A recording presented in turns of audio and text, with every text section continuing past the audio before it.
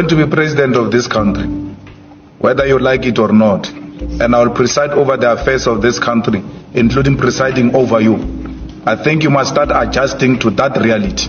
The sooner you do that, the less chest pains you'll have when that reality comes.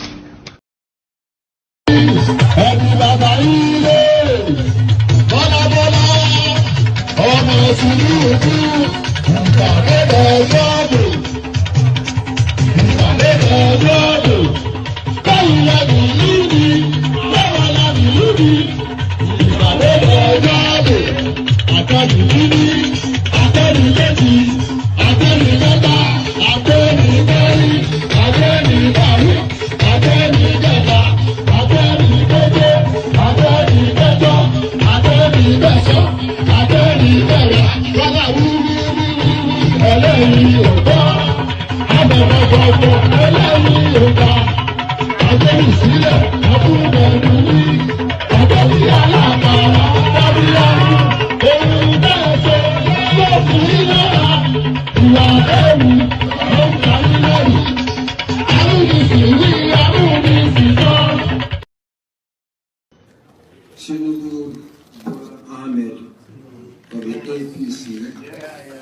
8,794,726.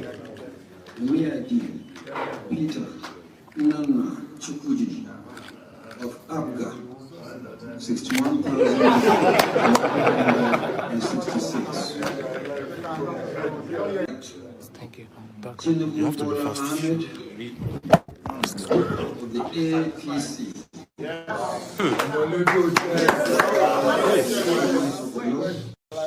Is hereby declared the winner and is returned.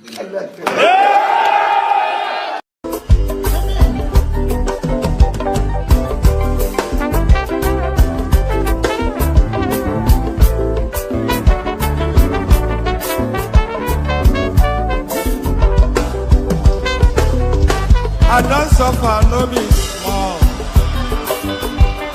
But say I get sense. Poverty no good at all. Now it make I join this business. For one night, no be it's once again. Everybody be there. If anybody follow Mugu, my brother, I go chopper. National airport, National stadium, President, my sister, brother, we the Mugu, I be the master. Oh, Iboma, I go chop your dollar. I go take your money, disappear. For one time in love,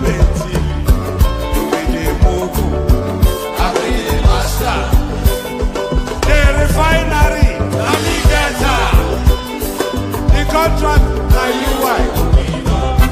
But you won't pay me some more money, make I bring her. You be the move, I be the master.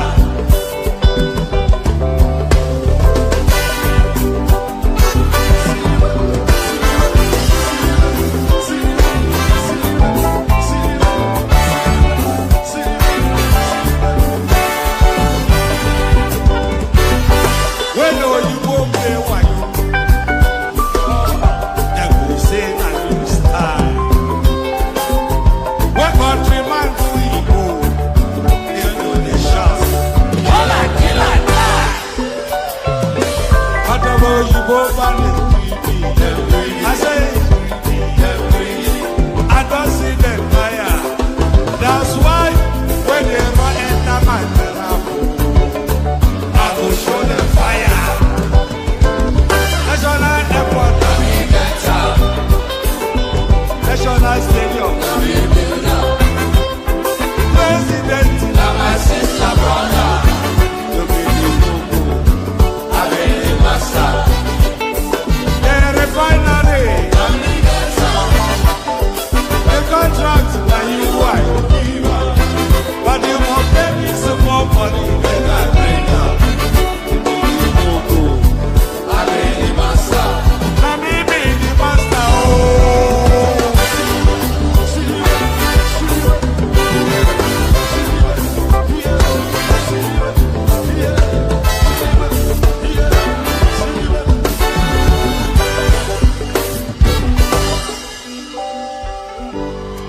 I hear you. And there it is right there. He hears you, but can you hear me? He hears you, but can you hear me? Let me make sure. You know, anytime I watch this thing back, I'm never quite sure that the visuals are visualing in the manner that they should visual. So let me try and get it right from the get-go. Good day to you. Good to be in your company. I know that. Good day to you. Good to be in your company. And how are you? So how are you? So we have a very it's a singular focused session, this particular session now, and we're looking to speak to one, the we will use the Chimamanda Adichie.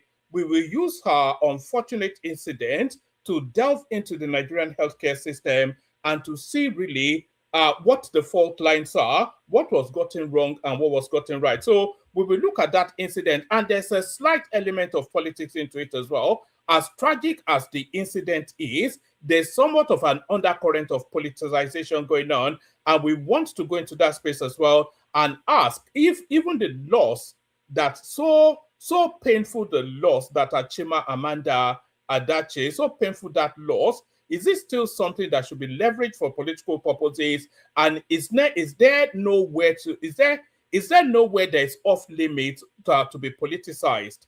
So we're going to go into that as well. So we're going to go into a whole raft of all manners of everything. We will touch base with the Wike Fubara situation that is fast developing. Fubara has come out to speak, but he has not said anything significant. Tinubu is wading in yet again, but for how long will Tinubu continue to peacemake these two factions that shows no intentions of having peace between them? So we'll be going into that as well. Fubara versus Wike, and we'll be asking the question: is it now time for Tinubu just to pick a winner and back that person?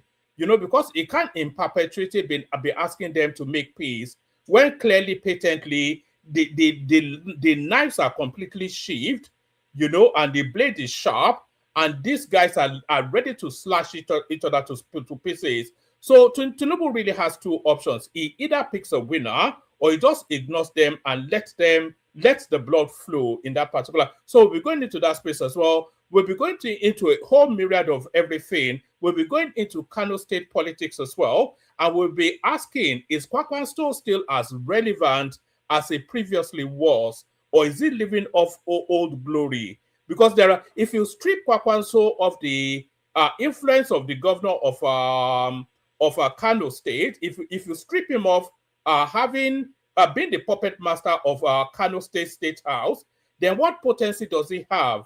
What's the potency of Kwakwanso? He has the Kwakwansia movement, but I'm not quite sure how firmly that movement still stands by him.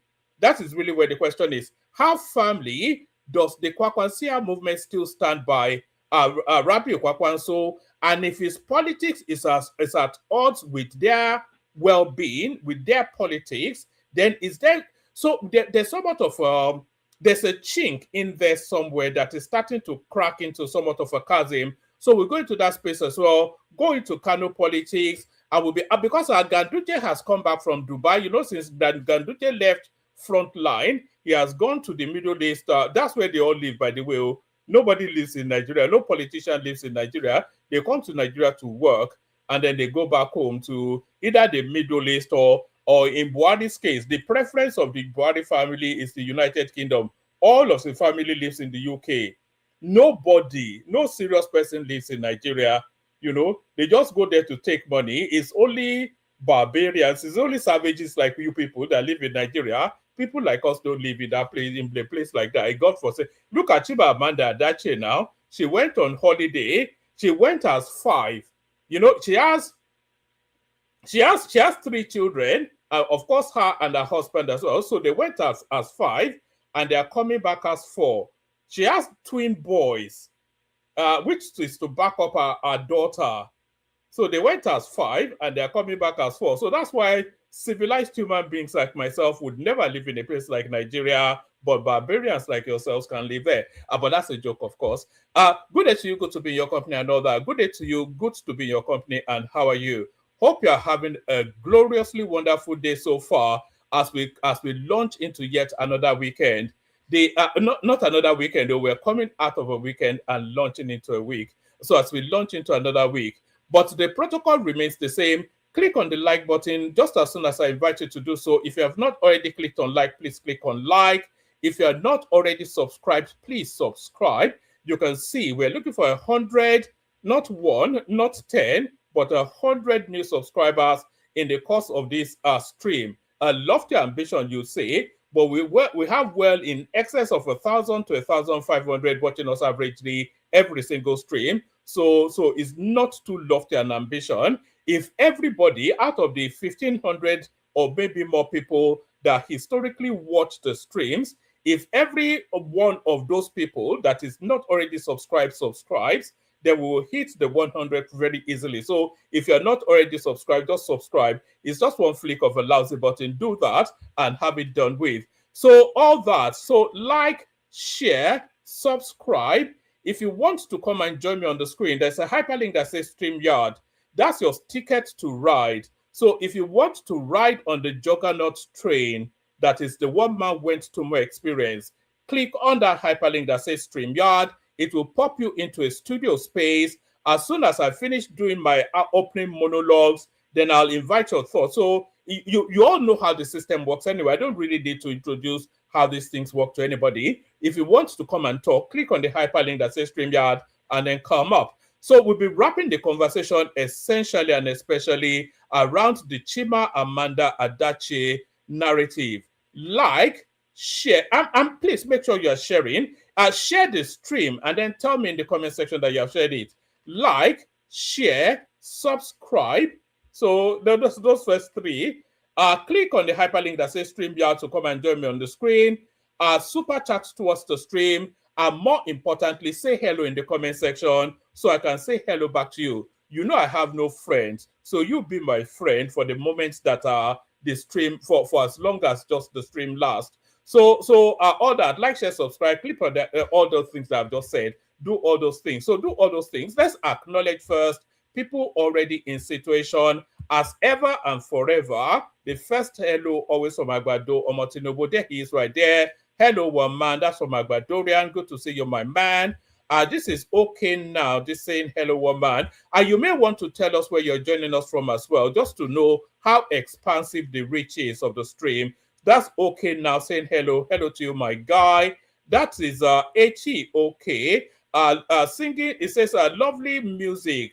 R.I.P. to Cardinal Rex Jim Lawson. If you knew what that music was, you may not be saying lovely music. That was actually the song that was mocking the killing of the Saldana of Sokoto. So maybe you don't know, but that's what that song was saying. That's the elegant, the delectable Chioma right there saying good evening, guys. So that's Chioma back from Dirty December to the hard slog of yet another year, doing the cycles, work, sleep, repeat.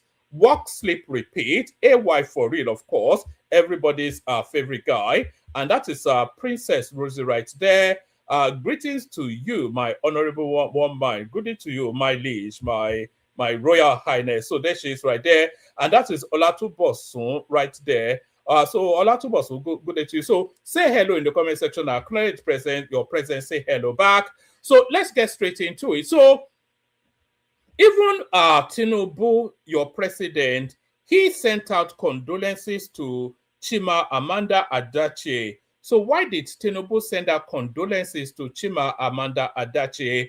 I think she has a middle. Is it Ngozi? Chimamanda Ngozi Adichie. If I'm not, correct me if I'm wrong, but Chimamanda Adichie, we know her as. So Tinubu sent condolences to her. So why did Tinubu send condolences to this world-celebrated novelist and writer? So why did Tinubu send condolences to this lady? We pick it up from here. So yes, I will never survive the loss of my child, Chimamanda Ngozi Adichie. So I will never survive the loss of my child, Chimamanda Ngozi Adichie says, as she accuses Lagos Hospital of negligence, leading to son's demise. So the politics comes in immediately, even from the headline. So, of course, sympathy for her loss. So I mean, anybody that is a parent, I am a parent, and I'm sure a lot of you are parents too. So anybody that is a parent, immediately your heart leaps. Because there is one prayer that every parent prays, that you should never outlive your child. So that is almost a cardinal, you know, it's like a cardinal sin. Let me put it that way. So that's almost the cardinal sin. So, but yes, I will never survive the loss of my child. Chimamanda Ngozi Adichie says, as she accuses Lagos Hospital of negligence leading to son's demise. So let's pick it up from here. Renowned author Chimamanda Ngozi Adichie has accused a Lagos-based hospital of negligence, leading to the demise of her 21-month-old son, Nkanu. So Nkanu is the name of the boy. In a personal statement released to family members and close friends, Chimamanda gave a detailed account of the circumstances surrounding his death. The statement reads, "My son will be alive today if not for an incident at Eurocare Hospital on January the 6th. We were in Lagos for Christmas." You know, it was only now when I saw this statement, because I read this earlier, it was only now. Yes, it was only now when I read this statement that I realized that she was actually in Lagos. I thought, because my understanding is that Chimamanda Adichie, she prefers to spend her time in the Southeast. So I thought the incident happened in the Southeast, and then they rushed the child to Lagos for reasons that, of course, there's no medical facility in the Southeast. But apparently, allegedly, the incident actually happened in Lagos State. So let's take it from the top again, just so that you're fully you're fully in sequence with what's going on. I will never survive the loss of my child, Chimamanda Ngozi Adichie says, as she accuses Lagos Hospital of negligence leading to son's demise. Renowned author Chimamanda Ngozi Adichie has accused the Lagos-based hospital of negligence leading to the demise of her 21-year-old month son, Nkanu. In a personal statement released to family members and close friends, Chimamanda gave a detailed account of the circumstances surrounding his death. The statement reads, "My son would be alive today if not for an incident at Eurocare Hospital on January the 6th. We were in Lagos for Christmas. Nkanu had what we first thought was just a cold, but soon turned into a very serious infection, and he was admitted at Atlantis Hospital. He was to travel to the United States the next day, January the 7th, accompanied by traveling doctors. A team at John Hopkins was waiting to receive him in Baltimore. The Hopkins team had asked for a lumbar puncture test and an MRI. The Nigerian team had also decided to put a central line used to administer IV medication in preparation for Nkanu's flight. Atlantis Hospital referred us to Eurocare Hospital, which was said to be the best place to have the procedure done. The morning of the 6th, we left Atlantis Hospital for Eurocare. Nkanu carried in his father's arms. We were told he would need to be sedated to prevent him from moving during the MRI and the central line procedure.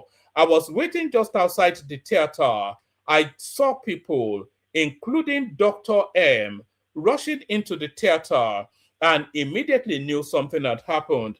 A short time later, Dr. M came out and told me Nkanu had been given too much propofol. So that's Propofol, propofol, by the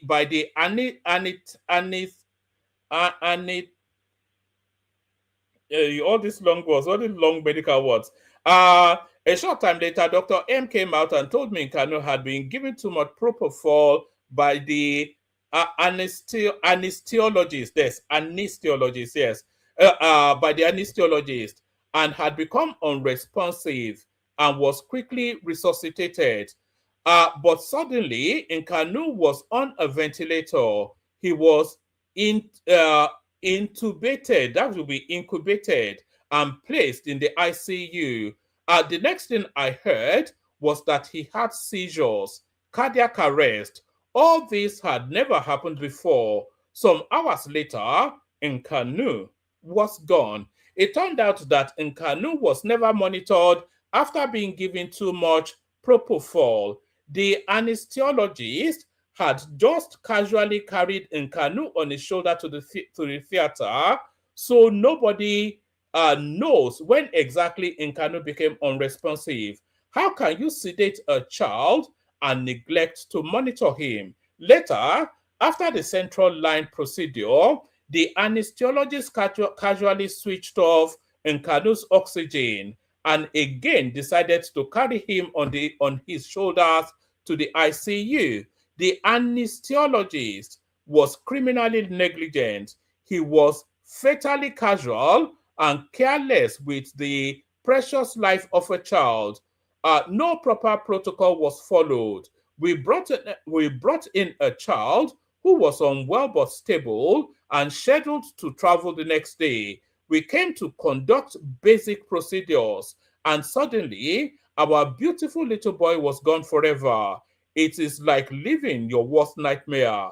I would never survive the loss of my child. We have now heard about 2 previous cases of the same anesthesiologist overdosing children. Why did Eurocare or Euracare allow him to keep working? This must never happen to another child. So that's the backdrop then of how Ngozi Adichie announced then what happened to her child to the world. So we pick it up from here. So this gives us now a more detailed breakdown of exactly what happened there. So let's pick it up from here. Chimamanda Ngozi Adichie. The world was recently shaken by the tragic passing of Nkanu Nnamdi Ezike, the 21-month-old son of acclaimed author Chimamanda Ngozi Adichie and her husband, Dr. Ivara Ezike. Beyond the headlines lies a family in deep pain. Now, joining us to share this very painful loss and matters arising from it is Nkanu's aunt, Dr. Anthea Ezike Nwadu, a dual board-certified internal medicine physician with over 30 years of clinical experience, who is speaking out both as a family and as a medical professional in a call for transparency, accountability, and urgent healthcare. My condolences, first of all, and great to have you here on Perspectives. So let me start.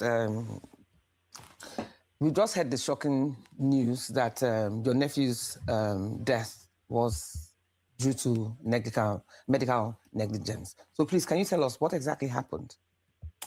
First of all, our condolences, as I said before. Thank you very much. So my nephew was admitted at Atlantis Pediatric Care Hospital and was being managed there. Here in Nigeria? In Lagos. Yes. He had been stabilized and there were plans underway to have him moved to Johns Hopkins University in Baltimore, Maryland. The team had requested that he receive an MRI of the brain, a spinal tap, and a central line in order to further evaluate him and prepare him for the journey. Atlantis recommended Eurocare as the best place to get these procedures done. He was transported by ambulance to Eurocare Hospital in VI and was taken to the MRI suite.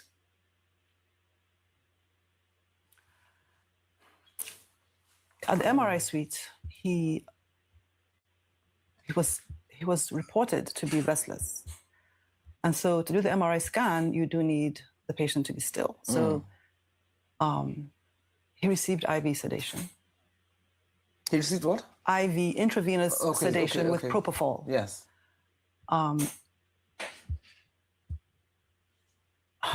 Sorry, my condolences. So he received IV sedation for the imaging, and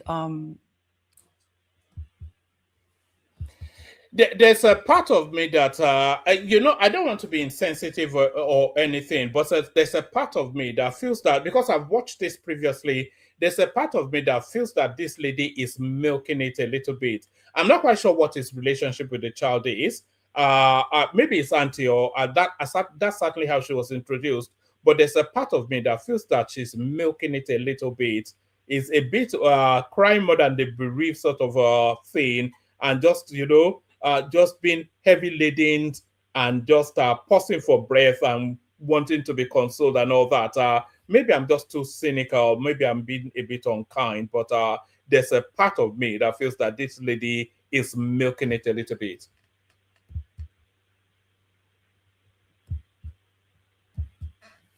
The medical director, shortly after that, affirmed to Chimamanda that he received too much sedation. Wow. Between the MRI suite and the cardiac cath lab, where he was to receive the second procedure, the spinal tap and the central line, he was unmonitored. He was supposed to be on oxygen. He was not on oxygen. And so reportedly arrives at the cardiac cath This suite. was in the same hospital, in the same building. Reportedly arrived at the cardiac cath suite, pulseless. And so CPR was instituted. He was placed on a life support machine, mechanical ventilation. And of note, he was transported, a critically ill baby who came in on oxygen. That was, at that time, not breathing. That at the time was found to be pulseless and transported in a way that was not according to standards of practice, and was found to be pulseless in the cardiac cath lab. Reports, as we know, investigations are still ongoing. What happened in that interim is yet to be determined. So, three things. The medical negligence happened between after he got over-sedated, as affirmed by the medical director, and in addition, he was transported by the anesthetist on his shoulder, unmonitored, not on oxygen. And that is pure and total medical negligence. Wow. And a critical... all right, we'll pause it there for a moment. We will listen to the rest of it, but we'll pause it there for a moment. So when she was describing now this procedure, this negligence, lack of professionalism, you will think it was some sort of backwater hospital that they took this child to. But this clinic that they took this child to is one of the preeminent clinics in Nigeria. So let's or hospital, even not a clinic. Let's have a feel. This is the EuroCare, and this is one of their advertorials speaking to the quality of service that they present. So let's find out exactly what this organization is and who is behind it.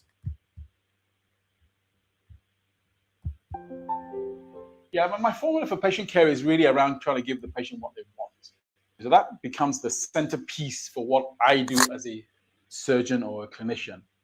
Having said that, I need to sometimes try my hardest to establish truly what the patient needs. And that can be a little bit in the conversation, in the consultation. Hopefully what they want and what they need are in harmony and synchrony, which means we're all happy. But occasionally I sometimes have to change the plan of the patient because I don't think it's what they should have.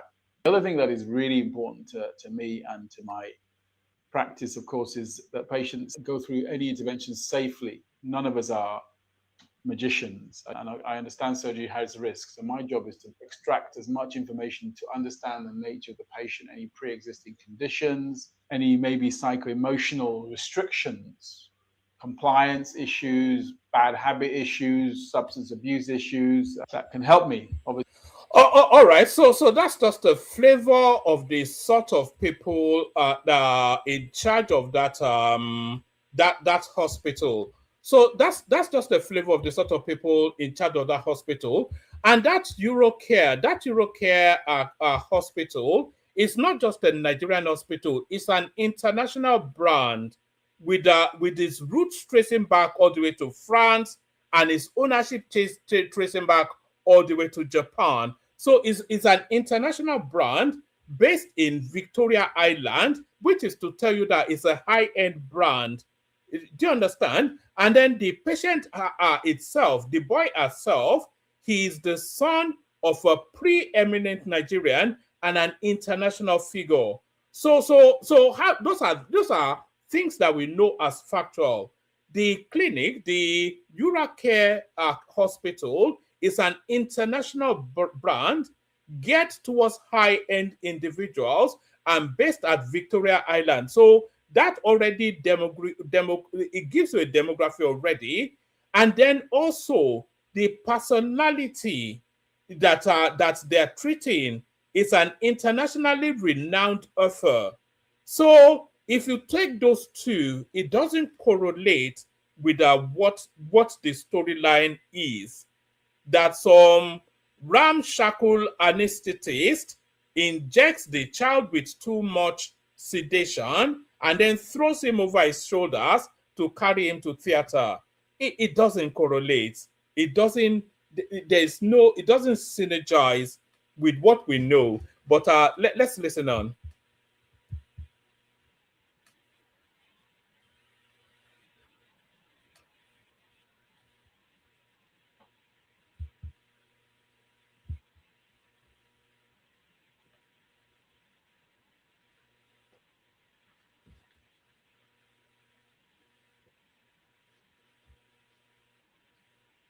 What are you doing here?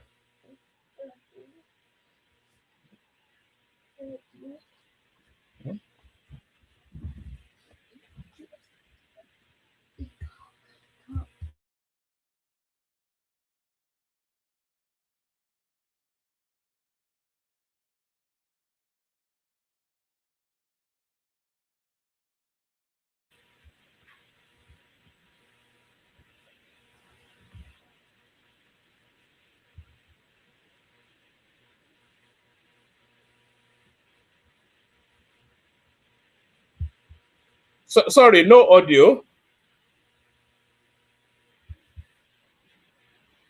Uh, sorry, no audio, Choma.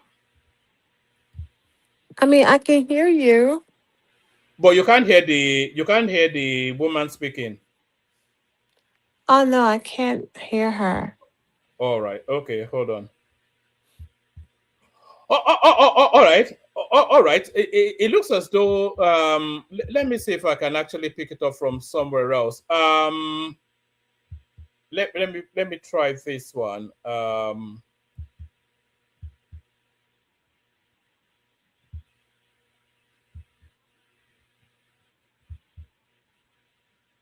Can you hear that one? Sorry, Choma, can you hear this one? No, I can't hear it. I was able to hear it before. Yeah, I'm not quite sure what happened. Are you doing the like the intro, or are we just analyzing this No, I was topic? doing the intro, but if people can't hear it, then I think this is enough. We already read the whole gist, all of right. this. So all right. Okay. Let me introduce just one more storyline, and then we'll. So just for the benefit of Chimamanda Adichie, she lost her son to what she claims it was clinical negligence by a high-end hospital in Nigeria.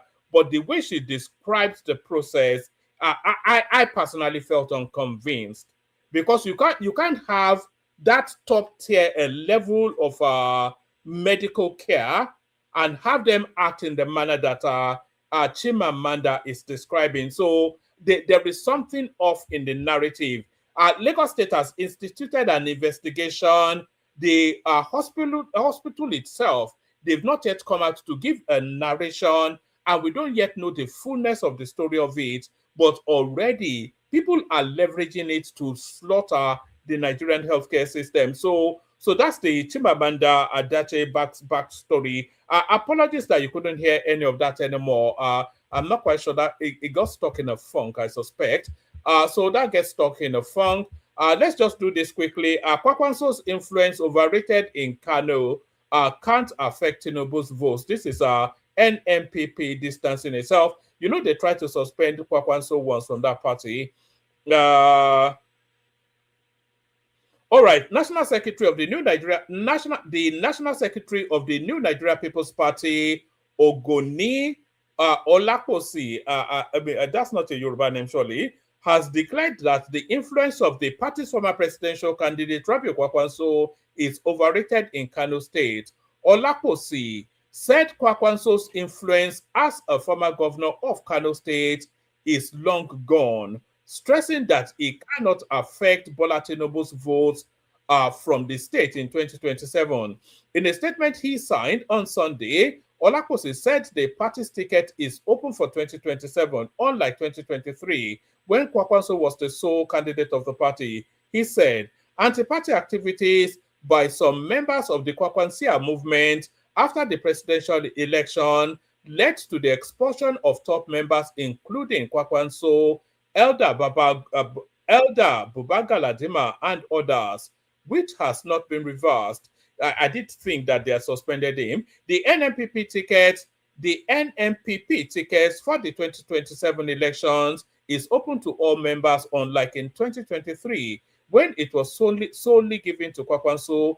Already, we have intending presidential aspirants, including 2 from the NNPP diaspora, and we're open to more, including alliances. The NNPP is open to collaboration with sister political parties that have similar ideologies in 2027.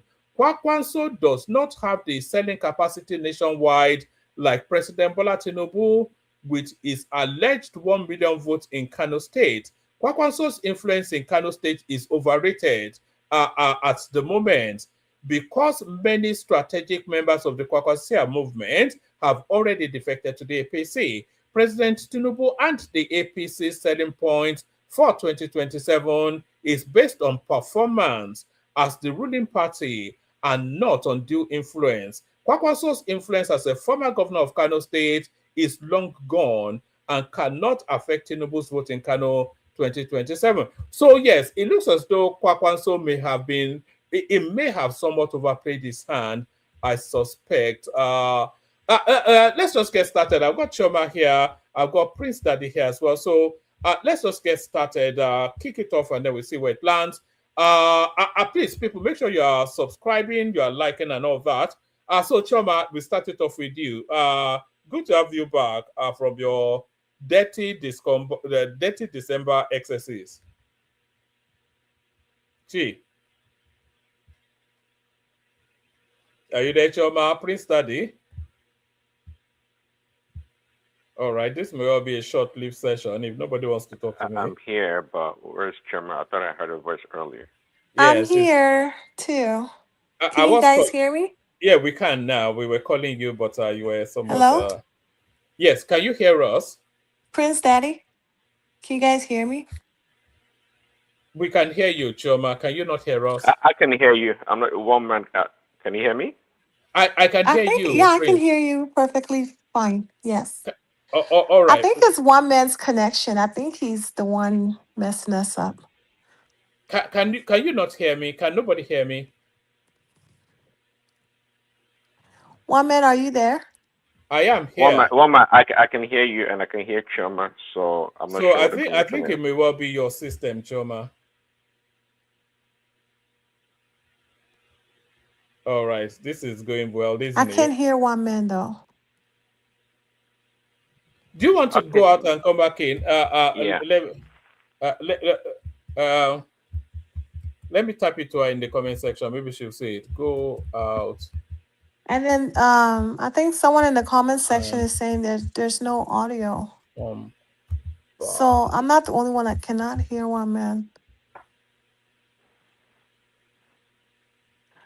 So one man said go out and come back in.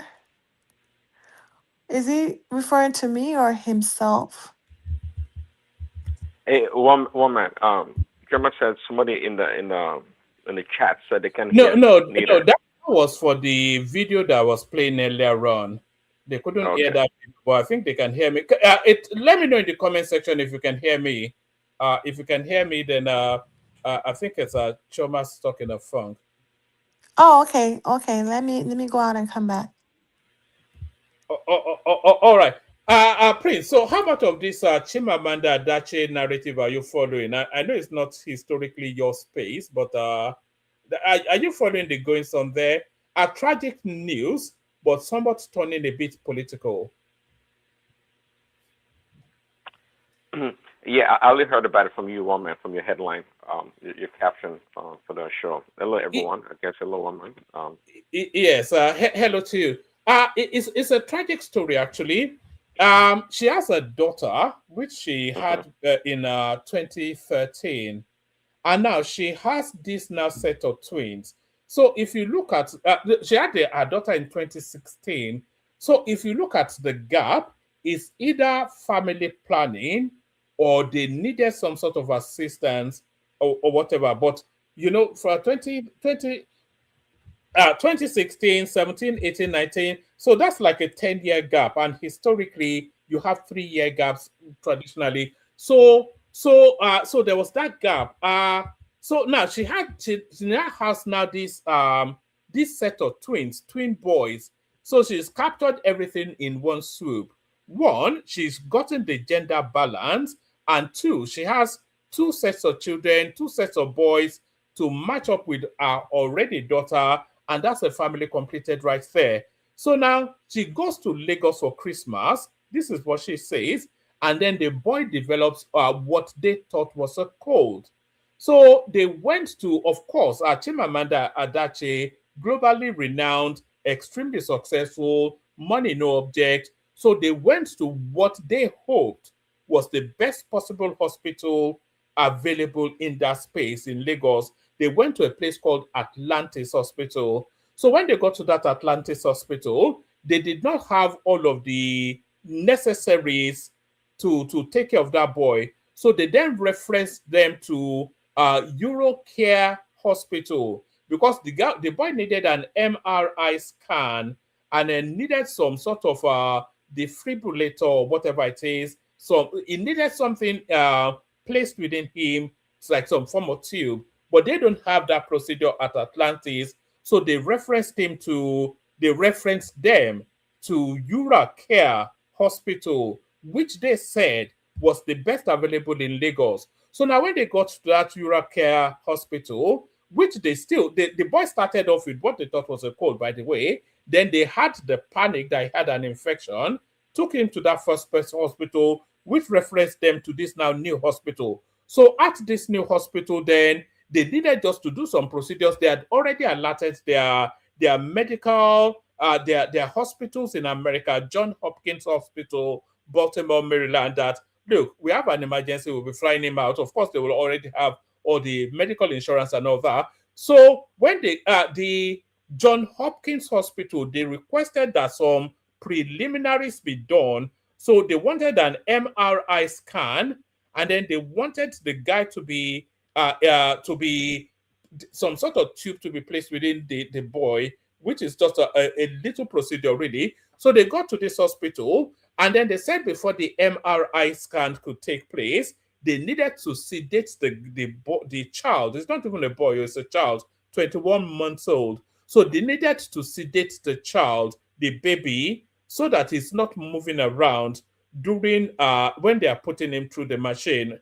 So this is where it started to go awry. So what she alleged is that the anesthesiologist injected him with too much the sedation, propofol or something like that. So injected him with too much of the sedatives, which then spiraled him into some sort of a coma. And then in an attempt to retrieve him, they manhandled him to the point that the baby lost his life. So this is what's been alleged. But Chioma, is that a good summary of it? Yes, it is. It's so unfortunate. But I just feel like, yeah, there's definitely like medical negligence. I don't know why they would administer propofol to a child like that, especially if they're not going into surgery. It doesn't make sense. I mean, I understand they're trying to, keep him stable for the MRI exam, but still, it's not necessary. There's other ways they can do that without administering. Propofol is a serious sedative. It's very serious. That's actually what killed Michael Jackson. You know that, right? And then once you administer that, yeah, that's the cause of Michael Jackson's death. Actually, once you administer that type of medication, there's supposed to be serious medical, supervision, serious ones, especially oxygen. And the fact that they did not administer oxygen, I really would like to hear like from the doctor himself, like what happened. Because there's always two sides of the story. They You get did my point? administer oxygen. Sorry, Choma. They did administer oxygen, but then she said it was latterly switched off. So definitely they did not administer oxygen. It's the same thing I'm saying. But I still want to hear from the doctor himself to understand like what condition did the child come in and why did he choose to give propofol? There's always two sides to a story. You get my point? And I just want to hear from the doctor himself, to understand why. Because in Nigeria, everybody likes to Nigerians, not just in Nigeria, but Nigerians, they like to play doctor. Even some of our panelists here, they call themselves doctor, but they're not doctors. You get my point? So that's the issue. If people can stop playing doctors and nurses and like really be professional, and get some education, serious education, and be called a doctor and then perform your duty, then the world will be a better place. We don't need people playing doctors. Do you believe because if you look at the hospital itself, it's an international hospital. I looked them up. It's part of a French international chain, and it has its ownership reaching all the way to Japan. Yeah, but it's Nigeria. Yeah, but it's based in Victoria Island as well, and it gets towards the high end of society. Do you believe that level? They said there that they carried the boy on their shoulders to take him to theater. It sounds it's not about that level. It sounds like Nigeria. I'm sorry to say it, but that sounds like your country. That whether it's the top notch That or sounds why do you think Tinubu and all of our politicians and the big boys, they don't go to hospitals in Nigeria? It's because of this type of stories. Nobody want to hear stories. Even simple cough. Someone like a Pabio, he's in the UK. Simple cough or chest pain. You get my point? Nobody even want to go for an assessment in Nigeria, to be honest with you, because they might end up administering an expired injection. You understand, one man?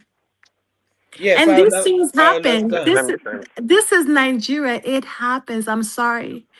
It happens. You just have to really, put your life, like just literally commit your life into Christ because things like this happen. And as I said, you shouldn't be surprised. We have panelists on your show that like people to call them doctors, but they're not doctors. People like to play doctor on your show, on your panelist, and even in real life in Nigeria, and they're not medically certified. Just lies. Chima, you could have had me fooled actually, because you yourself, Chima, sounded like a doctor earlier, talking about propofol and all. Because I am in the medical field, but I know for sure some there people. You go. Yeah, but that's a fact, in America, licensed in America, but I'm just saying, like some Nigerians that I know, even on the panelists that want to play doctor, they're not doctors. I hear the way they sound ignorant. And I'm not talking about you, Dr. Simba. I know you're legit. But I'm just saying, one man, I've already told you some of the so-called doctors on your pad, they're not doctors. And the same thing in Nigeria. You can literally get a doctor's certificate and work as a doctor. All you need is a real good, you just need a real good doctor to really, guide you. And you can own your own medical. You can own your own medical practice. You come in, Prince, but Prince Choma, here in the UK, the Indians are notorious for that. So somewhat, one of them will get a certificate, and because they are all called Patel, a whole community can use that certificate, and he will say he has trained them up. So exactly, that's exactly what I'm saying. Mm-hmm. I'm not shocked. Even why would he carry the child on the shoulders? Yeah, but that I don't believe. Yeah, but that's what I'm like. I need to hear from the doctor himself, the so-called doctor or the medical personnel. I need to hear their side of the story. Because some people, some family members, they can get so emotional and so hurt that they can say anything, but I just want to know what condition the child came in, and why would you administer propofol? Like, what's the deal here? Are we actually going into surgery? All right. Let Prince Daddy chime in, and then Baba, you want to chime in as well. But we'll navigate quickly to Simba, who is the doctor, but Prince. Yeah, woman. Medical negligence is not new here in the West. Actually, you'd be surprised in America the level of medical malpractice that goes on in this country. I had a family member had a surgery done, not in the Quark Hospital, but the doctor forgot, was a cotton bud in their body after the surgery. Americans, hospital, they shell out like millions of dollars every year due to medical malpractices, and it's a reality. So it can happen anywhere. But I don't buy into your narrative or your line of thinking that, well, because this hospital may be a prestigious hospital, therefore they can't make mistakes. Of course they can make mistakes. They're human beings working there, okay? And to Chairman's point, I mean, I'm not a doctor by any stretch, but propofol for a little, child to do an MRI or whatever, it's to me sounds like excessive, actually. If I'm not mistaken, I would think there'd be a different approach to calming the little boy to have that test done. So it's so far, I mean, we listen to one side of the narrative, but it sounds like it may be medical malpractice actually. So far being communicated. So the hospital name means nothing. Again, we have really prestigious hospitals here in America. If BT is on here, I can probably tell you also, they make a lot of mistakes. These are human beings at the end of the day. Sometimes they overwork this medical personnel, from the doctor to the nurses, and they make mistakes. And given the little baby anesthetic, it's everything so far that I've heard, not being a doctor, seems to be excessive in the approach to trying to treat this little boy. So I would like to lean a little bit maybe towards the Adichie's family in what they're saying, because I don't know why they would lie, really. Let me hold you to that spot for a moment, Prince.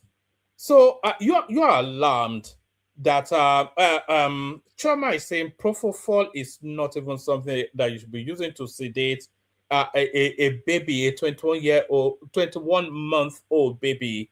So she's in the medical space so much. She's not claiming to be a doctor. Simba will come in a moment. So that's one. And then they said they did not monitor after that sedation.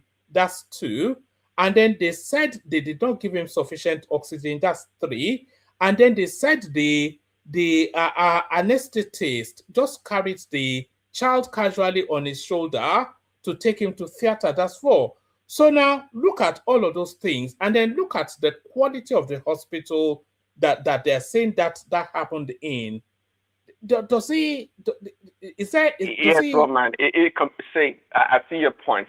Again, your line of thinking, but just like Chairman said, propofol for an 18-year-old baby, to me, is excessive to that point. So that's one big red flag right there.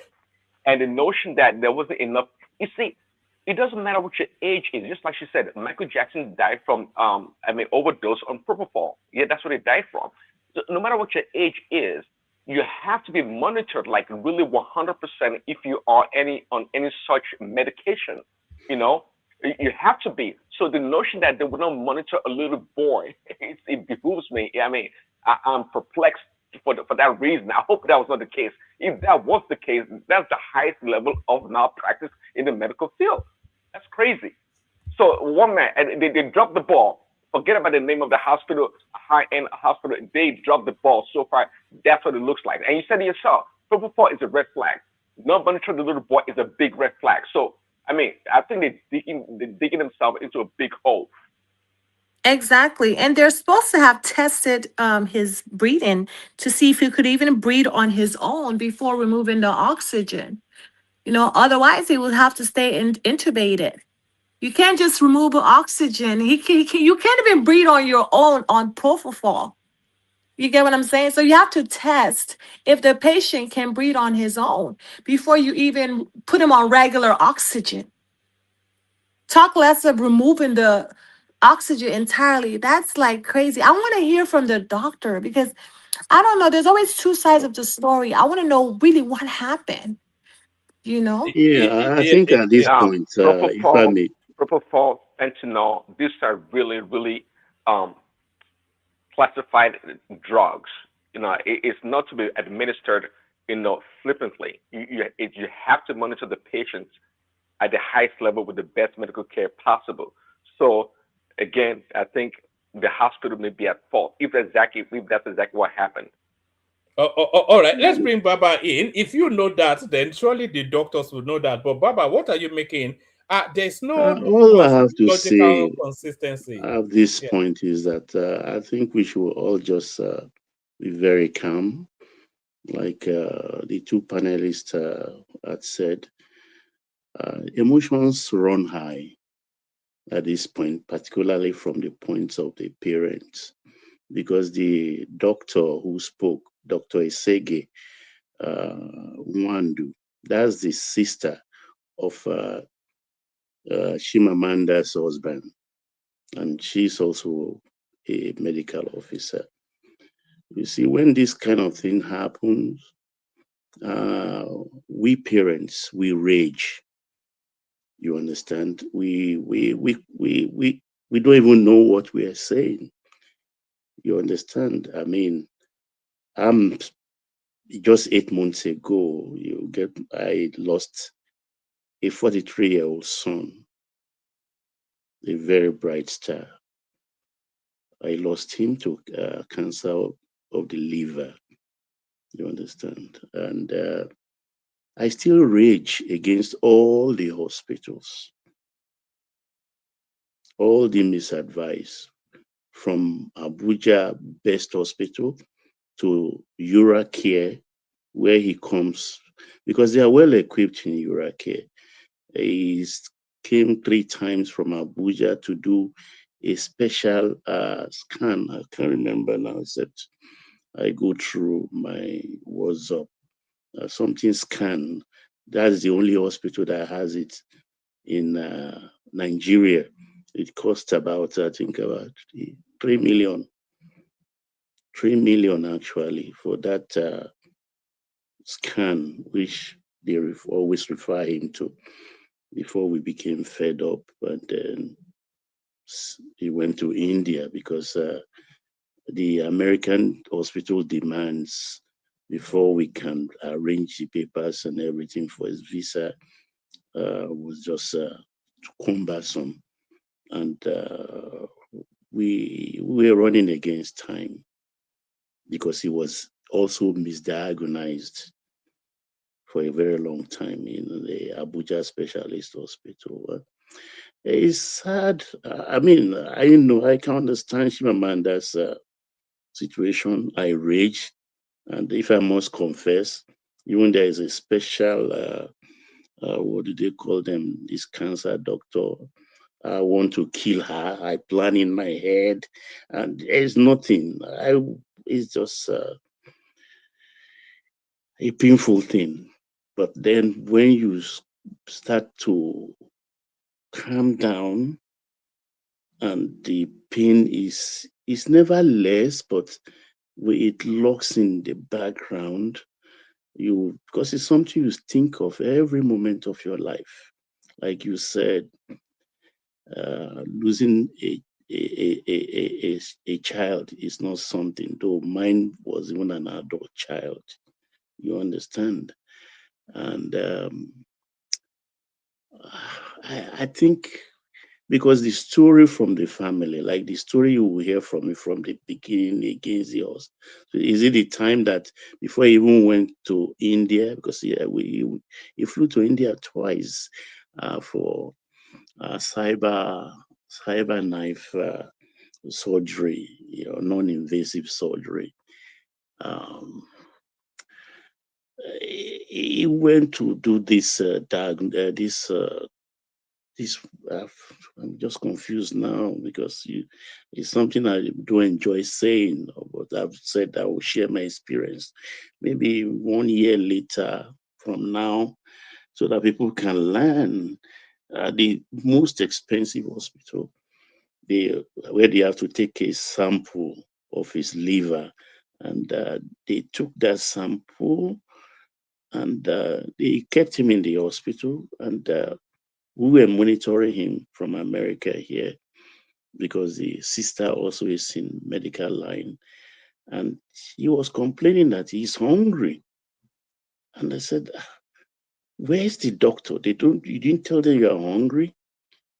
So at the end of the day, the sister was the one that was monitoring everything. And I think she managed to have a handle of one of the nurses, or was it a doctor? I can't remember now. And she was shouting at them that, look, this guy is there in the hospital after paying so much millions. He's hungry. And I think the doctor, after the altercation, gave the nurse some instruction. And I don't know what happened.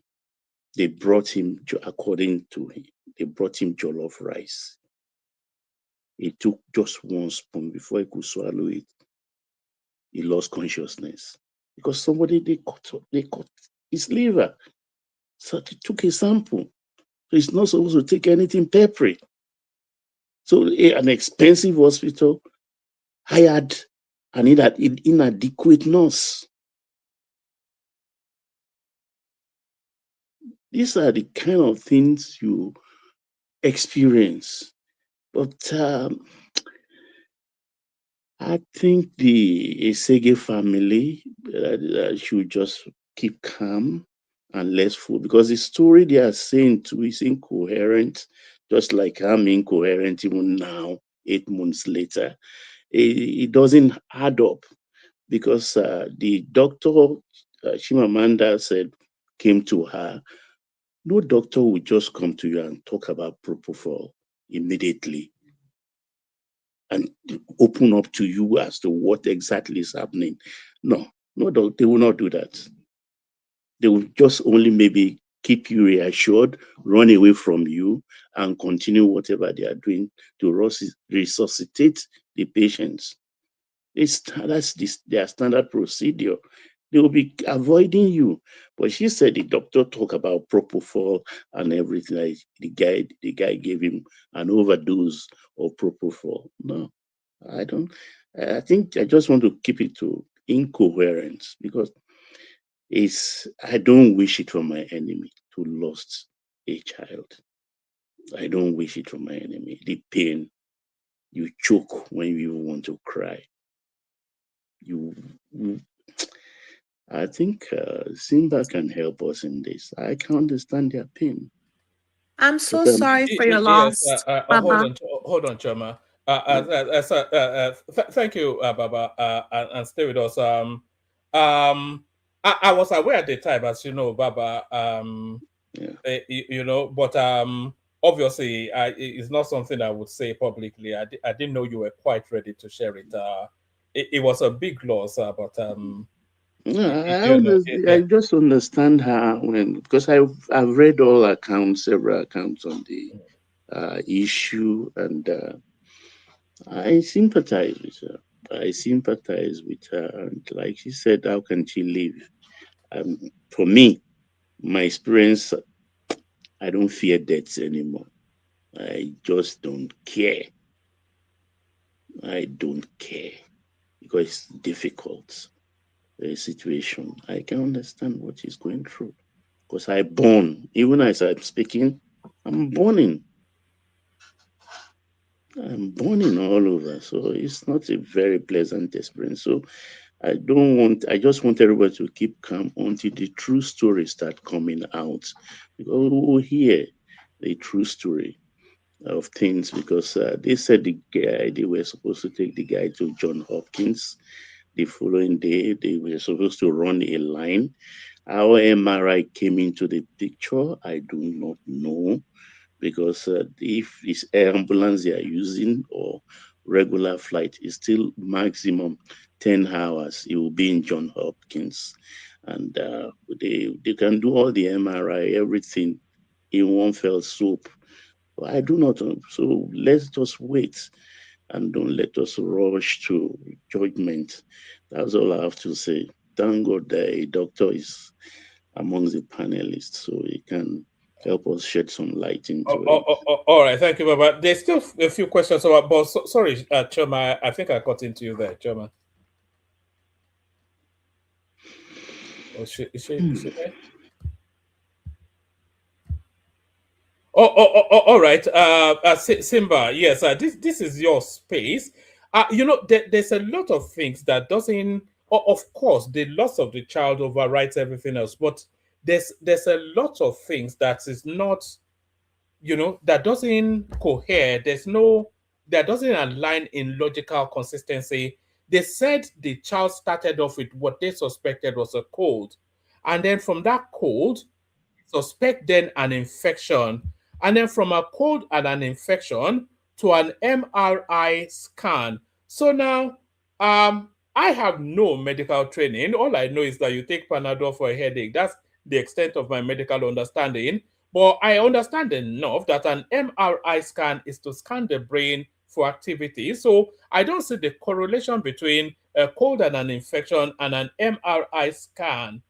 And then the sequence of events that now led us to suddenly from a child having a minor cold, and even if he had a cold, is that sufficient enough for them to alert a medical team in the United States to be on red alert? So there's so much inconsistency there, but then of course you have to show your credentials. So because Choma is saying all of you are not doctors, but as far as we are concerned, you are. So what's going on, Simba? Yeah. Good morning, everybody. Good morning, Baba. Good morning. Hey, Happy New Year, sir. Happy New Year. So I greet you, woman. I greet everybody, Ozita, everybody on the panel.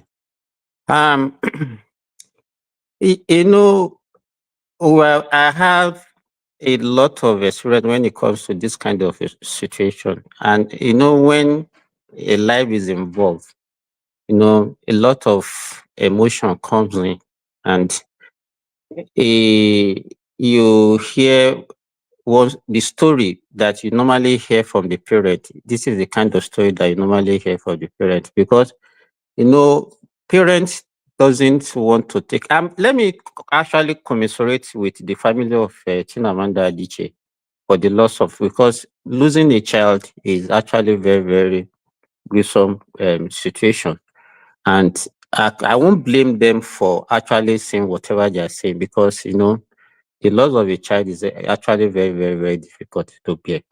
So I'm not blaming them for whatever they are saying. But, when you listen to one side of the story, and then the way, Nigerians, we are very good at bringing down ourselves. You understand? These same Nigerian doctors that are trained in Nigeria, they are over everywhere in the world, UK, US, and they are performing very well. But you still see this same Nigerian outside. Now, maybe because they have opportunity of working outside, they are now the one that will be talking down on their colleagues working in Nigeria. Once anything happens in Nigeria, we normally, sensationalizing it, bringing down everything in Nigeria, because it's an opportunity to talk down about our country. And I don't know why we do that. Because we should look at even the way some of the panelists are talking. Look at Choma saying doctors, they are not doctors, they are not this, they are not that. But I don't know why she's doing that here. But when you look at the story that they are saying, one, let me correct the impression. You can give propofol to anybody, including children. From the story of, say, the child has a cold, and then they contacted the John Hopkins Hospital. They now asked them to put a central line to do a lumbar puncture. What they call lumbar puncture is a spinal tap. They have to put in a needle at the back of that child to get the fluid from the brain to check whether there is an infection in the brain. So that means it's not ordinary cold that that child has. For them to say, okay, they should go and do a lumbar puncture, that means they are suspecting a central nervous system infection like meningitis or encephalitis, which is a very serious infection. So that is one. So, but you know, when you are treating a high profile personality child like this Chimamanda, you know, they will not allow you. That is one of the problems that we used to have. They will not give full opportunity for those doctors to manage. It will come with a lot of interference. It's not left to you as a doctor to actually let them realize that you are the one taking responsibility for the management of this child.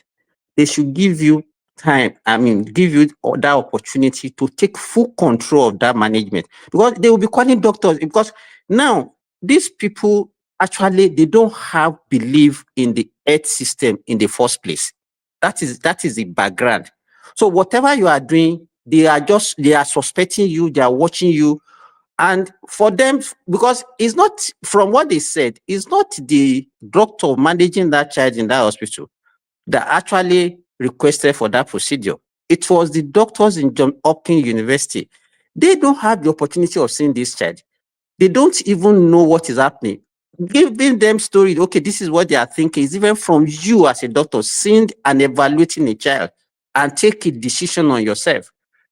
So there is a lot of pressure that I'm very sure that they are putting this medical personnel into. So now, propofol, when you want to do a procedure that will actually take up, because I'm very sure for them to say they should do MRI and do a lumbar puncture, that means that child, they ask for MRI brain, which on a normal day can take like 1 hour. So you need an agent that can act rapidly and that can also withdraw rapidly and makes the child to recover fully after the procedure. So propofol is one of the best agents that you can use for that procedure. The only side effect of propofol in that kind of procedure is you have to manage the respiration of the child. And I heard that they said the child was on oxygen at a time. Then at a time when the child went for, I've forgotten the procedure. They said, okay, they removed the oxygen. I don't know what happened within that. So I cannot actually say, okay, whatever they are said within that period is. Then saying that the doctor carried the child on the shoulder to run to where? That is, so we have to actually wait, as other panelists said, that, okay, let's wait and hear from the side of the management of the hospital. Another thing I don't believe any medical personnel can do is for the medical director of the hospital to just come out immediately and told you, we are sorry, we gave overdose of propofol to the child. A doctor will never do that unless there is a problem within that hospital. For them to just come out and say, oh, we admitted that we gave overdose of a medication to your child, because as a child, as a pediatrician, we don't just give a dose. No, we calculate per kilogram body weight of a child. So I apologize to Simba, because I do you know that Eurocare hospital? Do you know it? I don't know that hospital. Actually, one man, that Eurocare is not even the hospital that they admitted that child to. It was Atlantis, yes. So they went there for the procedure of a central line, and that is why they actually referred the child to that hospital. They were not the hospital managing the child. Where was Atlantic is at Obalende, so it is the same proximity as VI, where you have Eurocare. Eurocare is the best equipped, not just a hospital, but a diagnostic center where they have all the modern in Nigeria. Yeah. Even what it's Baba not cheap there, too. Even what Baba said there, Simba, how possible is it for an anesthesiologist to overdose a child, a baby, propofol or whatever it is that you called it, and they also said that same person has done it several times previously. How possible is that? You know, that is where I'm going. One man, you know, let me give you a good example. You know, when this man died in US, that had a plane crash. This Access Bank MD. Herbert. Yes, you know, let's we- switch it. Let that kind of thing happen in Nigeria. One man, what do you think Nigerians will be saying if that crash occurred in Nigeria? Nigeria happened to him. They say Nigeria happened to him. They say, no, our aviation industry is rubbish, is this, is that, is that. Let me tell you, patients can die at any, even with a little procedure. It can happen anywhere. I'm not exonerating that there is no medical negligence. Medical negligence occur everywhere in the world, and it's not a deliberate action. Doctors or nurses or whatever medical personnel will not deliberately act in a way that will harm any patient. Well, they can with their negligence. Yes, with their negligence. Yes, they can. Okay, what you can say whatever you want to say. So you mean that a doctor will just will come to the hospital and will deliberately kill a patient? Is that what you are saying? Well, if it's what I just said, if they're negligence, if they're highly negligent about the situation, yes, you might as well say they came to kill the child or kill the patient. Yeah, yes. but they won't admit it though, because that's also implicating yourself. Of course, they won't admit it.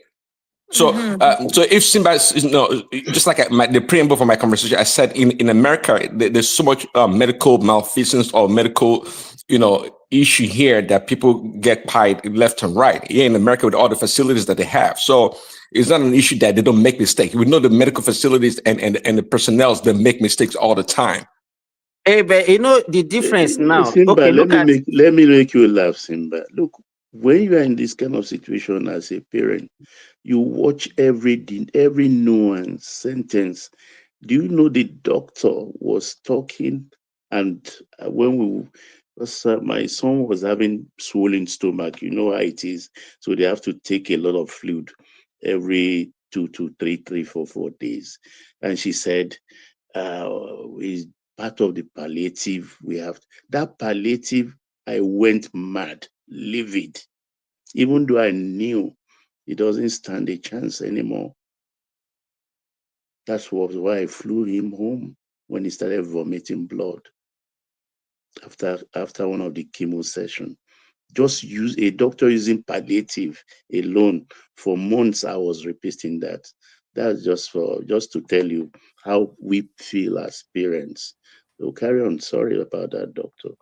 Yeah, carry on, Simba, but also speak to the standard of healthcare in Nigeria. So you've already said Nigeria has a lot of brilliant doctors. Yourself, Babati, prime examples of that.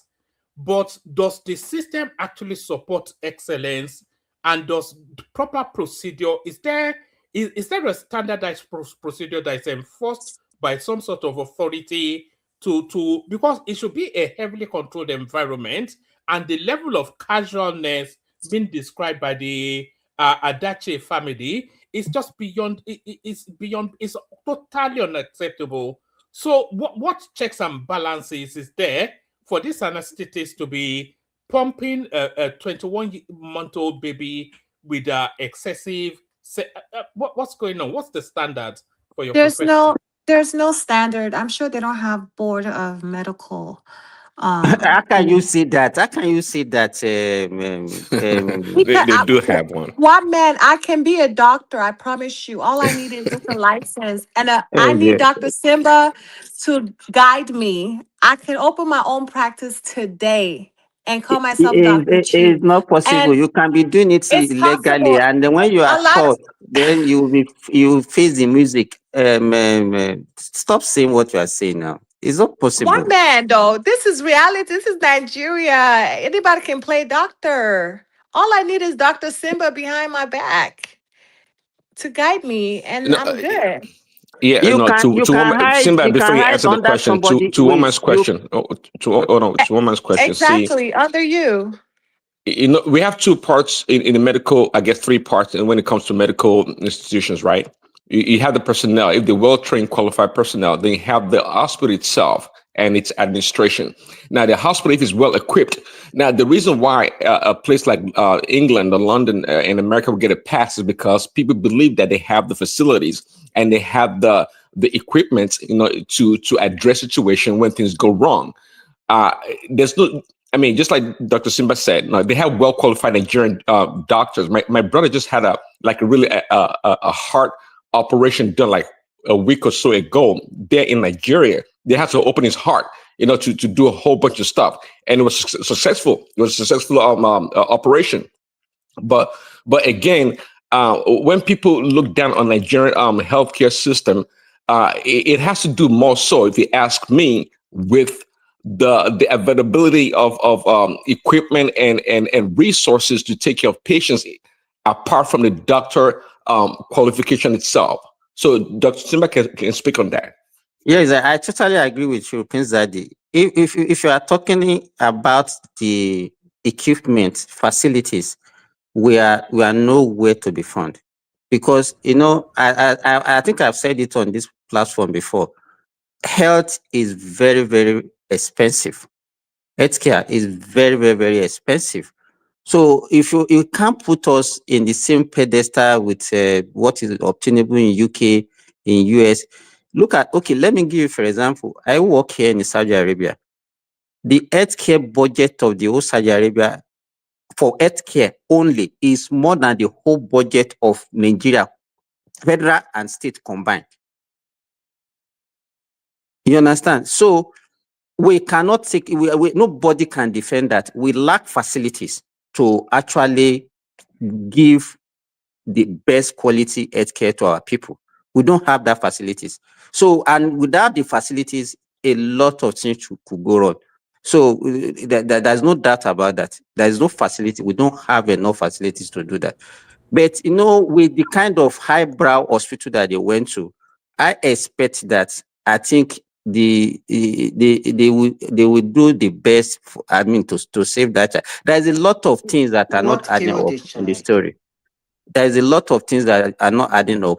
Doing a lumbar puncture for a common cold, do MRI for a common cold, putting a central line for a common cold. Simba, And I don't also believe all these things. propofol. You're Simba, not even going into surgery. You're administering propofol. They can give propofol. No, unless you're going into Can be surgery. given. Hold on, you don't know. you hear me? It can be given.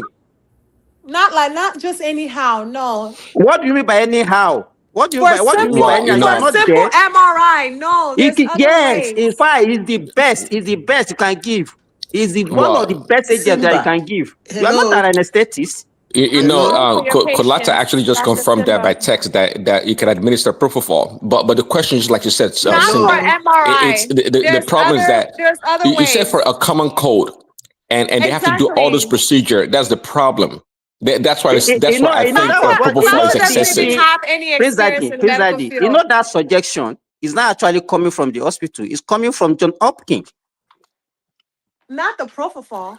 But Simba, according to Nigerian Medical Association, if they have one as such, why would an outside medical facility overrule the operation of the affairs of local? I said it earlier that as a doctor, you should not allow, if you are the one taking responsibility for the management of that child, you shouldn't have listened to whatever suggestion is coming from anywhere. But you know, because of that, Simba, you know that happens all the time in Nigeria, where somebody's uncle, auntie abroad will call. That is what I'm saying. That's what, you know, when it goes well, everybody will keep quiet. Now they are the one calling doctors from everywhere because they don't believe in you.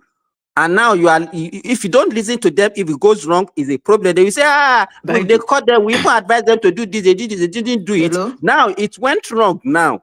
Hello, can you people hear me? But Simba, though, why would a doctor carry a patient Can over you his hear shoulder? me? Don't say that. That That one. tells you that he does not know what he's doing. No, God, no, we're not doing that. Can you hear me? Yeah, we can hear you. Okay, that's all I want to know.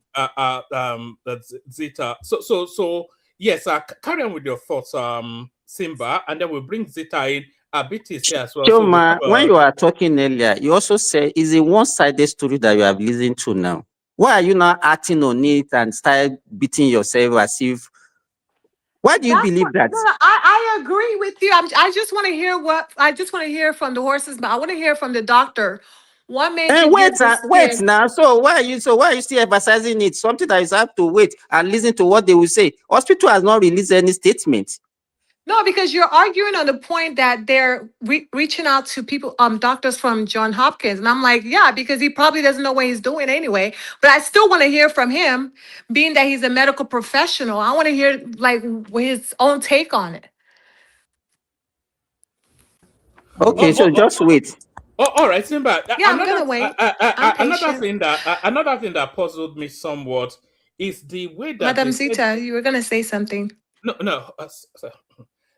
Sorry, Simba. And Zita can comment as well. But another thing that puzzled me somewhat is the way that they said that baby was handled. That they just carried him on the shoulder. Of course, a baby. Hello, is anybody else gonna speak? Sorry, man, are you there? I am here, Choma. I'm not sure. Can you not hear us? Can others hear me? Baba, are you there? I think he's the one having problem. I can hear you, Chi. I can hear you. So, Woman, you're saying post the ICU placement, because they said post the propofol being used after the procedure, the baby was not properly monitored. That's according to the family. So, like you, I want to know as well, post the surgery, was the baby closely monitored, and how? So that they need that timeline to really fully assess the situation and what happened. I think that was where there was a gap in communication. By the way, and hold on, please, hold on. And the negligence that somebody brought up earlier, I think, in my own opinion, based on what I've read, I think that is where the issue was. And the question to Simba was, were they not able to, have they done that procedure before in that hospital? They have done several procedures now. What are you saying? Dr. Biti, let me frame it for you. That child is not a patient of Uracare. He was there on referral from Atlantis Pediatric Hospital in Lekki Phase 1. Okay. He was just there to do that MR and let them run the line, something they run on the for what do you people infusion or whatever it is. Okay. So his referral is there for, and the Nigerian hospitals, those expensive high-end ones, they have a penchant of trying to be, how do I put it, particularly for rich clients, they want personal touch. So I wouldn't put it past the anesthesiology for whatever they call, to put that child on his shoulder. Is just to affirm love, to show the parents that they care. I don't know if that is true, but that's what the parents say. Baba, another thing I notice in private hospitals is that, it's like a business. You understand? They want to pamper their clients. They want to do whatever they requested. But in this case, whenever I get involved in such a thing, I will tell you that, do you want me to be fully in charge of the management of your child or not? If you don't want me, I don't like interference from anybody in the man, because you are not there. You cannot assess any child that you don't see, any patient, forget even whether a child or an adult. You cannot. Simba, do you think maybe those let me ask the question, please, 1 minute. Do you feel like maybe perhaps the primary care team of the child was that hospital? Sometimes people call into primary care of a patient to find out about their medical history. Do you think that's maybe why they involved? The another thing that we are not sure of, did he have a comorbidity? Right, like they've been managing that. Maybe those in America has been managing that thing before the baby came to life. That's what I'm saying. That if a All the child has a diagnosis, comorbidity, so maybe he they has know the the history of chronic the baby. illness. You see my own observation, Bismuth. I think the American hospitals are better because in the sense that they don't allow you as a parent or as an outsider to seize the initiative. They will shut everybody out and do their job. But in the Nigerian setting, even in Asia, as far as you can pay the bill, we want to take control. We want to lord it over the experts. And that is at times what works against us. That's my own observation in this case. Yeah. Woman. Yeah, Zeta. Yeah, come in. What was the child diagnosed of? Well, it started off with what was meant to be common cold. That's what the parents suspected. And then very quickly... Not pneumonia? No, they didn't describe it as that. They described it as a cold, like a flu. And then it transmuted into an infection. And then they got in touch with John Hopkins Hospital in Baltimore to fly him over. But then they needed to stabilize him to get onto that flight. And then in the process of stabilizing him for that flight, the boy lost his life. Stabilizing. Okay. My heart goes to her with my sympathy. You see, a woman, there's something I have to say when it comes to losing somebody. You see, most times when people who are in abundance, when they are famous, they lose their child. A lot of things, people just believe that the child is not supposed to die. There must be some medical mistake somewhere or somehow. One thing we should understand is that death comes when it wants to come. And if we understand that, we have peace. Because I have found myself in that shoe. So much money, the best of doctors doing their best, and the person is gone, right in front of my eyes. If that incident had happened in a Nigerian hospital, maybe my family members or friends would start querying the hospital and what they did right and what they did not do right.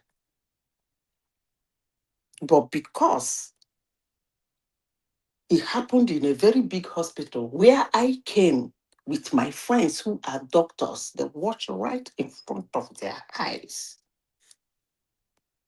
They did everything they can do. And I lost the person. So, yes, she's a writer. It's so sad.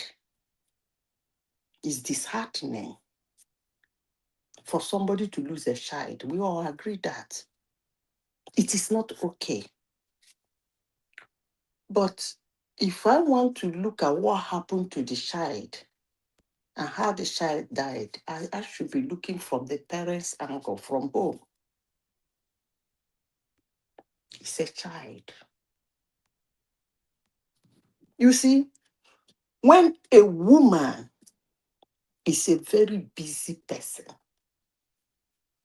and probably have a husband, men are not very good with children anyway. It takes exceptions. It's women that are actually very good with children. They monitor their kids a lot. AI, the father of the child is also a medical personnel, and but that child is a twin. Yeah, he's busy. That makes him very busy. Because if he's not busy, he will know. My father told us that your body is like a car. My father used to use describe human body like a car engine. My father used to say that a car will never wake up in the morning and pack you. He gives you a sign. It might be minor, it might be big, but the important thing is that it will give you a sign, no matter how little. If you ignore it, that's how some people say, I drove it yesterday, nothing happened though. I started it this morning. I was driving on the road, all of a sudden they think that's not true. You can't tell me that. They must have given you a sign that you ignored. So she's a very busy person. Her husband is a very big person. I will not blame the hospital. I don't know what anybody says. Are you suggesting that because we're talking about a 21-month-old baby, by the way, Yes. Zeta? Yes, that's why I'm concerned. Are you suggesting that they were not paying sufficient enough attention to have picked up the signs? Yeah, that's what I'm suggesting. Let me paint you might not. The people might not like it. Hold but on. please. Let me tell you why you may be wrong, Zeta. They had a child, a daughter, in 2016. Do you understand? And then they now had this this child that passed away. It was one of a set of twins, two boys. So they now had this set of twins about. Sorry, Mama. I think surrogacy too, even though Chimamanda will not accept it. You think? Did they have the child through surrogacy? Yeah, she will not admit. Is that known? Is that known, or you suspect? No. It's no. She didn't carry. Nobody saw her with pregnancy. Yeah. It was through surrogacy. Yeah. All right. So a lot of complications went into it. I don't want to speculate to her body or her capacity, but certainly, if they had a child in 2016, and then the next set of children come, what about that's nearly 10 years later, then that is to tell you then that there was a process before those children were born. So having gone through whatever it is that they have gone through, and I think she must be in her late 40s, thereabout. So, but you're even suggesting a surrogacy. So having gone through all that, I'll be very surprised if they did not give the children the fullness of attention, even when they even the rhythm of their breathing, they would know it. Now, I don't think they were. I'm not sure I'm on board with you. What you're suggesting, Zita? I've experienced that thing before. When you hire a lot of house helps and a lot of caregivers, you think they're doing your job. I know some people will not come. They will not come out. I don't know how to put it, but let me say this: a child having a flu, and from a flu becomes infection, to the extent that they will stabilize it. They need to stabilize him to fly. Is it cancer? I know there is a cancer that is going around now for little children. In a 21-month-old baby? Yeah. My friend lost her daughter in India because of that. They say it comes and it hits bam, bam, bam. If you don't make any response to fatality. I've forgotten what they call that cancer. It's common with kids these days. They used to call it in those days rare kind of cancer, but now it's no longer rare. All right, hold on, Zita. You still have the floor. Let me quickly give you this. Renowned author Chimamanda Ngozi Adichie has accused the Lagos-based hospital of negligence leading to the demise of her 21-month-old son, Nkanu. In a personal statement released, Chimamanda gave a detailed account of the circumstances surrounding his death. The statement reads, my son would be alive today if not for an incident at Eurocare Hospital on January the 6th. We were in Lagos for Christmas. Nkanu had what we first thought was a cold, but soon turned into a very serious infection, and he was admitted at Atlantis Hospital. He was to travel to the United States the next day, January the 7th, accompanied by traveling doctors. A team at Johns Hopkins was waiting to receive him in Baltimore. The Hopkins team had asked for a lumbar puncture test and an MRI. The Nigerian team had also decided to put a central line used to administer IV medication in preparation for Nkanu's flight. Atlantis Hospital referred us to Uracare Hospital, which was said to be the best place to have the procedure done. The morning of the 6th, we left Atlantis Hospital for Uracare. Nkanu carried in his father's arms. We were told he would need to be sedated to prevent him from moving during the MRI and the central line procedure. I was waiting just outside the theater. I saw people, including Dr. M, rushing into the theater and immediately knew something had happened. A short time later, Dr. M came out and told me Nkanu had been given too much propofol by the anesthesiologist and had become unresponsive and was quickly resuscitated.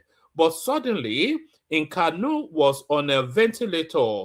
He was incubated and placed in the ICU. The next thing I heard was that he had seizures, cardiac arrest. All this had never happened before. Some hours later, Nkanu was gone.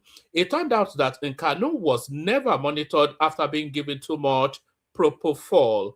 The anesthesiologist had casually carried Nkanu on his shoulder to the theater, so nobody knows exactly when exactly Nkanu became unresponsive.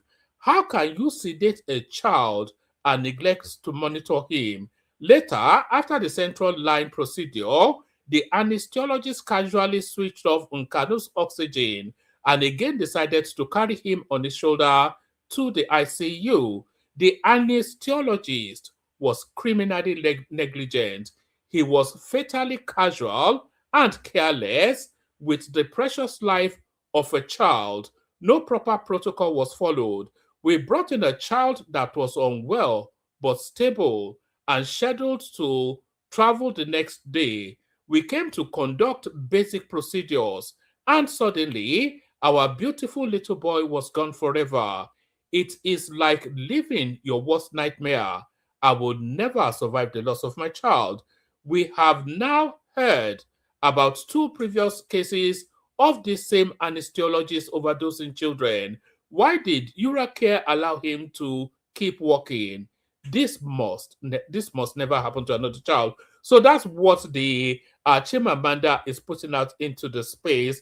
But the level of unprofessionalism being described there, vis-a-vis the quality of the hospital, there's somewhat of a disconnect.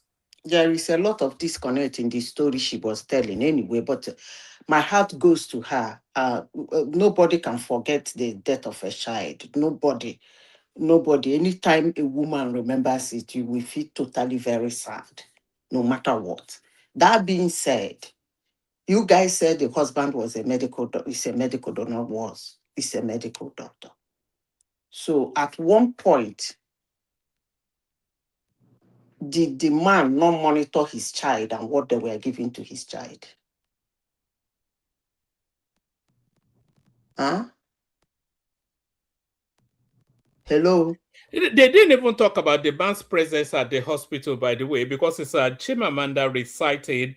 And part of the narrative actually was that the medical director of the hospital came out and told Chimamanda that the anesthesiologist overdosed in terms of the sedative, which Simba said would never happen. My sister, my brothers, you see this story that is being put out. You know, when you talk about death is a very bad thing. It's a very bad thing. So the way the story is, she's told the story, there are a lot of spaces in the story. You came to Lagos for holidays.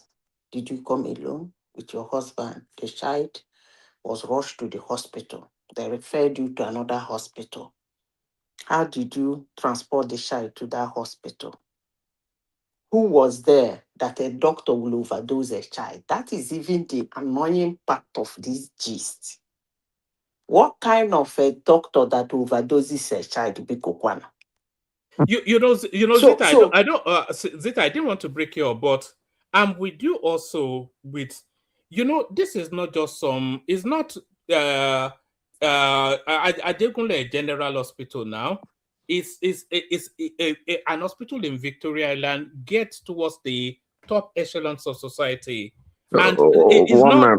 No, it's not. One man, It's a hospital in Nigeria. Stop it, one don't man. overestimate Stop human it. error. It's Human a error. hospital in No, Nigeria. I can't Stop. accept. I can't accept human error.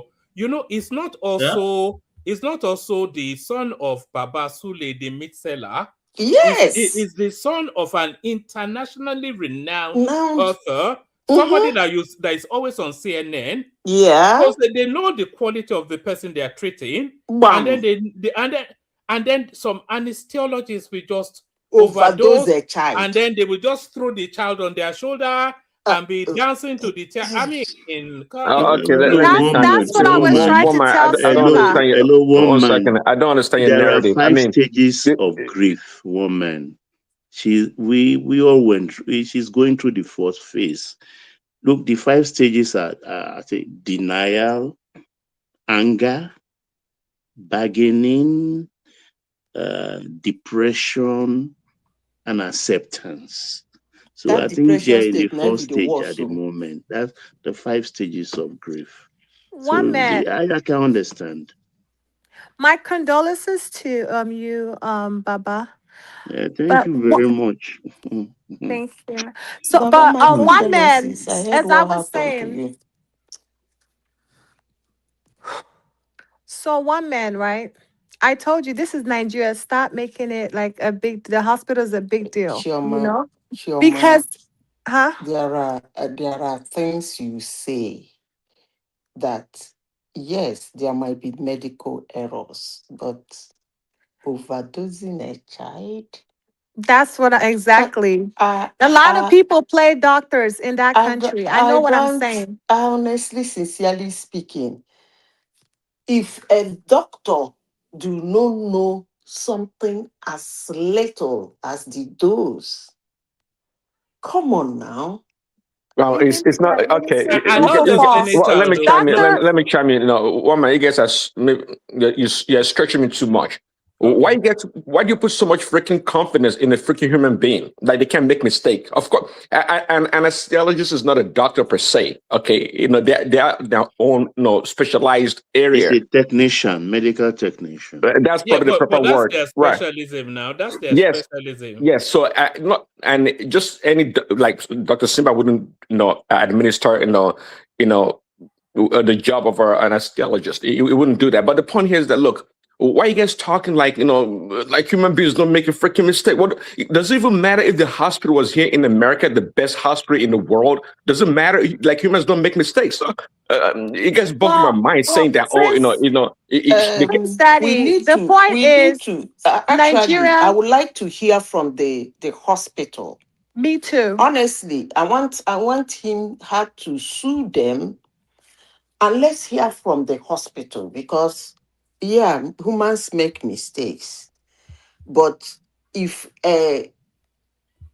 somebody who has been working, as simple as giving injections and administering medication, do not know something as small as those, it can make a mistake in it. The person is supposed to rot in jail.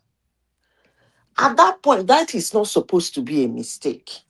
Personally, Zita, sorry, just give me 1 minute. It can be easily, by the way, it can be easily determined. Chioma, please, Daddy, please, hold on. Well, let's just all agree that anesthesiologists. Wait, now if you are displaying a lot of ignorance here, I'm very sorry to say guys, this. let's hold on for Simba. Let's hold on. You people are displaying a lot of ignorance, and I think we have to be mindful of whatever we are talking about here. Anesthesiologist is a doctor. They are not technicians. They are not. They are qualified medical doctors. They just specialize in anesthesia. And they have basic knowledge of everything before they specialize. So you people should just stop all this rubbish that you people are talking. No, I disagree with you. Hold on. Let me chime in. Listen, let me chime in. Hold on a second. You can have anesthetic technicians, but let me chime in. Hold on, everybody now. Okay, let me chime in.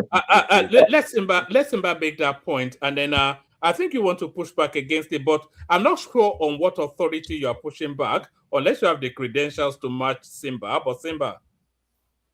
So they are not. We have technicians working in theater, but when you call somebody an anesthesiologist, is a qualified medical doctor specialized in anesthesia. They are doctors. So if he cannot get something as simple as those, in fact, he's supposed to rot in jail, not only removing his license. Because that's where I stand. If you are making a mistake, according to one man, this child we are talking about is not a roadside. Can I clarify your point? Miss Madam Zita, please, right? let's Babati talk. Chima, please. Very important. Sorry, let's just establish something. So, Babati, and then Prince wants to push you, and then we've got Professor Data O with us as well. To Niger also. So we're going that order. Babati, Prince, Professor Data O, and then the Majestic tonight. So just briefly, I'm listening more. An anesthesiologist is a medical doctor, MD or D. Okay. So when people say a technician, even a technician is mostly a nurse that has 3 years of graduate degree. So they must have at least an MSN in that field for 3 years after having it. So using the word tech like they came from the street is not really accurate. So they are also with 7 to 8 years of education, coming from maybe nursing or a PA that has to then spend 3 years in grad school to work under a medical doctor to practice that. So when we use the word tech, we make it look like some kind of 2-year degree or 1 year college. That is not accurate. So that is very important. Just to clarify that I think people will just look confused about what a CRNA or does. So let's just stop using the word tech. They actually qualified people that have the medical credentials. Thank you. Well, the point is they still play doctors in Nigeria. They're not real medical professionals. They are. No, they're not. Don't rise to that bait. Prince. This is Nigeria. I mean. Okay, yeah, we all have access to Google and AI to do a search, right? Okay, I did my search also, and it says emphatically, yes, an anesthesiologist is a doctor. Okay. But the point I was trying to make is because I do have a friend that's not a medical doctor per se. He went to nursing school, then went to the school of anesthesiology, right? For and 3 became years, one. Yes. Yeah. No. But they still, like I said earlier, they have 3 years of advanced degree, but they still work under a medical doctor during procedure. They don't work alone. Is a chiropractor a doctor? I mean, Trump said yes. I'm asking you, the doctor. No, that's what Trump said. According to Trump, they are now doctors, according to him. So that's what, okay. The point I was trying to make is that the label or the designation as a doctor or the MD is not what I was trying to debate. Anyways, I'm just trying to say that based on I always speak based on experience of what I know, not just because I want to talk. When people use the word tech, it's kind of relegating them to some kind of 2-year degree or somewhere. No, Baba is when I introduced the tech. I don't know. I was just trying to explain that, you know. Okay, so the baby has passed away, so therefore the medical profession is a fake. He's not a real doctor, as I said, and I keep saying they play doctors in Nigeria. Stop arguing with me. All right, brilliant. Professor Datao, good to see you. You don't need 2 years now, Prof. Yeah, hello, are you hearing me? Yeah, we can. Good to have you here. Okay, bear with me. I don't know why the system I'm having is not showing my picture. Yes, it's a long time, my brother. It's a very long time. Alpha, let's hear I'm from fine, you. though. I'm fine. No, Good, it's the good, good. topic that just caught my attention, and I said, let me join. Be free. Yeah, my brother, it's a very sad thing that this happened to. Yes, over and Ogelora. above everything else, it is a sad thing. Yes, Very, carry very on. sad. Yeah. Because I'm beginning to, we that are parents, know what it means? Your kids is just dashed, before your eyes gone. And to me, I see this thing that happened to her as a result of I'll call it negligence, and one failing to, will I say it, be attentive, because this overdose of a thing, what was the guy using to, the anesthesia using to measure the dose or what? I know it's not proper, but one thing is clear: a mistake can happen to anybody. That one is very clear. But at the same time, we all know what the profession of medicine, that whole field is.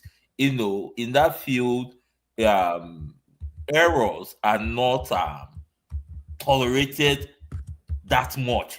It's a kind of field that you have to be very, very cautious. So, I'm very, very sad hearing this.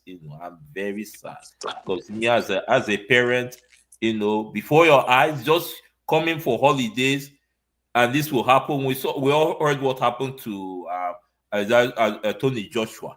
It's a bad thing, and it's high time the system in Nigeria should recognize we have to live up to expectation. The world is looking. This thing. My dear, I'm just too sad hearing this. And then, mind you, the doctor casually removed oxygen from the patient. So obviously, he's not a real doctor. All right. Okay. It has an international dimension as well because, like I said, the prominence of this is the BBC reporting it now, and what's always sad about this situation is frontline on the BBC website now because of the personality involved. It says that author Chimamanda Ngozi Adichie's family accused hospital of negligence over son's death. So this is coming. Sorry. Sorry. Let me hold on. Let me just.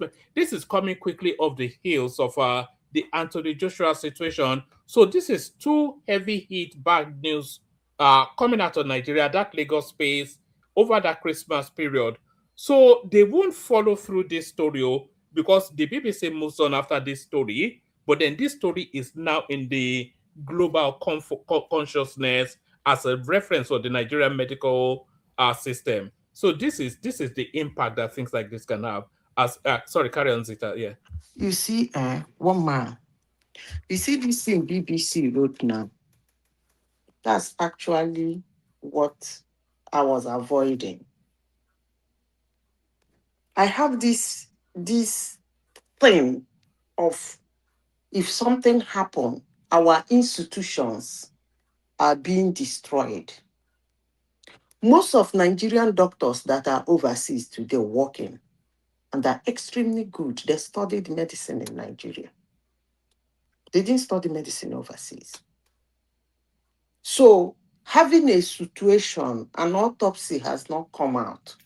And then all this news about overdosing, about this, about that, she has all the influence to make sure that the cause of her son's death is being diagnosed to the latter. And if she wishes, she can make it public. But coming out to begin to say all these things, I am not too comfortable with it. Yes, people do make mistakes. We all agree to that. But saying that a doctor overdosed a child, that is a very big accusation. I, for one, I will not take it lightly. If I were the owner of that hospital, a thorough diagnosis and autopsy will be done on that child, and I will make it public. Honestly, sincerely speaking. I will even make public that thing she's saying. It started as a code and then went as a favor. I will make sure that the details of range between when that kind of sickness would have started, I'll make it public. No, the Lagos State government is now in charge. Nigerian Medical and Dental Council also is involved, and the So I guess Nigerian we're Bar just waiting Association, for they the are all hospital's involved. report. So They should do a there is thorough, an inquiry about it now, but that because this statement comes idea out of of the 5 Nigeria stages of grief. happened to you.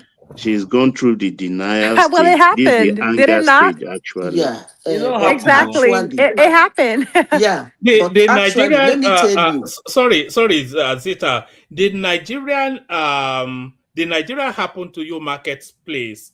They are going to use this one as their front. They are going to milk this one till death. You know, Nigeria happened to so many people this dirty December. I was a witness. Okay. all right. excuse me. Well, thankfully it didn't happen to you, but yeah, carry on, Zita. The, And then we get back Because to I serve when a you living when God. you talk Amen. about Chairman, yeah. when Nigerians say Nigeria happened to you, I begin to look at those who are 100% Nigerians.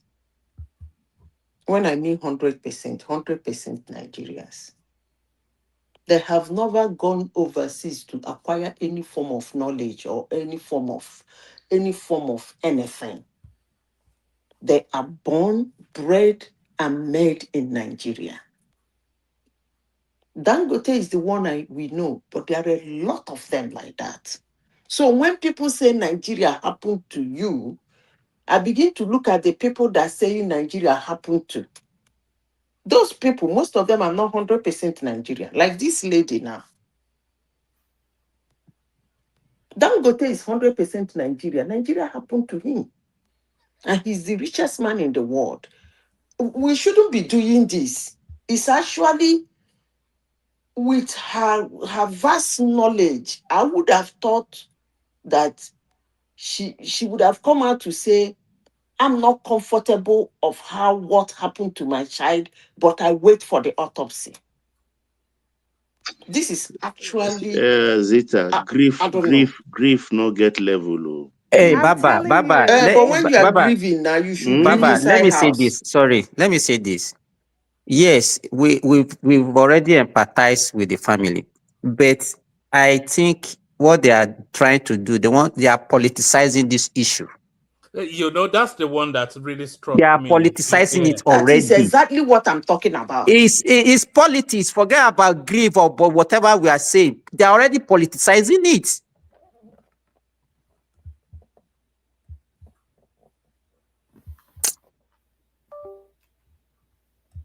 So who you blaming, the APC or PDP? Hey.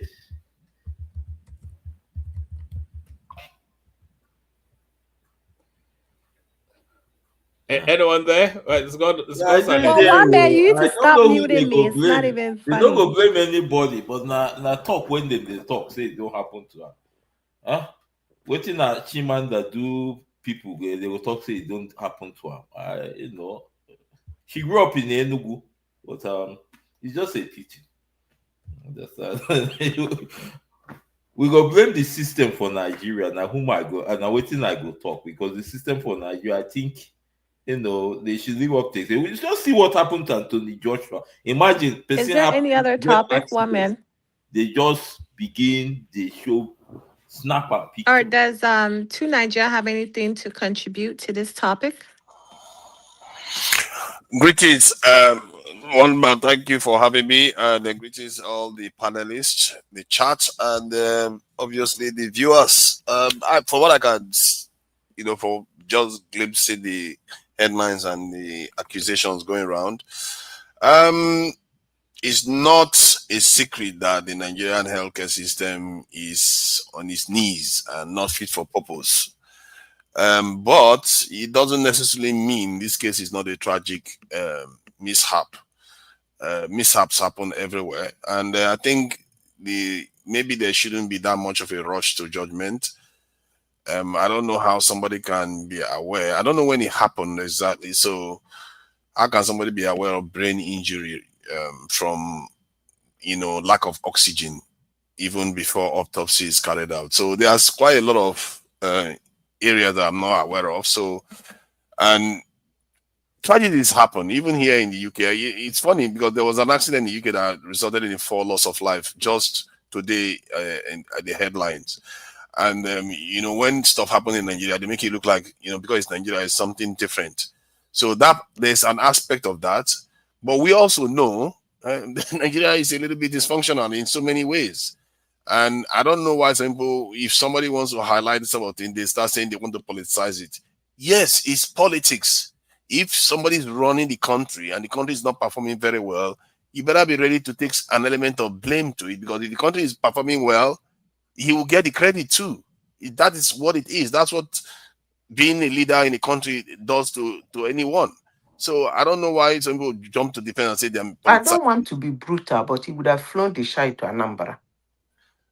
Look at that. That's not the solution. How is that a solution? Yeah, you said it is politics, and if a country is what kind of talk is that? Leader, blah blah No, blah. it is Then politics I will come in anywhere. as being very brutal. She would have That been is on that ridiculous. holidays in Anambra, So and she you would have mean flown taking her child to any hospital in Anambra State. Daddy, what you have said just now is very, very insensitive, because if tragedy happens, let's say it's a white person or a European that came and this happened to them and they are feeling aggrieved, you are going to say they should have treated the child in Europe. No, the point is that the child was treated here, the child lost, the child's life was lost here, and the parents have a right to question the cause. And if there is the evidence That of is this more reason why it shouldn't be politicized. Yeah, because if you try to politicize it, I already said that. But don't jump to the conclusion that they are politicizing because they are asking for this in accountability. Hold on, where you are, Tunaja. Let me show you how this is being reported, discussed in one of those Biafran type platforms. This is in Gen Media, who you know, and this is what he's saying. It says Chimamanda loses son, Nkanu, to medical negligence in Lagos. So what's the in Lagos bit? So that's but that's the location though. Where's the lie? Where's the in Lagos? How does that even? So it's just that. But did he lie? Did he lie? That natural impulse to leverage it's just I think I can understand. But it was in Lagos though. It happened in Lagos. What you are looking in, that's the way you are perceiving it, but it's not a lie. And if the child was lost in London, they mentioned London, are you going to say they are maligning the UK? Because this happened before. So you have to look at it in context. I think you are bound, when people lose their life, they are bound to mention where that person lost their life. I think that's it. I think I remember that happening in previous cases. You see what I mean? So I don't think it's a kind of insinuating that it's a Lagos problem, because this could happen anywhere. As a matter of fact, it's more likely to happen in other parts of Nigeria than in Lagos. Because Lagos, they tend to have more equipment, better professionals there than other parts of Nigeria that barely have even proper healthcare facilities. So, but it's a tragic event, and I think we should be sympathizing with her. And I don't like people questioning her intentions. That is not the right way to approach this at all, because it could be any one of us. No, there's so many holes in our narratives. But Dupsy, your device is not connecting. Click on mute and unmute like 3 times. Maybe to connect. I want to hear from Dupsy because she's in the medical field too. So one man. Hold on now. Hold on. Wait, 1 man. I'm trying to get Dupsy to come in now. She already heard you. 1 man. Can you tell that jackass? Oh God, she's gone. Tima Jack, that really we ought to hear the preliminary medical report, not just an autopsy. We already know what the kid died from, dummy. That jackass Tima Jack. That is what I wanted to correct. I wanted to ask Simba. The person that is saying that to say medical report is not correct. In the medical report, because we need to know the initial encounter, not the medical report, not autopsy, jackass. In the medical report, is Simba still there? No, Simba is not dead. And when he's not been allowed to speak, he just built. But carry on. Okay. In the medical report, they will write how many doses they're supposed to give to the boy. It will be there now. And then we will know whether that is overdose also. Because when they say overdose, it ran jitters all over my body. Because I'm just sitting down here wondering a doctor who will walk into a hospital bed where a child is and take an overdose of anesthesia on the child. I mean, that doctor is supposed to be in jail. That's my stand. It's impossible to believe, Zita. It is actually impossible for me to believe. It's not impossible. That's why I say it's not a doctor. I'm not saying it cannot happen. Choma, give it a rest now, please. I'm not saying it cannot happen. No, nobody should get me wrong before they start abusing me. What I'm saying is that. I'm struggling to process it. Okay, he's not a doctor. Not just any child of a caracella in the street of Nigeria. What does that matter? I'm just saying that if this report is true, that they wrote 0.01 ml and somebody gave the child 3, that doctor is supposed to rot in jail. I mean, life imprisonment. Well, it's not a doctor. Maybe through the autopsy, right? We can tell, the concentration of that medicine propofol in the child's body. I think that will help. And also, I wish the doctors were still here. BT and Seba have dropped. But my understanding is, and Duxie is not able to get in, her device is not connecting. She's a nurse. My understanding is, not only if they give that medication, they will also record in the chart that I gave X amount of X medication injection to this child. So at this point in time, I will not believe the medical record coming out from that hospital. But, I would not. One man, let me ask. Hold on a second. From a preeminent Lagos hospital. Please. One man, these people that you carry on a high horse, preeminent and this and that. I mean, it's cracking me up. One man, let me ask. If you give a child overdose of anesthesia, is he not supposed to sleep and never wake up? No, that's not true. It all depends on the overdose. Because it's meant to make him sleep, right? See, okay. So if it is an overdose, it's going to knock his heart. So I don't understand. I'm not in the medical line, but I have seen that happen. Okay, so the one key word that Colata mentioned and also Dr. Simba was comorbidity, right? So it isn't of course you have to use the baby's weight and some other factors to determine the quantity of the dosage that you have to administer. Now it is a comorbidity involved. Perhaps they may have to use a lesser dose. So a lot of things were missing. And that's what I was asking Dr. Simba earlier, that how can a doctor from a different country be calling the shots for a local doctor here in Nigeria when they're not there? Because at the end of the day, any negligence or error that occurs will fall on the lap of the hospital, and which has happened.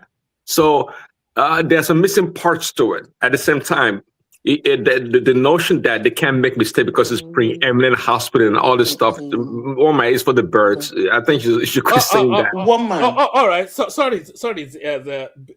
1 second. Dupsy, I know why you are not able to come in. You are coming in via Facebook, but we're not streaming to Facebook.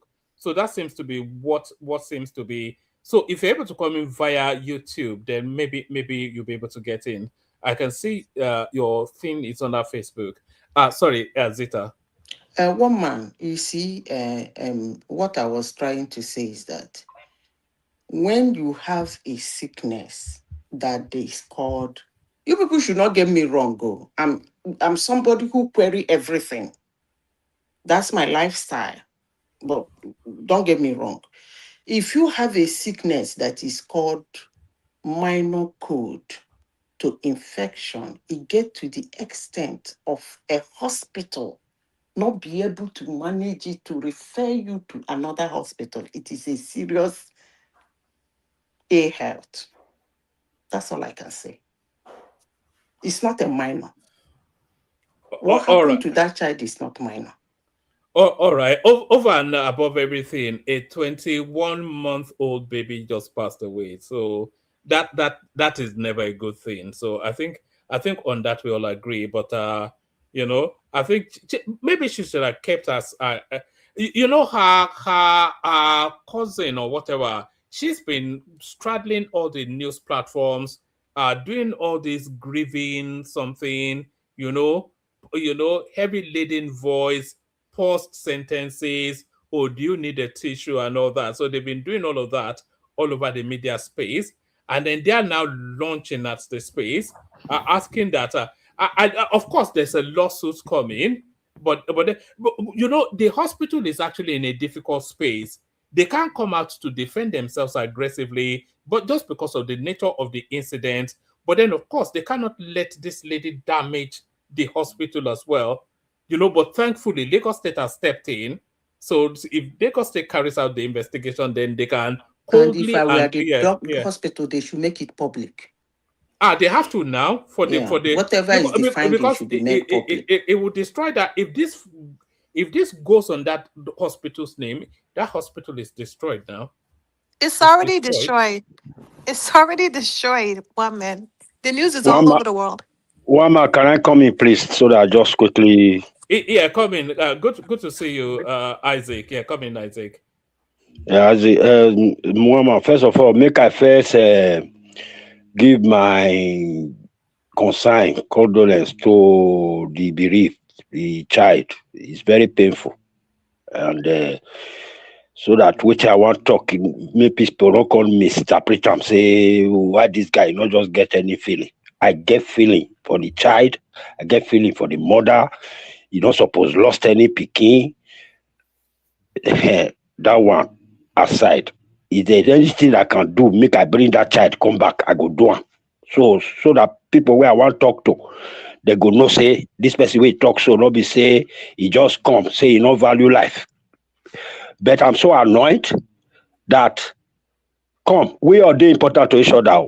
People where they carry needle, you go school, you carry your needle, they do whatever they do.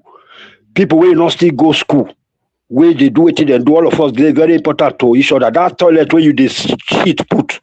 Now person, if anything happen to that toilet, you don't fit do anything.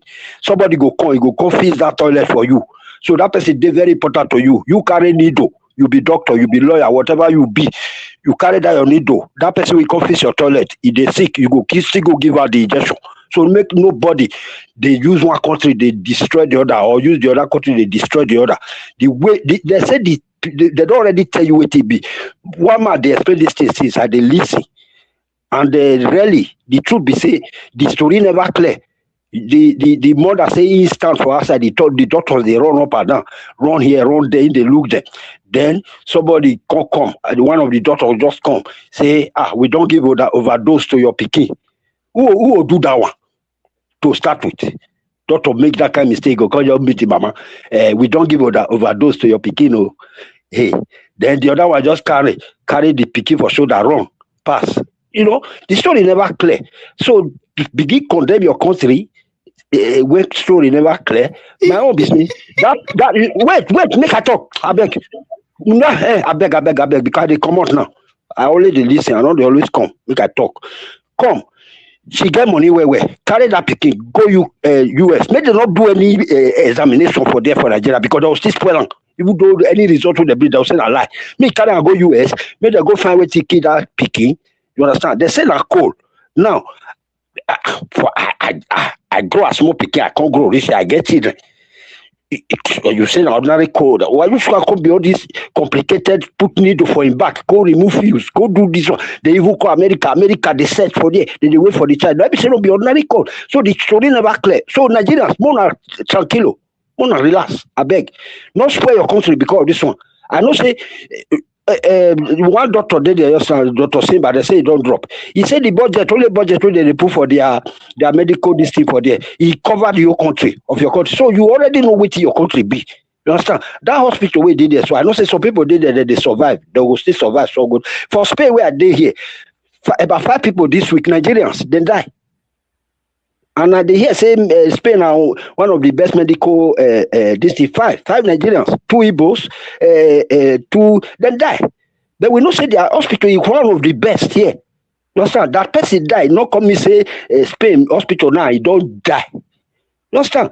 I beg. One man, thank you. Bye-bye. You know, Isaac, a Well, lot of we're what you just said. talking about the nature of God the bless you. malpractice. Yes. Isaac, a lot of what you said, I have to agree with. You can't, they cannot just be common cold. I think when the story starts to develop, they will start to find out maybe that child was actually carrying more serious ailments than what we were originally led to believe. Yes, one man, please, if you can use I your said 2 platform. things here. One man, Number if you can one, use your platform, sorry, if you can use your platform to advise Nigeria government, may they not get hand for this matter.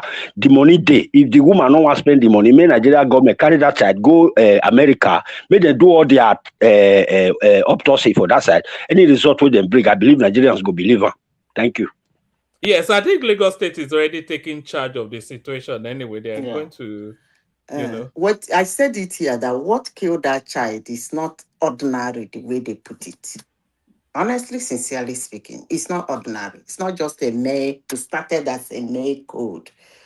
Woman, maybe you should change the topic. We sympathize with her, but the way the whole thing is going about, overdose, injection at the back, removing oxygen, and then, I mean, I told you people a story. I think it's here. One hospital in Chicago. They used to call it Macy Hospital. One guy walked into that hospital, blew everybody. People ran away. It took them like 3 years to recover. They have to change the name of the hospital. Do some infrastructural, civil alteration in the building, and repainted it and renamed it. So it's not only in Nigeria people die, but when you die, all hospitals in the world, people die there. I said it from the moment I came in here. He said, when death wants to come, death will come. And I said, it has happened to me. If it's in Nigeria, my family, friends might start blaming the hospital. But right in front of my eyes, those doctors were battling, putting all their effort, plus the ones that are my friends that were standing there. The person gave the ghost. When death wants to come, it will come. For the way these people on earth do die. Come on now. All right, brilliant. So I'm going to Bill. Tunaja is there, so you shut it down when you're done. I was waiting for Dupsy to come in because I wanted to hear Dupsy's perspective, but I think Dupsy is maybe she's not with the device to come in. Tima Jack, a regular super chat as well. That's Ola right there, super chatting too. So it was Tima Jack and Ola. So thank you to both of them. Others can join them as well. So we were also discussing the Wiki Fubara saga, a never-ending saga. So there's that as well. And Kwakwanso, people feeling that he's overplaying his hand somewhat and losing his political relevance. One man, are you there? Yeah, I am here. Are you not hearing me again, Choma? Can anyone hear me? We can hear you. Yes. So I heard Tinubu went to I guess France to receive medical treatment. So sorry, Choma. Is he back yet? Choma. I heard he's been gone for a while. Is he okay? I'm not quite sure that Choma can hear me. Does anybody have an answer to that? I think our president is receiving medical treatment abroad, right? Hold on. I was just about to be. So those are the super chatters. Other topics to be discussed as well. Tunaja, are you there? One man, stop muting me. Choma, I'm trying to hand over, but you keep if Tunaja is not there, certainly Ola is there. Ola, are you there? One man, I can't hear you. I can hear you, one man. Yes, only Choma cannot hear me for whatever reason. Then it's mine. Well, all right. I'm going to Bill anyway. Tunaja is here. Ola is here as well. So between the two of them, one of them can shut it down. So I thank everyone. See you tomorrow. But what's it called? Condolences to the it's not even the Adichie family. That's our maiden name, of course. But condolences to that family, especially. But the story is not yet fully out there because there are too many elements that are not yet consistent. So we wait for the story to have some consistency, and then we'll see where we are. We'll almost actually revisit it later on. I thank everyone. See you tomorrow. So over to you, Ola, if you're there, or to Niger if you're there, or certainly back to you guys. Ola, you there? Hello? Ola, where you did, and they call your name. You did there? Ola no dey there. What about to Niger? How the waka now? What is seizing their network? So, sorry, it's actually Patrick, not Ola. So Patoski, are you there? I say no, Ola. It was Patoski. Pato, are you there? What's going on? Yeah, I'm here. Yes, Pato. Yes. Who is to speak next? Even you can speak. Are you following the Chimamanda storyline? Yeah, I'm listening to. I actually listened to Simba and Babati and everybody. I think it makes sense to ask those questions that Simba asked. And I'm not a medical person, but in practice, I don't think a doctor will come and just come to the patient and say, oh, we did this, we gave this overdose, and that's what happened. At that point, they cannot even say, okay, this could be the cause of the death. They could give overdose, and that overdose, I don't know, I'm a novice. They have given overdose, and that overdose might not be the cause of the death. You understand? It might be something else, but I don't see that happening. So those questions that Simba raised, to me, that's the right thing. There are minimum standard that you expect. In my own profession, there are certain things that no matter how dumb the doctor is or a practitioner is, he will not do certain things. I don't need to see that person to be able to say, no, I can bet you that he would not do this and this and this and this and this. So I think it's too early to say anything. You understand? But I also take the same position with Zita. You see, death comes anytime. You understand? Our prayer is that we live long enough to be able to take care of our kids. You understand? That's the essence of it. And that we outlive our parents. You get it? So, but that's our prayer. But people die every day, and people die everywhere. It can be people die in London, in Europe. Look at AJ, for example. He had an accident. They said it happened to him. People have accidents in the UK now.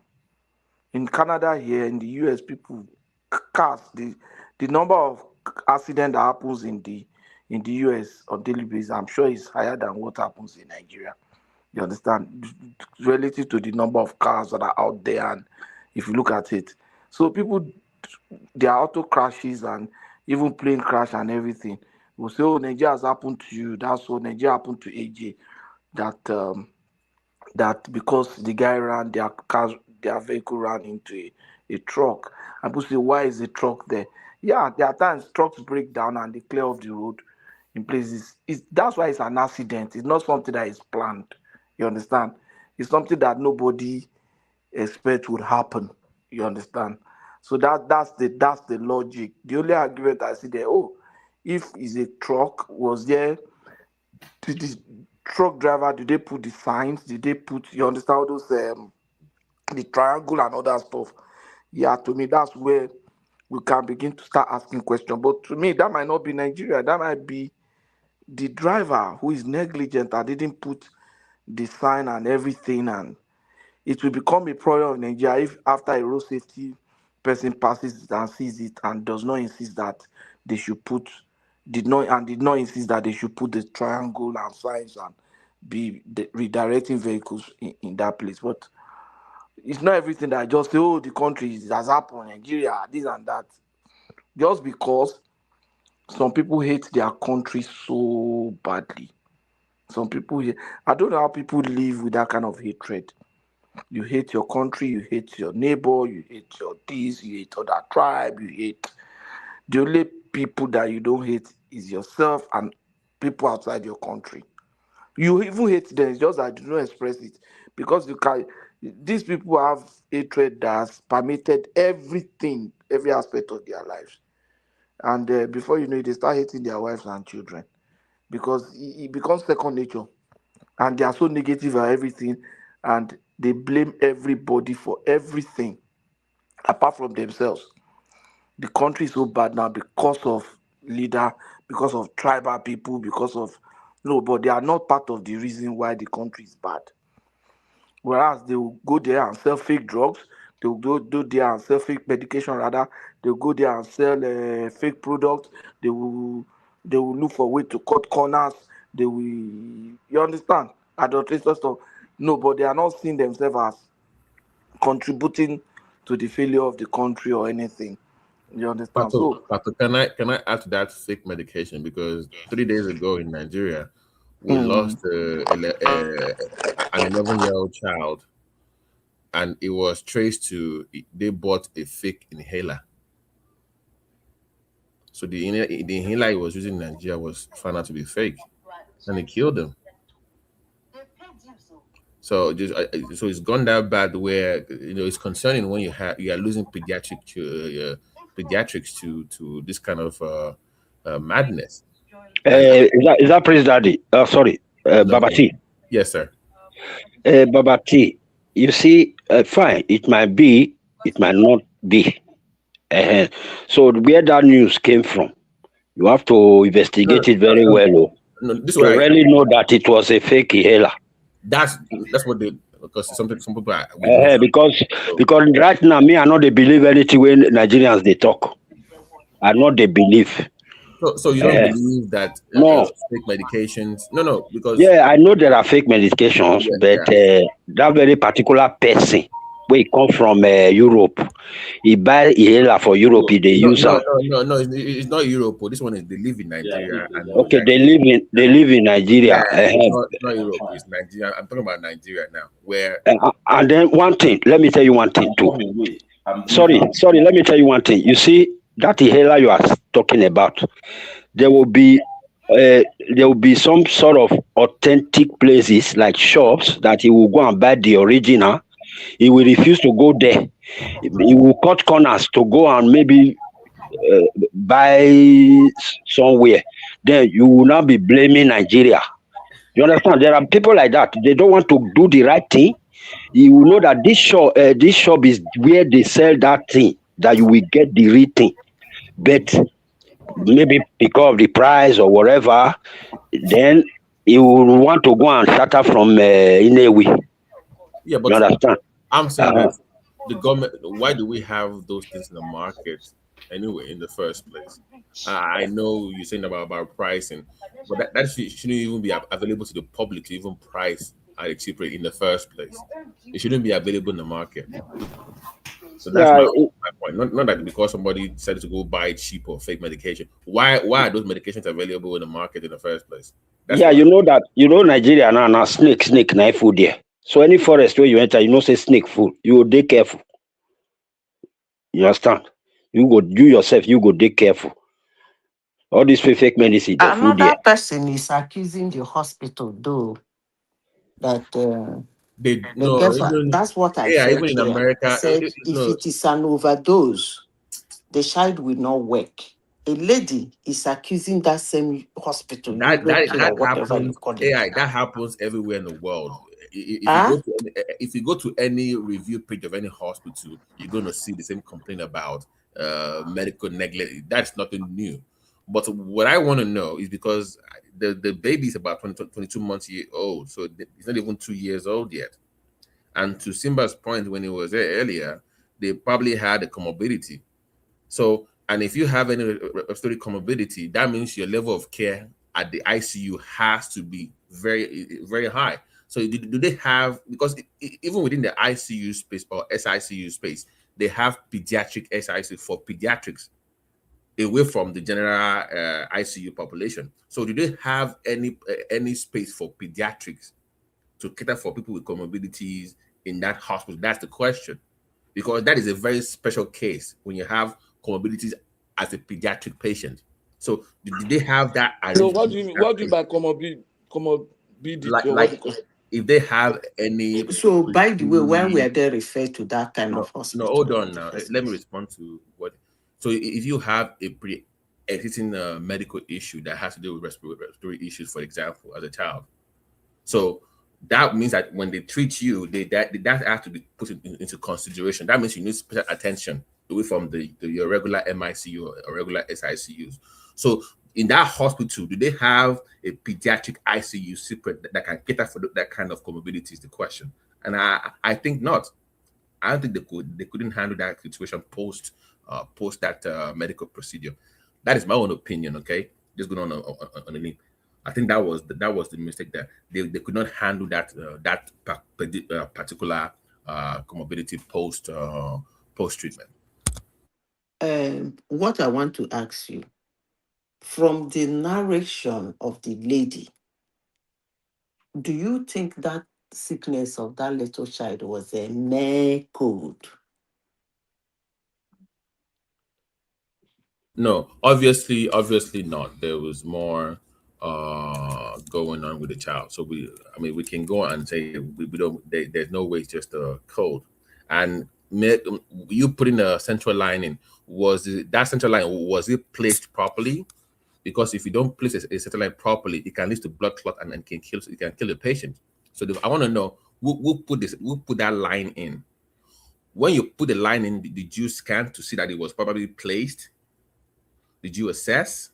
What did you give to the line? When was it given? So you need that timeline to assess, because they said it was common cold, then it became fever, and it went to cardiac arrest. So how do you go from common cold failure to cardiac arrest?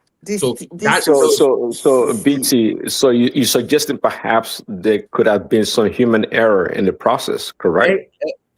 So post that procedure to the ICU is where I think something went wrong.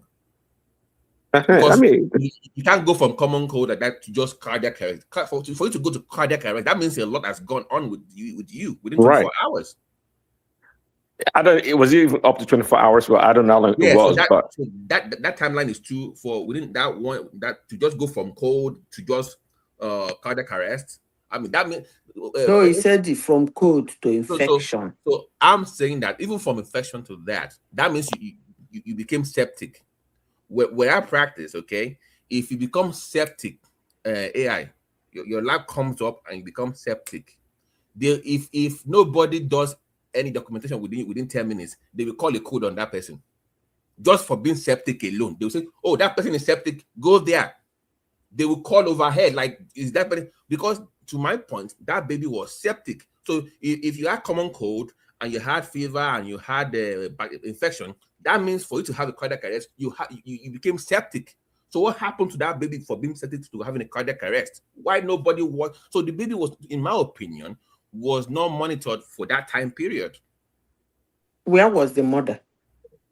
No, it's not the mother monitoring the baby. It's about medical monitoring. That's what I'm saying. In that ICU, it was not capable you people, excuse me, I don't understand this idea of, okay, you are saying the baby, they brought a baby who had a mere fever. Automatically, the fever, according to how, turned to infection. And that infection landed the baby in ICU. No, that's what I'm saying. Like, if you have infection, that means they should have cultured that. So they will do a blood culture, right, to know what organism is doing that. But why you're giving that person medication in the meanwhile, because it's about 3 days treatment for you to get the actual bacteria, maybe it's gram or gram positive or gram negative, right, whatever it is. That is a septic movement. That means that baby became septic, which you should have caught. No way you go from infection to cardiac arrest. That is it's sepsis. That means the baby became sepsis. So how come nobody caught that sepsis for that time period? Babati, sorry. So that sounds like that. Okay. Yeah, Babati, please. Baba, one time in this very discussion, told us that even the father is a medical doctor. I don't know if that is true. But if it is true, I want to ask a question. Those of you on that line. Now the father was there. I think they said that's the lady said that it was the father that carried the child alongside with her to the hospital. The father was there, a medical doctor. Can a medical doctor maybe present your credentials and say, this is my son?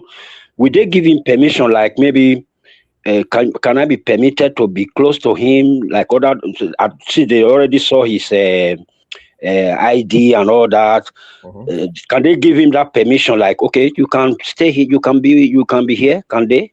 No, it can be around the child. Of course, now, even in the ICU, Well, where you why is Papa Conde there as medical doctor? they will not to participate as a monitor doctor, in the ICU for you to not stay to there. participate as a doctor in their process. I don't think so. Even though he's a doctor, I don't know how they'll work.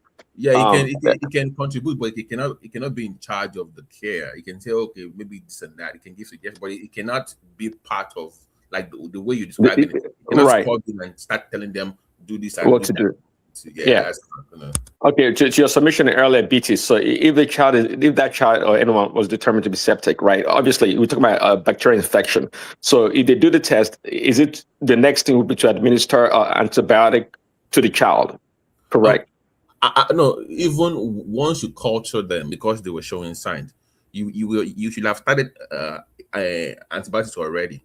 So before you determine the actual I guess variant of the bacteria. Yeah, something let's say you do cefepime, for example. That is standard. You do cefepime. So that is just done. Meanwhile, you're looking for the actual, because it has a very broad spectrum, right? Gram negative. So you will do that. So once you figure out what it is, you then switch it. If it aligns with that same bacteria, you keep it. If it's different, you change maybe vancomycin or something else, you will change it. But I'm saying that septic period, there are warning signs. Your vital signs will show that. If you're septic, you will see the vital. Something is wrong with it. You will know the vital. Something is different. Lab work, CBC, BMP, you will see it. So there's no way you go from infection to cardiac arrest and that nobody saw got it in the middle. Okay, now it's safe to when you say they will see, meaning that it will show up on the monitor. Yeah, there are signs you can even assess. Right. The fluids are different. The blood pressure is right. off. The fluids is off. The kidney function is down. You will see so many signs that will tell you this person is declining. So do you think the hospital or the people in charge were starstruck? In my opinion, because this is a decline, like you said, it was fever, then it became bacteria, then it became ICU. You see that step is declining. That means they don't know how to handle their ICU is just not up to par. That's my own conclusion. They don't know how to handle pediatrics, because for pediatrics at that level of intense care is different from the regular ICU population. Well, your conclusion there, though premature, would conflicts that of what woman is saying about the hospital being this top-notch hospital. They couldn't handle. I think that they are. So because even I shy away from pediatrics, it's a very delicate specialty. It's different. It's even cardiac. They are very different from the general population. So I think, in my own opinion, that is where I think the problem was. The baby was not properly monitored. So now you are declining, and you also have, in my opinion, that I cannot say I'm lean, you also have a comorbidity to Simba's point, which even makes it worse. That means you need close monitoring. So what they will usually do, they will assign one nurse to you. It will be in those critical environments, it will be a one-on-one, one patient, one nurse that will be on your side 24 hours. Your vital signs must be checked every 2 hours. Okay, lab work every 6 to 8 hours. You see how it's done in America here? They are always, every time, they have to check every time. They have the blood running, lab, everything is always 6-8 hours, checking anything that changes from the norm. You're always on fluids.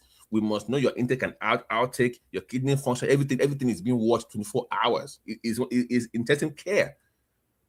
I don't think that was done, in my opinion. There was no close monitoring. And even to the mom's point, she said she felt like the baby was not closely monitored, which I agree with. Okay, so Is it possible, it's a lot of things at play here. Is it possible that the hospital's procedure or the process was derailed? Because it is possible that they came in there, so we get a command from John Hopkins hospital that should do this and that, and so in communicating that information, maybe they were derailed. I mean, that's why I was asking, would it start struck or what happened? But medically, if I cannot handle a case, I don't handle it. I don't care if you're from heaven and you give me instruction. If you're not capable of handling that, we can refer it to somewhere else. Well, I'm not sure how long they are into the entire process to be able to refer elsewhere.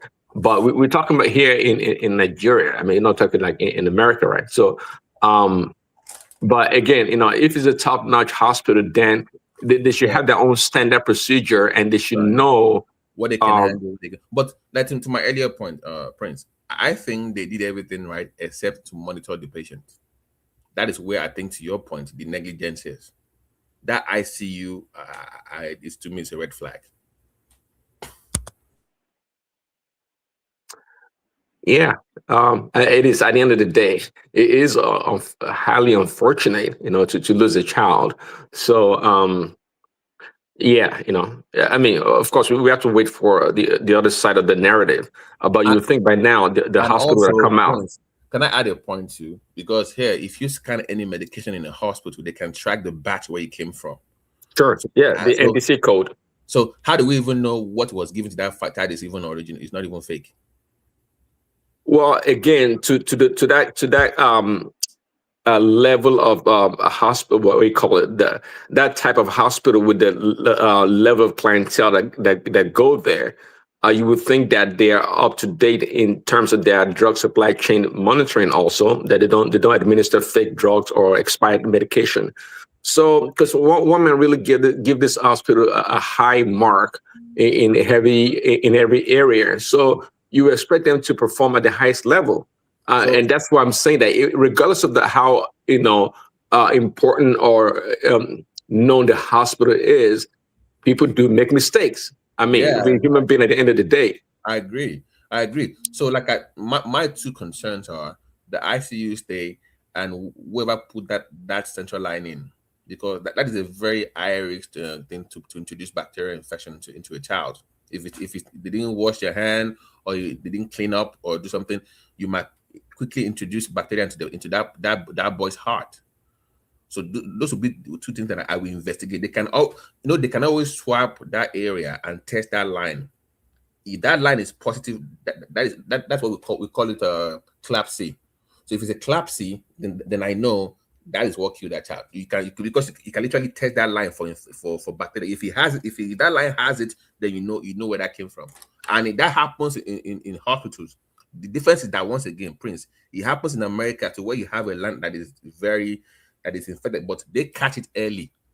Once they catch it, sepsis intervention comes. They have a procedure for. My thing is, in American hospitals, they have a process for sepsis. Once somebody's sepsis, everybody knows what to do. So that's what I'm questioning here. That did they have any idea of how to handle that in a pediatric patient?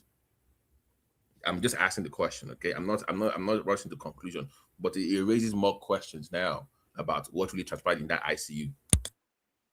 So, is it clear that because on reading it at BBC, I didn't see anything about sepsis. Is it clear that it was that's the child passed because of infections? Yeah, if you have infection, if it's not that septic, how do you then go to cardiac arrest? It could lead to cardiac arrest. But to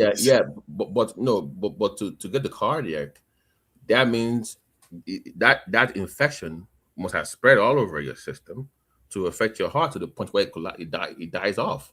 Did somebody say the dad or the child's dad was a doctor, actual medical doctor? Yeah. The father, I believe, is but it might be. I think it's endocrine or something. I think it's endocrinologist or something. Yeah. Yeah, but then he must have an idea, because if the child came in, the idea that the child has a cold is not necessarily diagnosed. The child could already be infected, may have already suffered some form of infection before getting to the hospital there, and then the infection got worse. And I don't, how long was the child in the hospital? And no, it was a day. No, I think they went somewhere else. But when they came to this particular hospital, it was just barely one day, because they were supposed to fly the next day to. They already had them leaving the next day, I believe, right? They were supposed to fly the next day to America. So for further treatment. Yeah, so they were somewhere else. They were somewhere else before. We don't know how long they spent that first hospital before they moved them to the second hospital. So that's what we need to know. That first hospital, how long were they there for before they moved them to this one? There's a lot of unknowns on this one, because the Yeah. child could already have been infected. Because infection, sometimes they can spread fast, but not this rapidly within a day. Yeah, but I'm saying even if it spreads fast, as a competent ICU office, there are signs that you should have spotted. True. They should have been able to tell that. Yeah, like because it's that's a 3-day that's a decline. Now you can see the decline right there from 1 to you see the decline. So that means you should have caught something in between. Like, what's going on here? Yeah, I think you are right. Let's say the child even came in with infection and cold, because as a result of cold, one can have complication and suffer infection. They should have picked up on that based on whoever diagnosed or checked the child. Then I want to ask a question. Sorry, maybe it might be off the topic, but you guys can answer. What's happening with Iran now? What's U.S. position? Prince Daddy, are you there? Who is that? Is U.S. planning to intervene? Suddenly went to Iran. You want to? Why are you calling Prince Daddy now? What did Prince Daddy do you? Trump Daddy. Are you people planning to go and take Ayatollah? The president. Well, I think that's the mandate. The Ayatollah has to go. I mean, Israel wants him gone. I mean, and that's what I said on the show before. When they struck their nuclear facility and Israel was in that 12-day war, I think they should have gone for a regime change, but Trump stopped at the last minute. But that's what Israel wants, and the Ayatollah has to go, and that's what they're clamoring for. You can see already what is going on, almost like a color revolution. You can see the CIA blueprints all around Iran with the protests and everything that's going on. So one way or the other, I think, and if they don't go to war, if the Ayatollah goes away, then they may not go to war. But if he stays there, they're going to go to war. My suspicion is if, say, the Ayatollah falls, the danger America is likely to face is that whoever is going to take over may not be that friendly to America, for one, and may not have the fatwa to worry about. That Ayatollah, let me tell you what I'm saying. That Ayatollah has been a little bit, to an extent, because of maybe whatever religious reasons he has, been a little bit responsible. Because you can't, if it was North Korea, then they would have been nuclear a long time ago, and none of this problem would be occurring. You see the problem. They created the problem, and he created the problem. You have a nation that has the power to go nuclear. I say, no, what, you put fatwa that they should not go there. Then Israel doesn't care whether you put fatwa or you don't put fatwa. To them, they want you to die. So Israel is still coming after you nonetheless. So that is a problem, and I think maybe his own regime will remove him. And if they remove him, then they are unshackled. You see, to Nigeria, when it comes to Arab nations, regime change, I'm always very skeptical about it. Do you know why? Oh, right.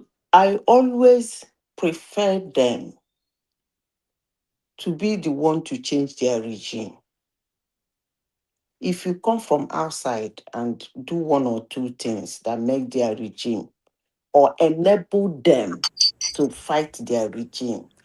See, to Nigeria, those people, give an example of they touch. See, those people, their head they touch. If you study what happened in Libya and what happened in Iraq, is part of the problem we are having today in terms of this headless mob running around buying people. Madam, hold on. When in the Middle East has any regime been changed by the people? You have one example? I'll give you an example. You want to hear the example? Yeah, go ahead. That's same Iran we are talking about. Iran, no, that was not organic. When they threw away the Shah, hold on. When they threw away the Shah, calm down. Let me explain what I mean by allowing them to do it by themselves.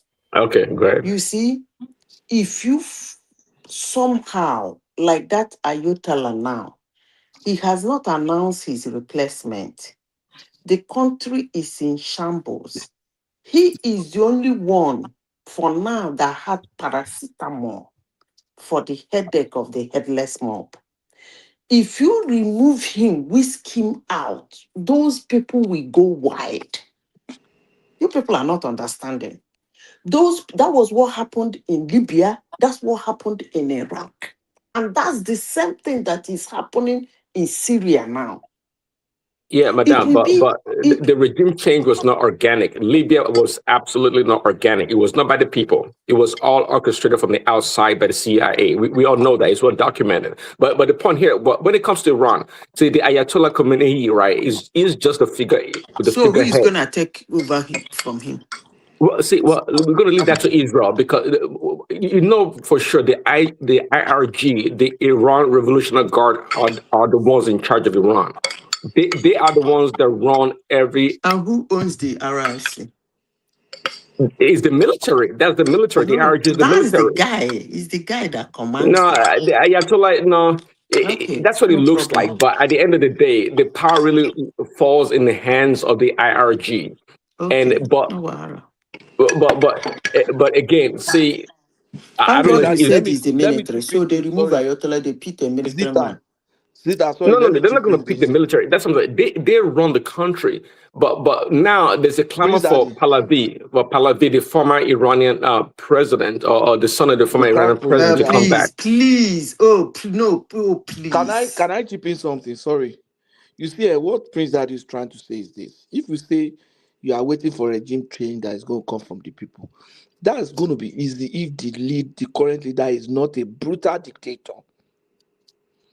If the current leader is a brutal dictator, definitely the people will need external support to be able to effect any change. Exactly to the point, and that's why Saddam Hussein Mubarak, Bashar al-Assad, none of them could have been overthrown. In Egypt now, exactly. Nobody could overthrow those people. Nobody. Hold on, because they use heavy hands to rule their people. So hold on. See, it's not fair to say that it's almost as if we have all come to the conclusion the regime has to be changed. This regime has managed to keep their people together and relatively more advanced than Nigeria for sure, even when they have been sanctioned for more than is that a good comparison to Nigeria? Seriously? They are more advanced than Nigeria by a long way.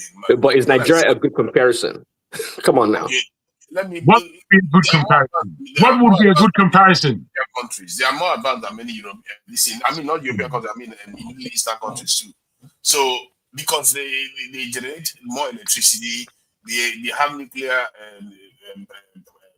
plants. Just stop that. Iran is a relatively poor country. Let's stop that right now. Iran, although they have the natural. Hold on.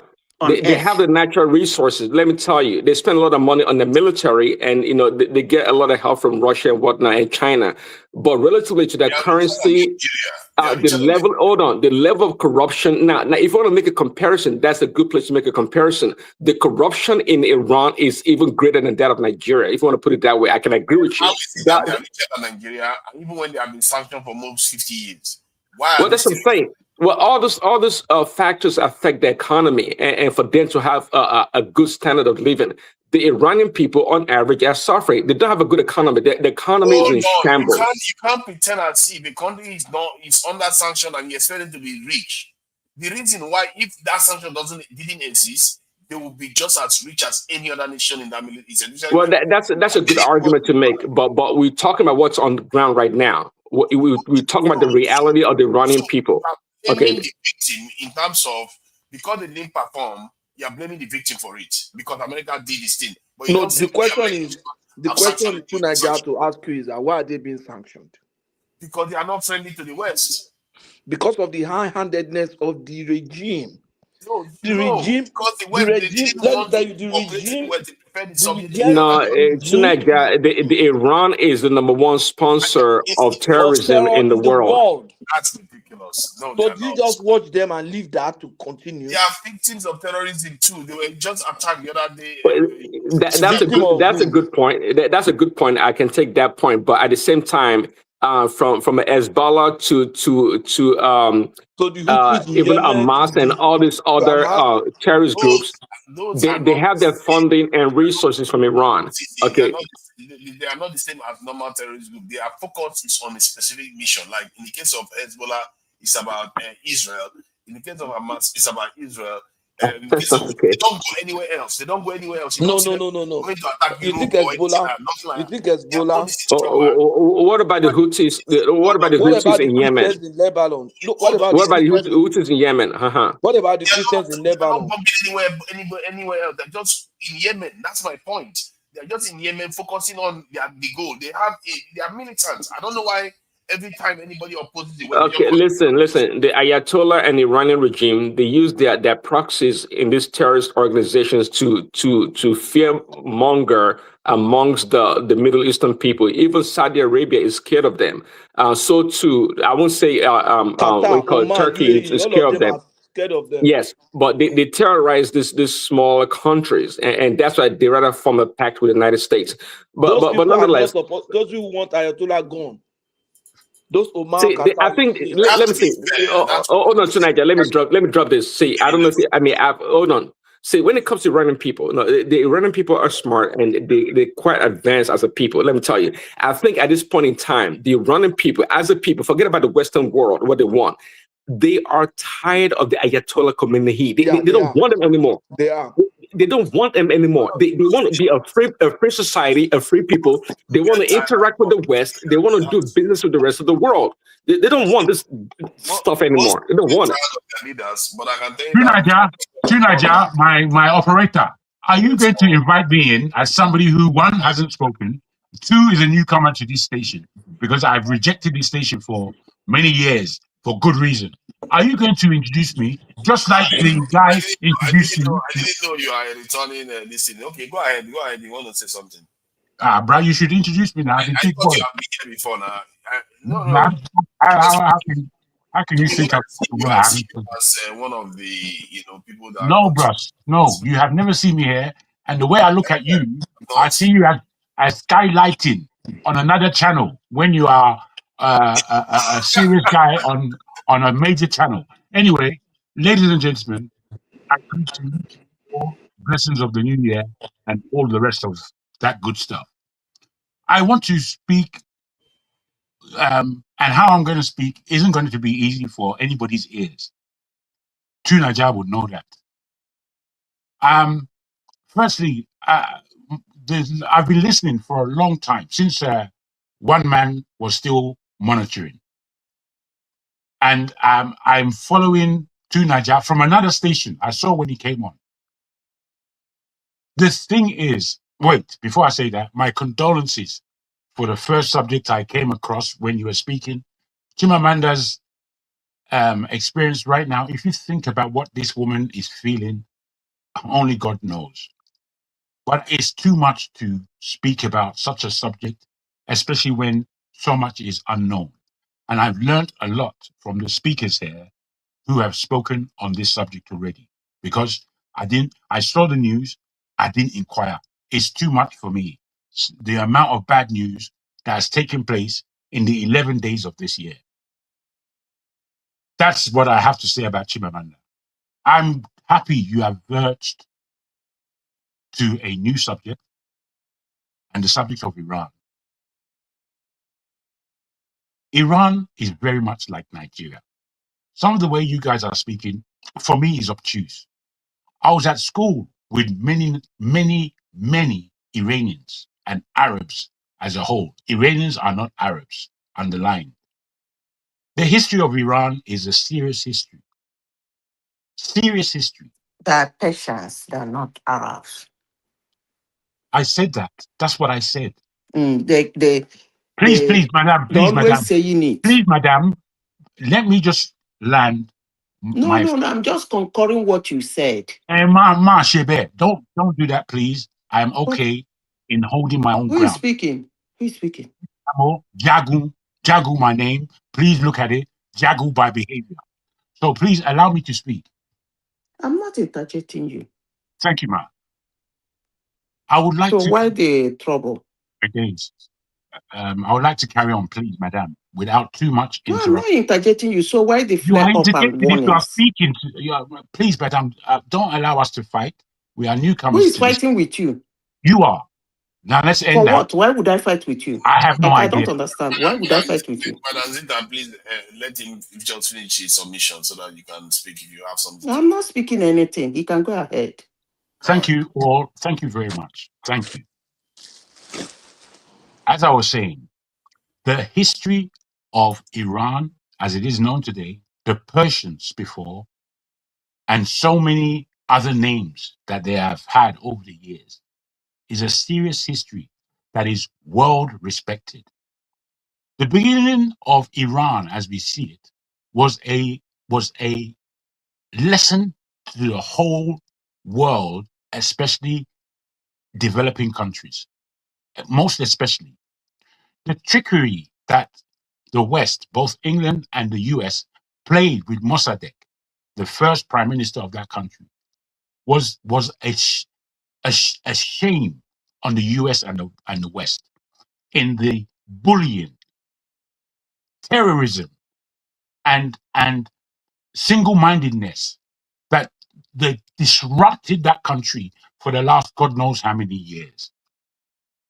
Given this aspect, I agree with the person who said that the Iranian people are fighting for their freedom. That freedom that they're fighting for and the way that they're doing it, or the pressure that they're under, is exactly the same as what we have in Nigeria. It's only that we are not fully an Islamic country as Iran is. Given these aspects, we've got to speak with some level of perspective and circumstance about the nation called Iran. We are all supposed to respect that nation and the people of that nation.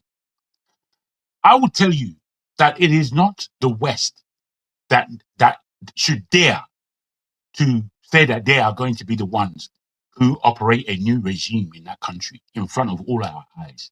We've seen what's happening in Venezuela. If we want that in Nigeria, if you think that they want that in Iran, I'm afraid you're wrong. The Iranian people are not Nigerians. They are not spineless as we are. They have backbone. They will take pressure because they don't have gun to fight their bad leaders. But you know what? They will go forward and die in their numbers in order to gain their freedom, which is a major difference between them and us. We will stay there being weak, talking nonsense, being polite, when we should be vociferously angry at the country called Nigeria. When I look at what Chimamanda has going through, when I look at what Anthony Joshua is going through, all this is Nigeria. I don't care if it happens in any other part of the world. This is Nigeria, and the fault of Nigeria and the way that we have failed in the infrastructures that we need in that nation, both physical infrastructure and mental infrastructure. I'm afraid that we use all these things as talking points because we are free to speak if we had to pay to speak, half of the rubbish that I hear on all these channels and all these platforms, they won't be said. They won't be said because what we speak of, we don't know how expensive some of the diatribe that we speak on is. It's expensive to us. We, as men and women, but particularly the men. I'm afraid we are using everything as a talking shop. We have no backbone. We have no courage.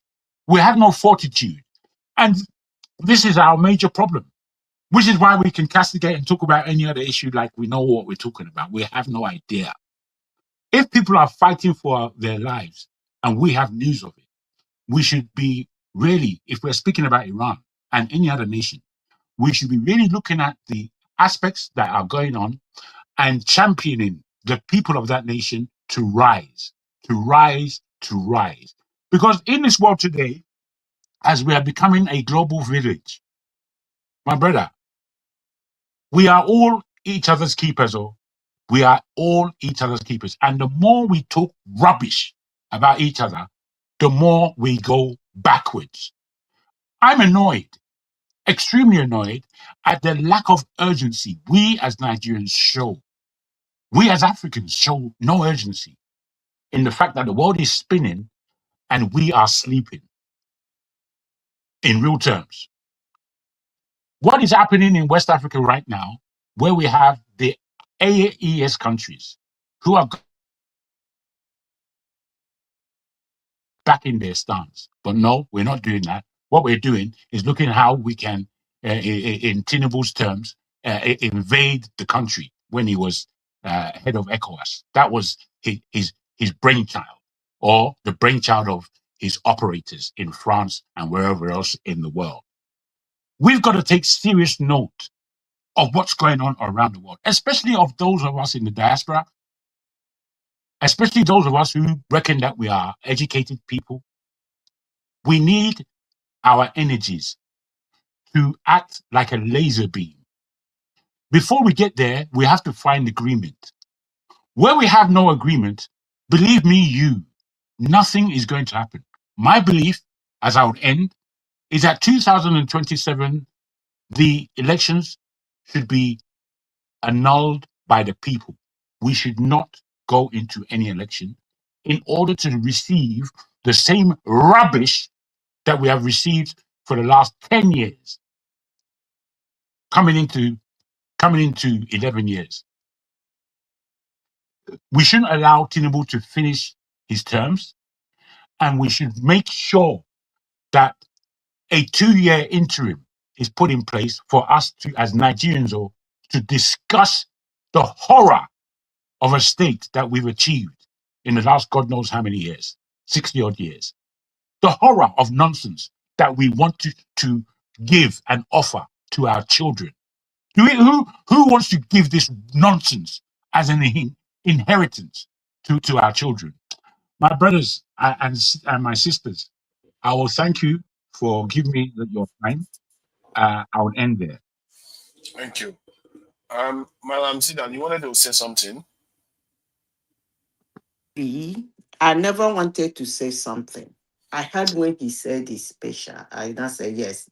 I said they are Peshas. They're not Arabs. They never said they're Arabs. They will keep telling you, if you meet them anywhere, they will tell you they're Peshas. They're not Arabs. Whatever that means, I don't care to know.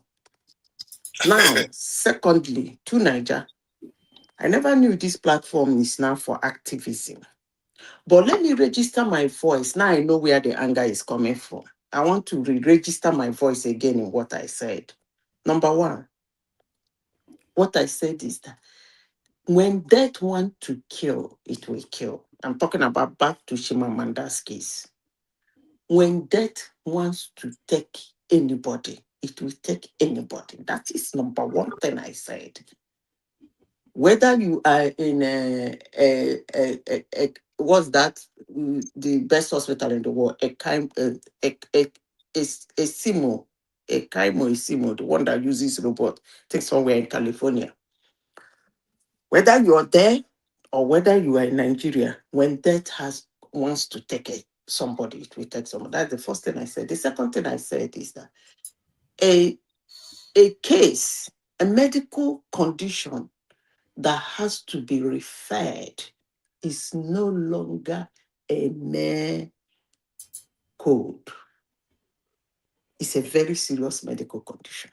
That's number. I'm not a medical doctor, But when you have medical condition to the extent you have to be referred, it's no longer a mere. If it is a mere, any doctor can handle it, any hospital can handle it. That is number 2. Number 3, the anger. Let me register the third thing. I think that's what brought the anger. This idea of when something happens, you start destroying the institutions without getting the result to confirm that at least the institution is wrong. I don't like it. And I will always say it.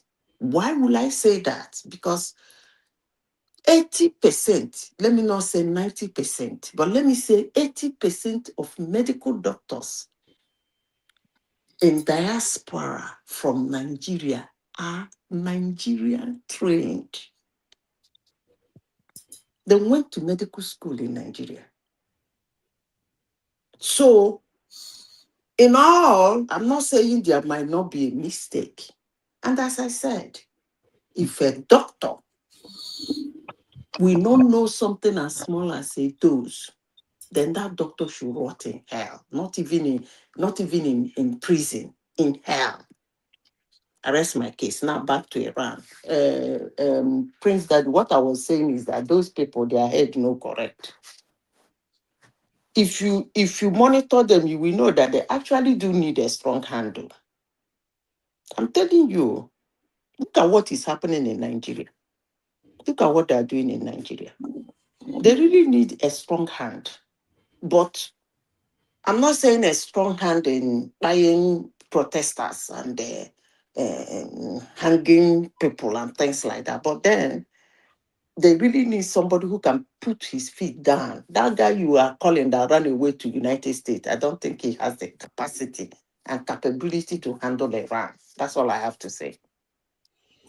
Thank you, Madam. Thank you, Madam Zita. Please, Madam Zita, you were counting some numbers. You said number 1, number 2, concerning the first issue you discussed. Me, I want to, if you stop at number 3, me, I want to add number 4. What I want to say about that issue is this. Following the story, the whole thing that one man read from wherever source that he read that report concerning the unfortunate thing that happened in Nigeria, the painful, death of that child. What I will have to say is this. You see, when I followed that, when Mama was reading it, when I followed it, that's why I cannot actually agree with the narrative that is already in the space. And then I will also want to say that those of us who said that this topic should be maybe taken further until necessary things are done, necessary investigations are done. Because if you really want to follow it, saying that they went to the first hospital, and then this is coming from the mother of the child, going to the first hospital, then referred to another, and then something in the US is waiting for them. I think they were almost going to the US, waiting for them to take it up from there. Sorry, and then Isaac, yeah. Who is the one doing the investigation? Is it the medical board or the state government, or who is the one doing the medical? I think they said the state government. The state government.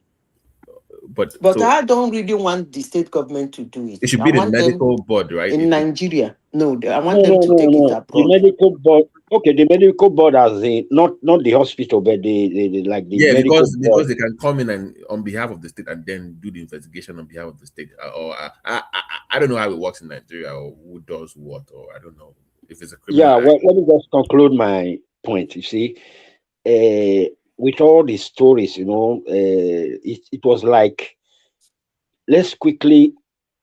I think the child was already like weak. Like, I think the mistake she made coming to Nigeria in December, because that child, one thing we are not asking, where is the child's medical report? I think the child should have medical history. So from that history, we might now discover that This thing has been with the child even right from the US. They've been managing it, and then when you have your history, and then it is not that same hospital in the US that is actually a case like that following it. Where did you get that the child has a medical history? Said it was a mere code, like a No, flu. I'm saying that narrative might not be correct. You understand? I believe that child has a very serious issue even before they came to Nigeria. That's what I believe from the whole narrative. That's why I'm saying the investigation should be carried out, go back to US, do the autopsy, they find out the child's medical history, and if they can get all that together, and then see where the problem actually started. No, Thank you can. you. No, but you must also do investigation in Nigeria. So earlier I said the medical, but in terms of what is the procedure of the hospital? Did they meet the Nigerian requirement, whatever their own requirement is to operate an ICU or whatever? So they should have their own standards in Nigeria. So did they meet the requirement? What did they give? The dosing of the medication. That is what the medical board locally can look into. Now I get the part of autopsy abroad and all, that is a different part of the investigation. But I'm saying as a system itself to prevent further occurrence in Nigeria, the medical board then needs to look at the hospital itself. Now, what's going on here? Do you have any other complaints about the same thing going on in the past 5-10 years? So systemic overall of the system. Okay, I'm assuming that private hospitals in Nigeria fall under the purview of the state or the medical association too, right? You would So think so. I don't know what the regulations are for private clinics or hospitals. So that is what they need to look into.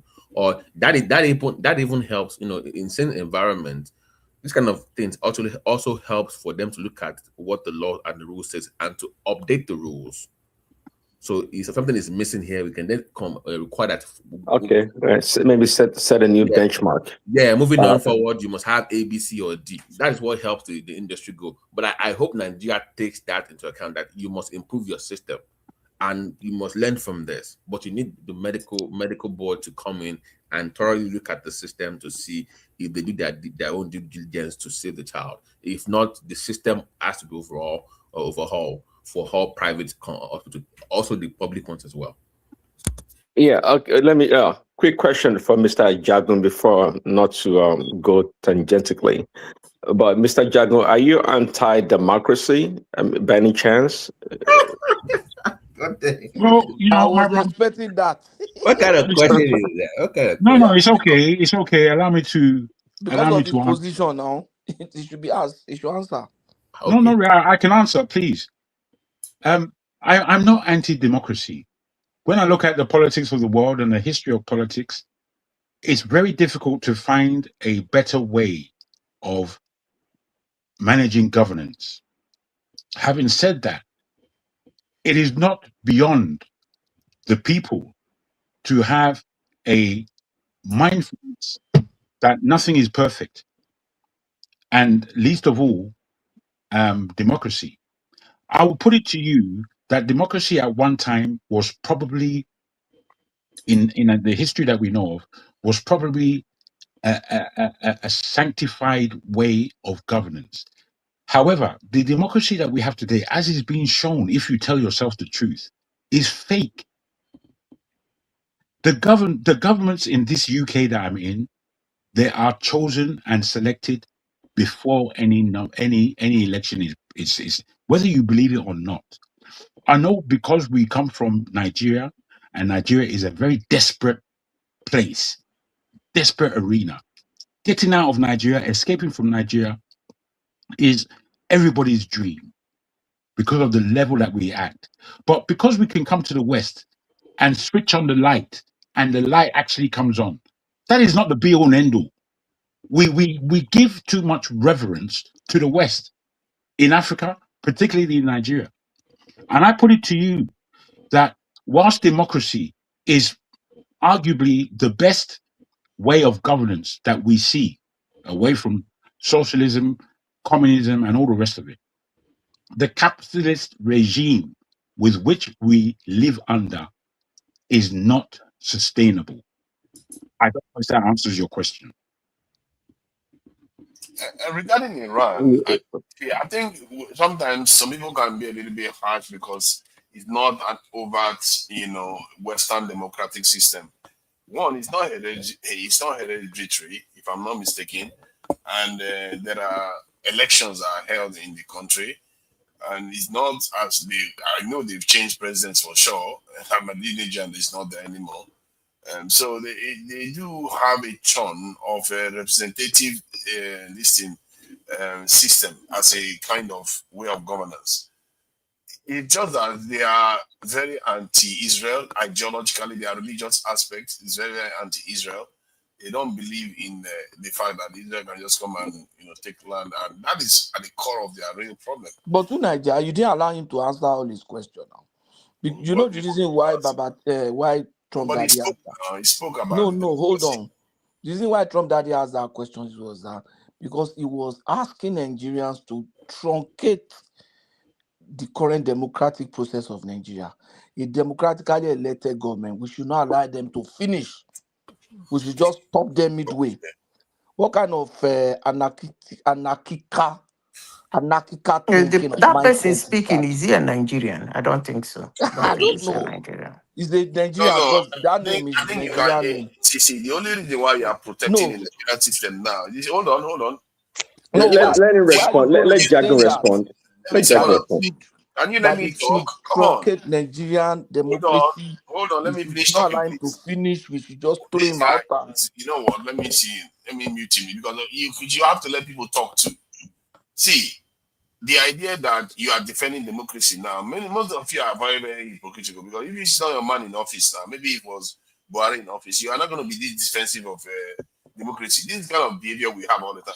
Like some people try to say that Chimamanda was, or the people there are trying to politicize this thing. Everything is to protect their person in office. That's all they care about, whether the person is performing well or not. Jago doesn't believe in the democratic system that we have, right? He believes that the whole thing is a sham. So if it's a sham, then why should he support it? I don't subscribe to the same view. I actually think that if you have a continuous system that is relatively stable in Nigeria, this is the only stable system we've had for, I think, going to 26 years now more, that it is what reforming, not necessarily truncating, but that is his view. And the only reason why I'm criticizing it, because I don't think you are criticizing it honestly. You are just being reactionary and defending whoever because you like the person that is in office, not because you are actually evaluating it dispassionately. If it's okay to Nigeria, allow me to try and sharpen my answer. Firstly, I will say to the madam who asked whether I'm Nigerian, I'm afraid all these types of jabs, they're not just unnecessary, they're poisonous. If you are not aware that Nigerians have been in the diaspora for 400 years, I have been in the diaspora before any of you people, so-called, came anywhere near the diaspora. So my understanding of we as Nigerians is much deeper than your own. What is a Nigerian? Do you know what a Nigerian is in terms of the physical space that we call Nigeria and who comes out of that country? The depth of knowledge that comes out of that country since the 1800s. I've been here since 1970. I was born in Nigeria, and I was born during the Biafra War, and my memory of the Biafra War is vivid. I remember those years of my life more than I remember 2 weeks ago. I remember the smell of dead bodies. I was in Sapele. I remember the aircraft that used to fly overhead. I remember soldiers going to and fro in front of our house. So I beg, don't humor yourself with the nonsense that bounces around your head, telling you who is a Nigerian and who is not. I think you made mention that a real Nigerian is a person who has never left the country. What a damn idiotic suggestion. Nigerians are global. Nigerians are needed in this planet. Nigerians, unfortunately, are deeply confused with the responsibility that they have to this planet. All we do is to pack ourselves into the church, believe in all kinds of hullabaloo, don't know what we're kind of, and feel that we can look down on people. You don't know that there's a human consciousness in me, which is why you can put that suggestion in front of your four. I reject it wholeheartedly. You know, people that think like you, you know, they get in my way in this life. You're a person who gets in the way of progress. I'll end. Thank you. Sorry, Tunaja, please. Our brother, I think our brother said he's been here. Can I say something? Madam Zita, please let me Okay. just quickly chip in. Our brother had just finished speaking. I don't know if I heard you right. Did you say you've been in diaspora since 1970? Correct. Since 1970, it means I was born 3 years after, because I was born 67. 3 years after my birth, you left. I don't really understand. You've been here since 1970. Come from your voice. What is it that you don't? Please put your question. I don't understand what you don't Let me understand. talk now. When you are talking, you say nobody should talk. I'm talking now. Let me talk. Yes, sir. From your voice, may I tell you, from your voice, Mm-hmm. From your voice, if I add the age together, both the age you spend for Nigeria and the age where you say you take this, if I add that together, let me say, don't they go like maybe 75, 80 years old? No, I'm not that old. Man, I'm not that your old. voice. I'm not. Wait. I'm not that old. Don't When you open prescribe. your camera, may we see your face, whether you don't even insist. Why? Let me see your You face. stay here since 1970. The born you win. See you. Your voice not even talk. Say you be my voice self. They go no say I old past you.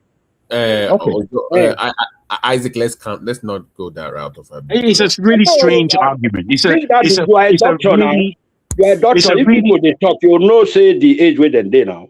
Okay, you fair enough. You don't say this man not senior me now. My brother, my big brother. See, his voice be like baby voice. They say he be 70, 80 years old. Oga, if you stay abroad for that long, your accent become lighter. You no green leave Nigeria, no green make Nigeria leave you. I beg, I no don't go Nigeria, forward. I beg. but I not go lie. I know. I say how long you don't stay? How long you don't stay? Forefather, would you correct them for me? Joe, don't do this now. You come on, don't. No, forefather knows me very well. Correct them for me, please. Now Joe, they talk so. No, I'm asking forefather who knows me. Because I don't see Joe for camera. Now Joe be this. Now they saying they 80-something years old. Oh dear God. No, nobody's 80-something years old here. Jesus Christ. Let's. A person where you call diaspora for. I hear the born you. You call diaspora 1970. How you talking? 1970. When you go Nigeria, how many years you did Nigeria before you come? When he was there, did you say how old you were? I haven't lied to you. This is my man who is quibbling. If I can, my man. I forefather, I thought you would have done a better job of quelling this funniness. My man who is speaking. I'm an old boy. You understand? How I speak and my cadence does not tell you. I don't see you for camera. Sometimes you wear blue. People say you be doctor, say. Sometimes they wear blue. I see your face now. You know, all these comments, they're just nonsensical. Just let one person speak at a time. Clearly you haven't seen him. I don't think he has ever worn blue. I believe your query. Wear blue like nurse. No, it's not him. I believe your line of query and inquisition is pathetic. It bears no witness to anything apart from your stupidity. If you like to increase your English, I hear everything they talk. I talk to you now. I talk to you. You want me to speak pidgin? I mean, you want me to speak Yoruba? What language would you like me to speak? Speak vernacular. Speak pidgin English for me. What did I go speak pidgin for? I think you know they even speak pidgin. I think you know even they speak pidgin English, sir. And they speak now. Bros. Give me a little bit. Wait. Brother, and the people. Wait, people of this panel. Wait, please. I'm begging you. Please wait. I won't be long. People of this panel. I come here with respect. I would like us to conduct ourselves with a degree of respect. But not by calling people Wait, Joe. Please just wait.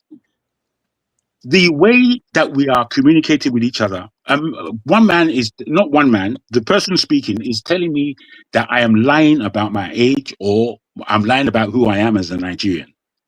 These are not the factors that we're supposed to be speaking of. I came on this show especially because I couldn't comment, because one man doesn't allow commentary for those who do not subscribe. And I'm not subscribing to one man. He's not a friend of mine. However, he does come to my channel where I do reside, where you can see my face, where he would basically be belittling a channel just like this with other Nigerians who are speaking commonly as we are here. But he will drag that channel down for God knows what reason. So I've come on board because I believe that one man is not every individual on this platform. So I come with respect as a Niger somebody who speaks urgency. The lady who spoke and said, I didn't know that this was a platform for, what is it called? For resistance, or I beg your pardon, I quote you wrongly, but I know what you meant.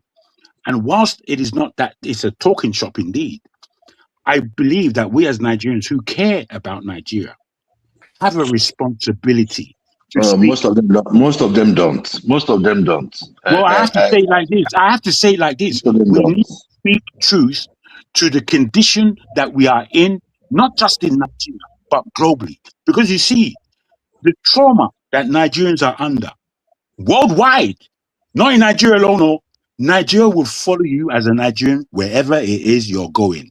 So you that don't like my accent or believe that I speak in with a young voice, I thank you for that. But boy, I'm long in the tooth. So that's my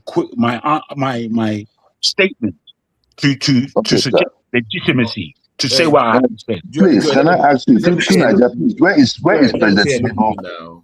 Joel, let me let's change this a little bit. Where is President Tinubu? I'm asking you so that you add it to what you're saying. The question you want to ask to Niger. Where is President Tinubu? Thank you. Tinubu is I'm not sure where he is. Are you going to answer? You have no idea. I was watching today. I was watching, so I wanted to meet one man so badly because the last time I was on the show, he was telling me, oh, he was trying to marinate over it. Our president has been out. This is 9th. So today is the 11th. 11 days into the new year, we've not seen our president. Oh my goodness. Joel of Nashville. Do you know? I didn't hear you, sir. I hear you, sir. Let me say hello to you now. My non-professional. I mean, according to Trump, I just wanted to say that. Let me leave that at that. I don't want to say too much. But anyways, I've not seen you in a minute. I hope you're okay in Tennessee. Just wanted to say hello. That's all. But you can go ahead. No. I'm doing good. I'm doing good. So many good things. You know now. They say you don't be professional anymore. They don't come. Trump don't come out you for professionalism. It's just for listen to Niger. See. Let me tell you something, right? It was only as regards to how you'll be able to access funding, right? But it didn't affect your pay, it didn't affect anything, So I mean, I'm good with whatever he does, and I think what he did was good because we have some of these people coming out as nurses today. You look at them, you be like, man, if I'm sick, I don't want them to treat me. I don't know if you've had that vibe, being in the healthcare field. So I think the quality of nurses that we bring out, we dole out today is also, it's not really satisfying. I mean, do you have to precept some of them, and you've seen that pattern for the past 5 years? I mean, even working with them, even going to school with them, the pattern.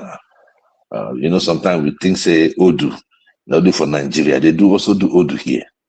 Expo. Expo.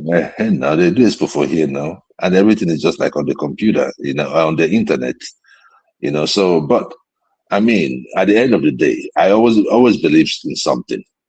For you to be a nurse, you just have to care for people. That's the fundamental. Every other thing, you can get through education and all that. But if you have the heart to care for people, that is the basic. And because at the end of the day, that is what really matters to the patient. And You the see, chairman, yeah. what do you think about the chairman thing in Nigeria? It's an unfortunate situation, and I've already seen people say Nigeria happened to the sun. Nigeria happened to the sun. I want to say this: it's a worldwide issue. So I wasn't even thinking about Chimamanda Adichie before I started talking about nurses. It's not only nurses. You have some doctors that you would consider incompetent as well. So it could happen anywhere. In fact, about 3 weeks ago in one of my courses, we were just going through videos of malpractices that led to death here in the United States. You see, look, in order to build a nation, you're not building a nation that where there will be absence of defects. But in such defects, you should be able to say, is this something that is manageable? And if it is manageable, are people held accountable? Do you understand? Yes. I mean, it is normal. Yeah, if it's a malpractice, what happens? Are we talking about this because it's Chimamanda Adichie? What about other people? I could even remember my dad, when my dad even had heart cancer. And they had to operate. Everything about the malpractice happened. But who questioned? Nobody questioned. There's nobody to talk to. So Nigeria is like a free for all. Nigeria has no standards. I mean, I don't understand. I don't know how to explain it. Yeah, whoever is just speaking, I beg your pardon. Thank you very much. Hold on now. Hold on. I am. I just wanted to thank my brother for saying the truth. No. Before I do something, hold on. They said the baby was carried on the anesthesiologist's shoulder out of procedure to the ICU. That's what I read. That post procedure, there was no stretcher. It was just put on his shoulders. And do you? Oh wow. So I'm thinking that something is missing. Where you put somebody post surgery on your shoulder and you just take them to ICU. They don't even have, and I say for pediatrics, I was saying earlier, maybe you were not here. They have their own. They have their own special ICU, different from the general, because pediatrics. So you cannot just lump that. Were they equipped to handle pediatric ICU situation like SICU? I don't think exactly, because adult and kid and child ICU are two different things. Many people don't know that. You know that you were able to work in an ICU that way you can manage adults, and where you are managing kids are two different things. Right? Yeah, it could be the same. It could be the same principle, but at the end of the day, the equipments are different. How would you carry someone post-op? It does not matter if it is Nigeria or anywhere. How would you carry anyone post-op on your shoulder? So that is why. Well, that's the thing now. You now have to sue the hospital first, because the doctor on his own might just be doing the best he could do at that particular point in time. He could be doing the best, because if he doesn't have a stretcher, what do you want him to do? Leave him there? Or probably it could have been smarter and probably use a sheet and do like a log roll kind of situation and just, maintain that. But at the end of the day, a stretcher is a stretcher. And if you compromise that situation where they are in, anything could happen, because oh God, stretcher. Yeah, stretcher. Look. Let me remind you. Let me remind you, please, before you go forward. Let me remind you. You know what killed Oliver the Coco? You know what killed Oliver the Coco at Magada Hospital? What happened to him? No oxygen. There was none. Go ahead. Go ahead. No. I'm asking because they said the child had infection, then he went heart attack. That means it was septic. I'm like, there's nobody that septic. I mean, Joe, you know what I'm talking about. That if somebody, there's no way you will not catch it now. You will see the signs. You will see that. Yes. Of course. You don't go from infection to heart attack in a day. That does not make Yes, sense. but the thing, another thing you ask is this: when did they take him to the hospital? Exactly. Like Time matters. You know the Nigerian way, right? They go first give. No matter how rich you are in Nigeria, there's this thing about us in Nigeria. We and chemists, local chemists, something about us and them. You know, no matter how rich you are, I better go get tell this man, tell him stay chemist, tell him say headache, and they get headache. It's even worse if you go school more. It's even worse if you go school. You say, I know, yeah, they go and buy that specific one that where they work. Exactly. Exactly. So that is the thing.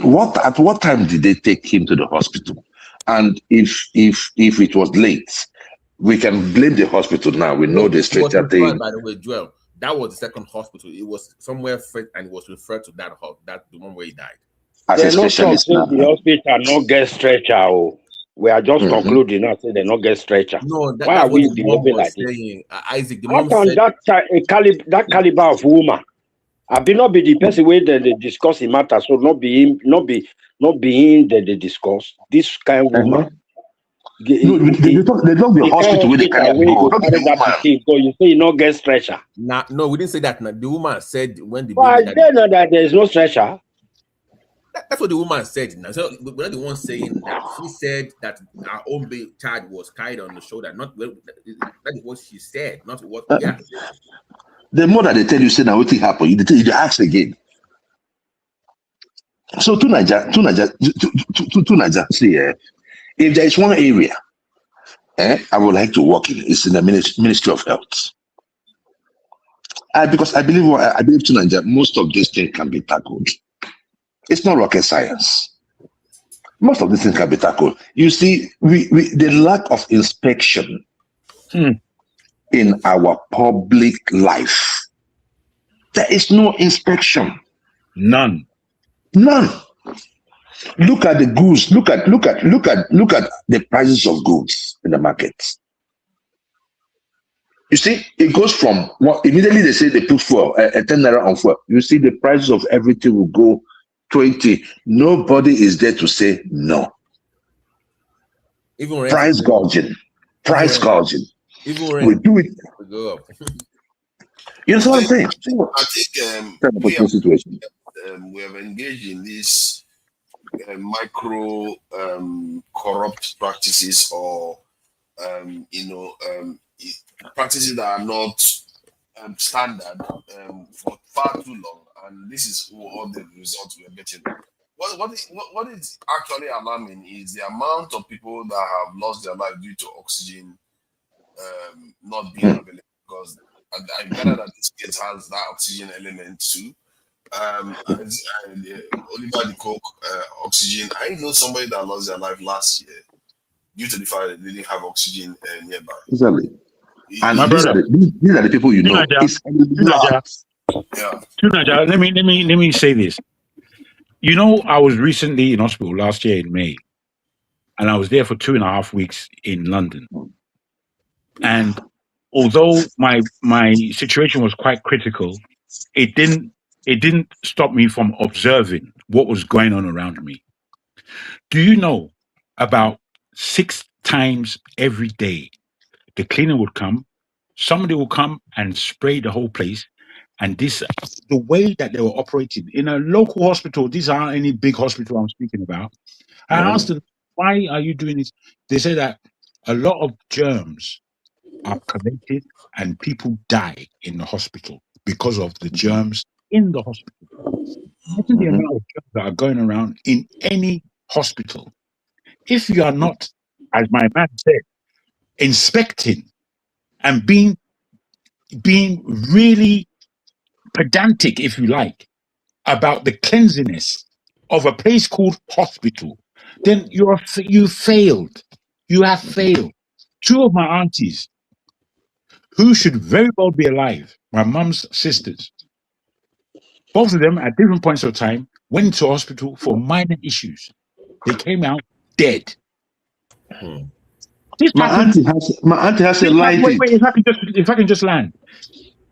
This happens to people. Somebody has already said. Anyhow, is it because it's Chimamanda? No, it's Chimamanda's president's position and the position of somebody like Anthony Joshua highlight that this can happen to anybody. And with that, we have to push to make sure that we are heard. Otherwise, it just continues, bro. It continues. The road is a death trap. The hospital is a death trap. Yeah, my brother, they said something, right? They said that in Nigeria we're all poor. When somebody made that statement, I did not understand. I did not understand what they were talking about. When he said that, I was like, but when I now reasoned it, because it was the Anthony Joshua's death and accident, right? And I reasoned it. So I was looking at the emergency response. No ambulance, Joel. No ambulance in somebody's car. People are even recording. Eroding the space. No private no space for the victim. Everybody just their camera. I'm like, what kind of people are this? Yes, hold on now, Tubaba. Then sometime around December 24th to 20, I don't know, I can't pick the dates. There was a fire on a building, and in Lagos, right? I think it's in the Balogun, right? And they said that there were people trapped, that they were making calls from the rebels. And we were celebrating Eyo. People were in the rebels. I have never seen anything like that before. And they finally died there. Look, there is a collapse of building over here, at least. There will be effort to see if they could, excavate and save, even if it's only one life. Because in such situations, time matters. Time matters. You allowed it over the weekend after you enjoyed Eyo. And you came back on Monday to come and inspect as the governor of the state. That is to tell you, your life does not matter in Nigeria. It does not matter. It's the truth. Go ahead. No, I want to ask you a question because you said you have interest to work in the Ministry of Health in Nigeria to change things. And you have cabals.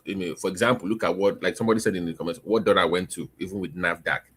Now, in the ministry, you're going to face opposition. If you have that chance one day, what would you do differently? What do you think to because you have all these cabals, and even with the fake drugs, the people corruption, how would you fight that in the ministry?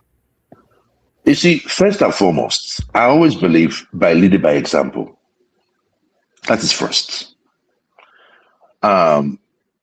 If you're clean on your own, then that is the first part of it. Secondly, you start bringing up innovations. And it's not like these innovations are something that it's not like rocket science. These laws are there.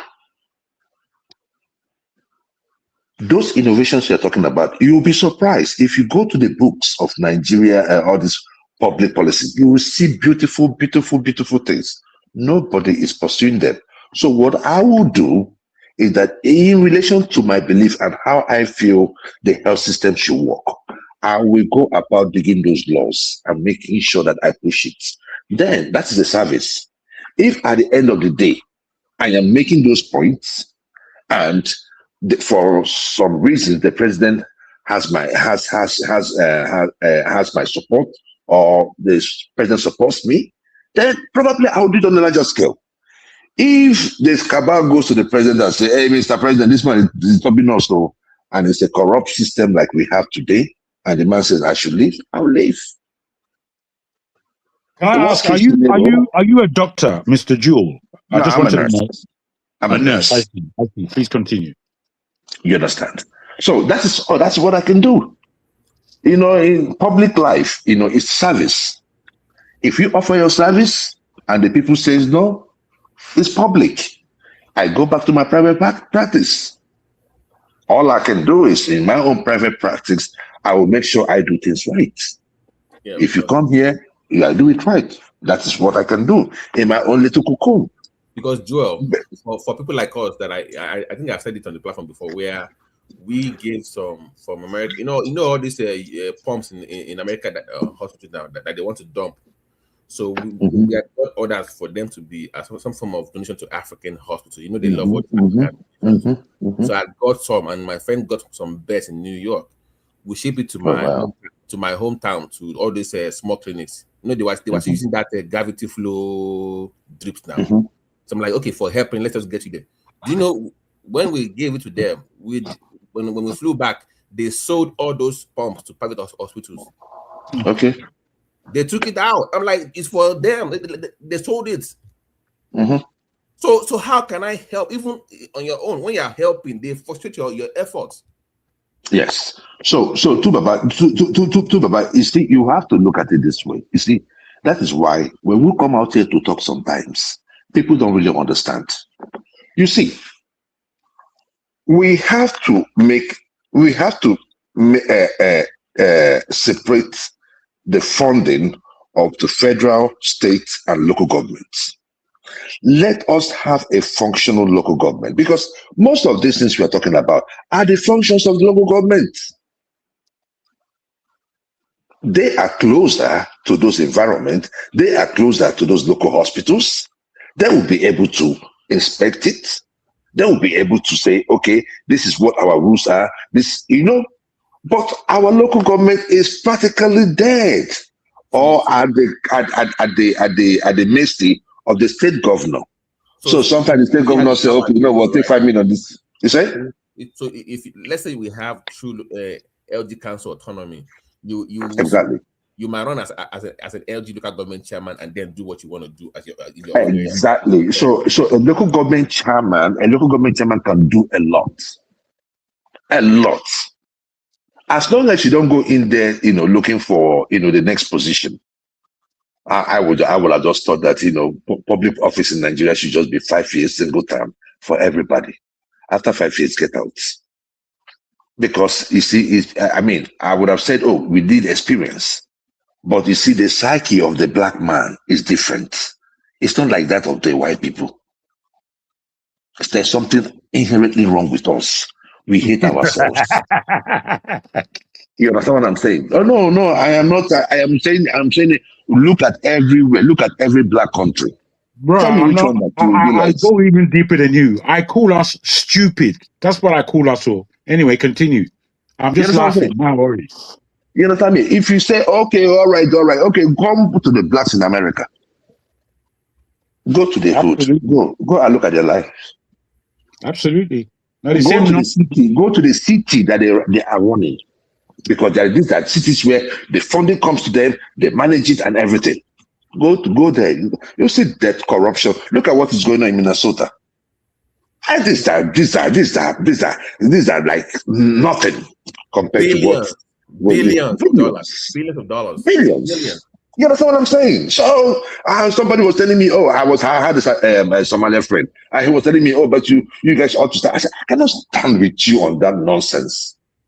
Did you give me anyone? I have been friends with you for 12 years. You did not tell me anything like that is going on. Every time you tell me you're going to Minnesota. Every time you tell me you're going to Minnesota. You don't hook me up. Now you want me to go and protest with you. I said, I cannot do that nonsense with you.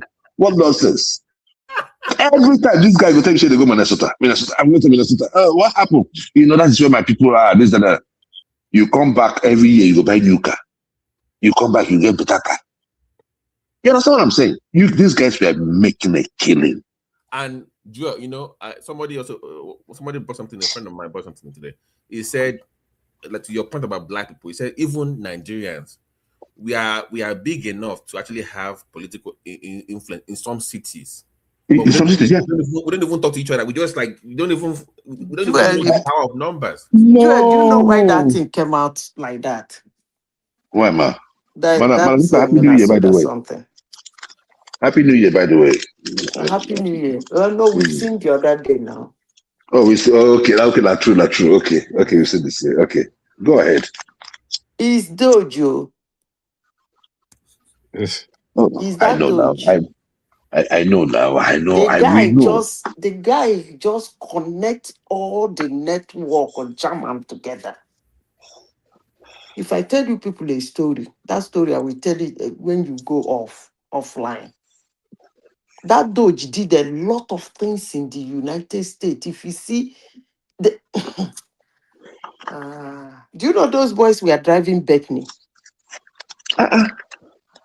They were building malls. What did you say, Bentley? What is Bentley? They were building malls, estates. In fact, I heard that in the part of Kenya where they reside, it's like real estate galore. They are doing good.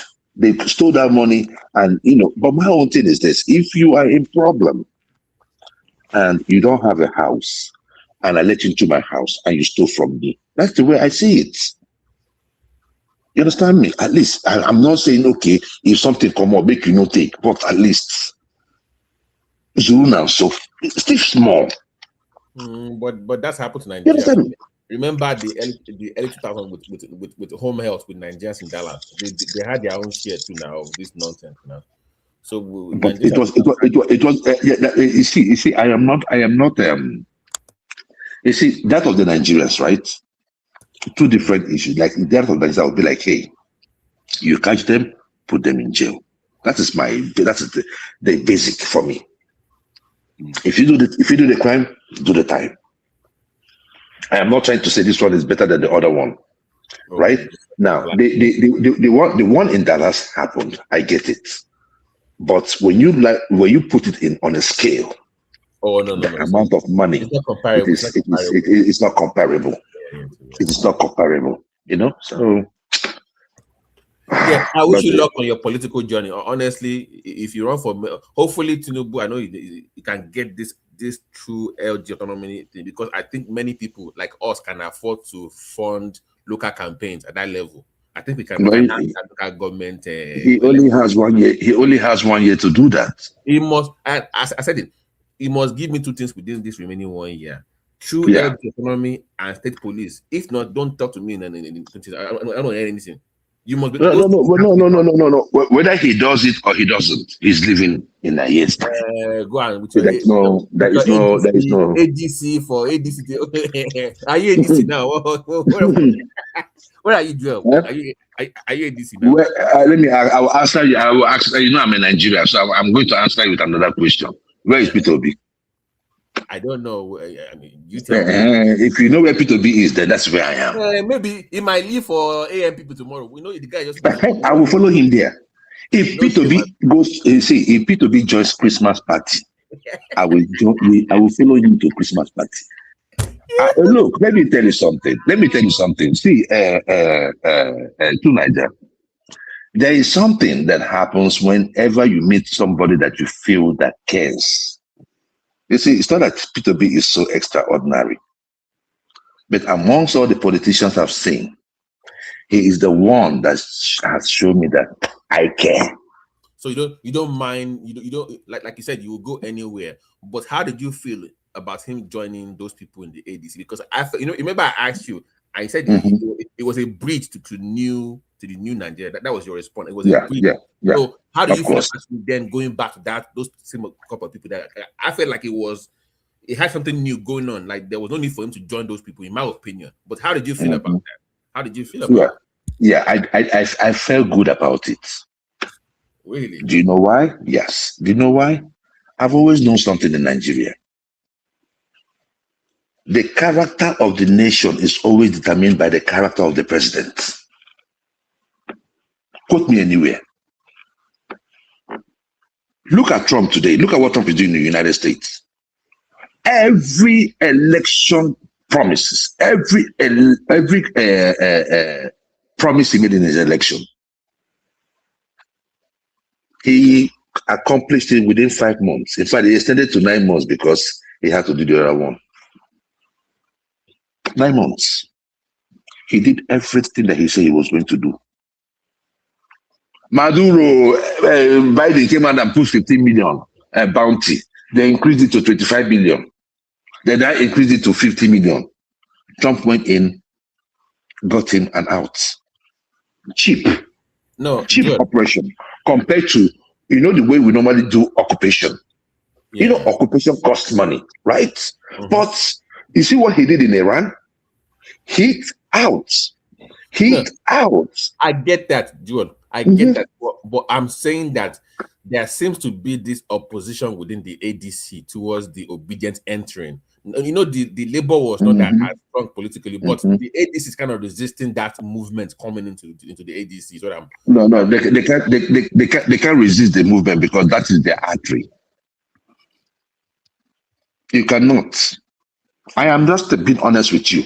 If they try it, they will go the PDP way by 2027. Quote me today. Yeah, because the obedience, they want that direct primaries where every member of the party votes, but they want to stick to the indirect primaries where they are the ones that just vote, not the members of the party. So even if you join the ADC, they will let you vote. And people from your own part of obedience, they say they want to be part of the voting process in the primaries, which they don't want. Yeah, we will be part of the process. Because if we say this is the thing to Nigeria, this is the thing, right? If we're going to have a coalition, what is the coalition for? Is it to just grab power from Tinubu? Then we still go through this route? No.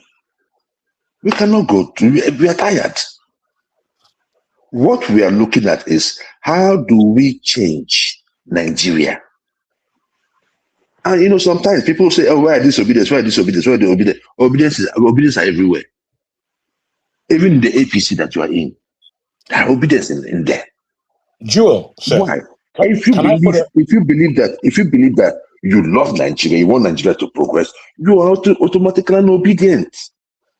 But it is foolhardy when you look at the character of the person that you want to steer the ship. To Nigeria, you were here long enough. I told you here, I said, my dad always tells me, garbage in, garbage out. I said, Tinubu is not going to do something so extraordinary. You know why? Because he is thinking about the next election. It's like the ADC is like they want your number, but they don't want your candidate per se. They want that crowd. They want the crowd, but you don't want our candidate. No. Exactly. Besides, and this is the thing. Let's begin with the fundamentals. Power must reside in the South 8 years. That is the first one. That is the foundation. Terrible Power foundation. must reside. You said? I said that's a terrible foundation. You know, no. Let me land before. Let me land my thought. Let me land I actually want to ask you a couple of questions. So land. Let me land there. You cannot ask me. Let me just land this one. The reason why I say this is that we've had this running battle in Nigeria for too long. Far too long. For far too long. And we've been able to come to a compromise. Which compromise is that, sir? The compromise is that the South does 8 years and the North does 8 years. That's the same nonsense we've been doing. No. We just started doing it in 1999. Isn't that long enough? Isn't that long enough to show you that what could have been the alternative? Maybe you might not have a country. You may not have a country. See, let me tell you. Wait, Jewel. Let me ask you these questions. Go ahead. Are you actually in Nigeria in terms of you maybe looking to a political game? No, there's no political game. My game. No, I don't mean game flippantly. I mean you want to run for mayor, I believe, or something. No, not now, but sometime in future. Yes. I see. Okay. Let me put this to you as an obedient. I, like you, 2023, I had a lot of hope for Nigeria because of Obi, the kind of person he is and what he put down, or the kind of person I thought he was and what he put down as something of a strategy to change Nigeria, which no other candidate did. Tinubu didn't tell you anything that he was going to do, apart from he's going to follow on from where Buhari stopped. Now, in Peter Obi joining, not in the last 2 years that he has had to actually force an opposition to the present APC party, to me, he slept on that responsibility. And then he went to ADC and is confirmed inside ADC. In that ADC, it's full to the brim with devils, pedophiles, and all kind of scum. Is that where he should find himself? Yes. Oh, that's and terrible. I'll tell you why. No. You can say, but already, Moti, I've lost all respect and regard for what you're going to say, because you. It's all right. I mean, you my brother. You rightly put it to us that your belief and your stance with Peter Obi is because you feel that he is a good-natured person and feels for the country. That's the same thing that caught me with Peter Obi. But when you now see that one, if he not that if he won, because I believe he won, but if he actually entered parliament, if he entered parliament and he was the president of Nigeria, given the fact that Labour at the time had very little positioning in the whole nation, he would have found it very, very difficult to govern. Very difficult. One. The 2 years that he would have understood this, instead of him galvanizing nation to really stand behind him for the next election, he didn't do that. He made mentioning here and there, and now he found himself with all the enemies that were pulling him down during the time of his election. This is I don't want to just say normal stupidity. This is not stupidity. It just tells you that it is business as usual with all these politicians. If Nigeria does not stop this nonsense, Nigeria will continue stumbling from pillar to post. Guaranteed. If you believe, wait, I will end like this. If you believe that whoever comes in power, given a 2027 election, that it will be any different from what we have had since 1999, stumbling. If you think that, then I think you are. I don't want to just push out any free yourself. Use anything. I don't feel offended. I mean, very good. You're not close to me. Just feel thank you, sir. I respect that. Yeah. You feel that there's going to be any change in 2027? Yes, there will be. And further back. And I'll tell you why. I'm afraid you are living in Nigerian stupor.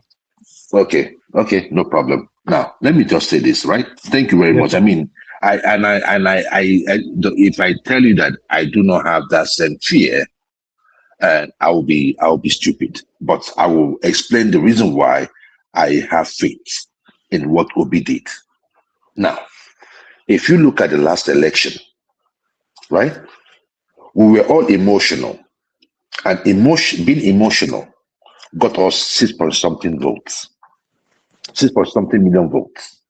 What INEC gave us.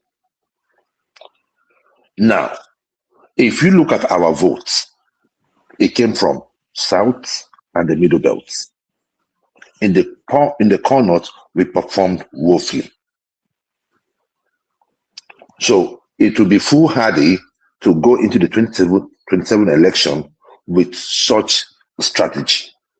So what are you trying to do? What are you going to do?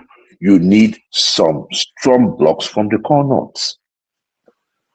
And now, let me tell you one other thing that you didn't pay notice to. When everything was going on in Labour Party, the Obedients were trying to form a political party. We saw all these things. But what happened? The Tinubu government blocked it. Look at every political party, even the Labour Party that you're talking about, you said Obi should stay in. Is it not surprising to you that immediately Obi left a Labour Party, they now told Julius Abure that he is not the rightful chairman to that position? Joel, that is expected, is my point. Opposition. No. It's not expected. It's criminal. No. You cannot say. See, You cannot say. That's why we don't have strong In institutions. the Nigerians' political space, my point. That is what. That is where I was trying to. I was trying to get to the last person that spoke. Right. When you look at the Nigerian political system, you cannot be good to your. If you are so good and you get to the top position, then you know that probably you are the God. You know, just single-handedly was like guiding you. It does not happen that way. And you know, most times we keep saying these people are bad, these people are good. But when you become the president, you are going to be the president of the bad, the good, the ugly, and everything within it. How do you manage it? You see, the ADC, if they can come together and present an OB, I bet you by 12 p.m. on election day, election is over. By 12 p.m. that day, it's over. The only way people can come into, no, don't be confused. Joel, the I'm only confused. You can be confused, but the thing there is this, right? Tinubu's votes in the last election, about 60%, over 60% of them came from the core north. He lost that. The way APC is in the core north is like a cancer. I mean, will he get some vote? He's going to get some vote, definitely. But the thing there is that you know how those people vote. Now, when you come to the south, the southeast, Obi is going to win all the southeastern states. I can tell you for free, comfortably. Forget the what they call it, the defection that you're seeing. Because the thing there is that in this 2027, we have to start looking at ourselves as, you know, as participants, real participants. Any person that rigs election, any person that you see on the street giving people money is a terrorist. Any person, look at it this way. You know why I tell you this? If you put on a scale, we have terrorists like the Boko Haram, the ISWAP, that kills people that go in and kill people violently. I think you are going too far. Let me land, please. Leave Boko Haram out of this. That's not the issue. I am not. What we want you to make. No, Mr. Jew, let me land. You are going too far. Boko Haram, you will go to wait, guys. Mr. Jewel, if you put on a scale, the amount of people the Boko Haram has killed, and you look at the amount of people that have died from bad roads, from bad hospitals, and as a result of bad governance, you will see that any person rigging election in Nigeria or heading it is a terrorist. Very good, Mr. Jewel. Mr. Jewel, with them appropriately. Mr. Jewel, you can make it brief. Let someone else make it brief, and then come back to you. Let me just say this. Your time. Yes, indeed, Mr. Jewel, we have given you a lot of space to just be monologuing, which is fair enough. We enjoyed you. The thing is, you give no space for anyone else to speak, which is very unfortunate. Let me put this. Allow me to speak. Then you can now. No, you brought. I'll allow you to speak. The last half an hour. Yeah, you allowed me to speak because I was questioning you, so you spoke more, which is fair. The only thing is, go ahead and speak. I want to listen. Go ahead and speak. I want to listen. Don't worry. Good. Go ahead. Very good. This is all I'm saying. Now, I put this to you and to the panel. I've said this on other platforms today. There are people in the comment section that can bear me witness. Somebody asked me earlier if I believe in democracy. They didn't understand what I was putting forward. I put forward, I don't know if you were here, that Nigeria should stop. We should come together in order to have a more serious conversation over the next 2 years. The 2027 election should not go ahead. Why? Because we're going to have the same thing as we have had over the last 10, 12 years. That is my perception of the look of Nigeria. Given that, between this year, October to March 2027, we should not work. The only people who should work are farmers so that there's food to eat. Everybody else should stop working. Reason being, we are going to stop that country. We are going to stop the madness that we have been in since 1999 and before, since 1960, if you want to be real. Now, I'm saying this not because I don't believe in democracy, but we have had no good governance in that country since our beginnings. In fact, every day that goes on in Nigeria since 1960 basically gets worse, and it seems that we haven't realized. The leaders that we've had in Nigeria's independent time were far greater than any leader that we have had thus far.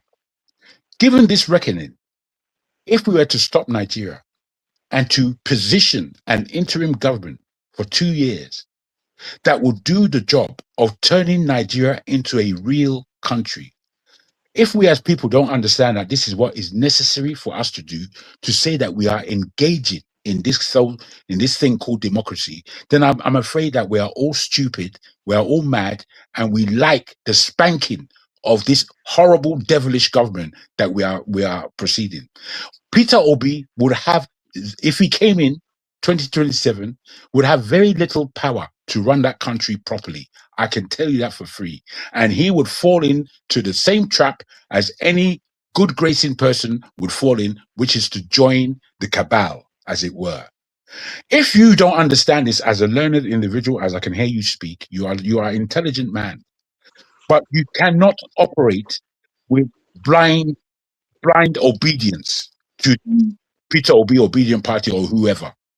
You have to have an aspect of the nation that you personally are going to offer your children. Because right now, what we have in that place called Nigeria is a crock of shit. It's complete nonsense. How you can develop anything from the shit that we are in? I mean, I believe from nonsense to make sense. Brother, sorry. Joel, no, Joel. I mean, I've been here. Go ahead. I just say something. I mean, my brother. One second. My brother. Please. 1 second. Okay. 1 second. Joel, to you quickly, Joel, what you said about rotation from north to south, you don't believe in it. I know you don't. Why? Because if at the end of the day, if it becomes a VP to candidate to Atiku, you would support Atiku because of Peter Obi. So you should. I won't. I won't. You would. I think you, but that's okay. But that's okay. And to our brother Jago, see, democracy is not getting things your way all the time. Because something's not working for you doesn't mean you have to truncate democracy. I think Patoski was trying to tell you that earlier. Why do you want to turn Nigeria into anarchy because you're not getting your way? We have a democracy. Hold on. In America, okay. I think you probably live in America. The last 2 elections, the Democrats, they despise Trump. They think he didn't win. They say he's not our president and all this other shenanigans. Fine. Just that's the way it works. Almost 50% of the country, perhaps more, don't care for Trump. But at the end of the day, America still has democracy. Because you're not getting what you want in Nigeria, you want to turn Nigeria upside down. Is that the way it works? Is it your way or the highway? Let me please come back. It's a great speaking point that you bring, both to I and Joel. Joel will speak for himself and answer his own question. I'm telling you, I'm not an anarchist, but I am a revolutionary person. What I'm speaking about is revolution, not anarchy. I precised the motions to get us, the country, back. We are living under a tyranny. If we want to continue that tyranny, fair enough. As you say, you're a democracy believer. You think I want to truncate because I'm not getting what I want. I don't live in Nigeria. I live here in London. Live the way I am a British person not because I'm British, but because I own this passport. That passport takes me all around the world. I'm very well traveled. I'm not stuck anywhere. I'm a global nomad. I can go Okay, so anywhere. Wait, in your let me comfort, land. in the comfort Let of me your answer own you. country, hold on, in the comfort of your own democracy Oh, in please let me London, land. you want to No, destroy please Nigeria, right? please don't misunderstand me. Let me land so you understand and can speak to me accurately. Instead of using all these false accusations. I'm not an anarchist. I'm telling you that I'm a Nigerian. I care about that country. I believe it is one of the strongest, it could be one of the strongest nations in the globe. That's my belief. And I believe that because of the people that call themselves Nigerians, that I know, that you know. I'm saying it's not because I'm not getting what I want. It's not because that this thing began 1999. I'm saying it began from its beginnings. And unless the people take back their power and legitimacy and citizenry, we are going nowhere. If you believe that this democracy of yours, that you believe is being practiced in Nigeria, if you think that's democracy, yeah, fair enough. If you think that democracy is taking Nigeria anywhere, I doff my cap to you and would like to see your own participation in this democracy that you want to underline and champion. Me, I'm not with you in that game. I'm saying to you, we as people have to make a stand. If we don't make a stand, we will be trodden on, as we've been trodden on for the Okay, past sorry, few my years. brother. I know say my voice Okay. not sweet. Mona still give me 3 minutes. My voice not Talk, sweet. my brother. Talk, my Yeah, brother. my Go ahead. brother, my brother. You know, I want to first of all apologize the way I attacked you the other time. I hold the same view with you. It was when I heard the one 1970 and all that. I like just came out on you. No This problem. same idea, you know, the same view that you have is what I have. But I wish I can just change my voice now, make it be like your own. You understand? But I go think. What is I go. Ojomi, Wait. I go. I Wait. appreciate you. I go wait first. So Or I all of that because turn my voice, jealousy. make it be like say daddy or baba. Since I don't go fit, I go use the one where I get. Make I tell you one thing. You say they say democracy now for the people, by the people, and for the people, and all that. Now listen, that thing where our brother they talk so say now the same thing. Except that thing happen for Nigeria, and Nigeria no go better. Now Nigeria, they not be democracy they there. Me I define democracy for you. When our brother talk, say if we can just decide 2027, all of us, the masses, we join together, we say no vote. We want to stop voting. I think they say our vote, then they put them for there, which we not see them being there as our democracy. So we go stop that vote, we not the vote. So the message we are sending to them is that make they go, make they carry their portfolio, make they come out. Yes, sir. Make they leave Nigeria. If not Donald Trump, we'll go call and come. Make he can't take them new people, take start. Or we by ourselves, we go look for that person. Or make we be the 51st state of America. Not be Obio, not be Atiku, not be Tunubo. All those names we don't know. We don't need anyone. Whether not sent to, whether not be sent to, we don't care. We go by ourselves. Look for the democracy. Me, I tell you what the democracy be. Now, when Nigeria, they shout since how many years? They never even born my papa. Me, I don't the old, I want die. My children will come the old, they will go come say they want die. We they ask for light democratically. They no agree give us. You say we did democracy. Democracy now be say, since now for the people by the people, as the people they demand these things, and you go they supply them. That be democracy. That is the definition of democracy. Once then the people then they demand these things, you no agree supply. You are no more in democracy. Now only you just they talk and from out. That's the truth. Now, Joel of Nazareth, sorry, I can't mistake you for another person. That's why they say I see you, they wear nose, a blue nose, something. Leave that one. But we know I want to say what did they talk about? No, wait. We know the quarrel. But wait I want talk. Wait I want ask you. They say the thing where you suppose that what should be your concern right now. Now, two things I want to talk. Two very important things. Number one, your concern right now should be By the time they run the primaries in ADC, because Obi run go ADC, by the time they run that primaries, which they are going to run, Atiku will not take the ticket. If you like, pretend. Your concern now should be, where will Obi now go? That should be your concern. If you are talking to me about that after Atiku don't already carry a ticket of the ADC, I'll be waiting they call them. Now Obi will go attach himself there. He won't do vice for her, because they say if you do vice for Atiku, they're not gonna vote for her. Even you talk out with your mouth, Nana. Say you're not gonna agree support them again. Yes. And they say don't lose all the obedience. That's supposed to be your concern.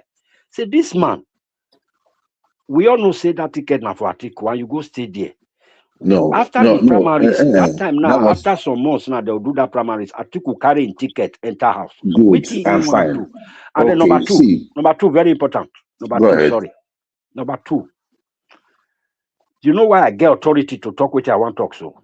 Because I know be Hausa, I know be Yoruba, I know be Igbo. So as I talk this thing now, nobody will come challenge me. Say, you because you be Hausa, you because you be if from the way I talk, you know, say I know be Hausa, I know be Yoruba, I know be Igbo. Now, number 2 point. Before you go, they talk of Obi, talk of Soludo, give me any name from the East. There is a problem you first of all have to solve, because Nigeria, they don't talk and say, the Yoruba and the Hausa, they don't talk and say, Iboma will never become president of Nigeria. Go and sit down, think very well, and wait till then talk with that. You don't solve that problem when you say why Iboma want become a president so of Nigeria. Go solve that one. Okay. If you don't solve that one finish, you can't bring Igbo candidate to become president, because for now, me, I know say they never settled that matter. They don't want Igbo man there at all. Isaac. Yeah. Isaac, let me answer your question. The major people saying that the Hausas will not vote Igbo man are mostly from the Southwest. Where are you from? Are you from where you say you're not but you have Ojo on your name. So you have a mission. Now in Shekiri. I don't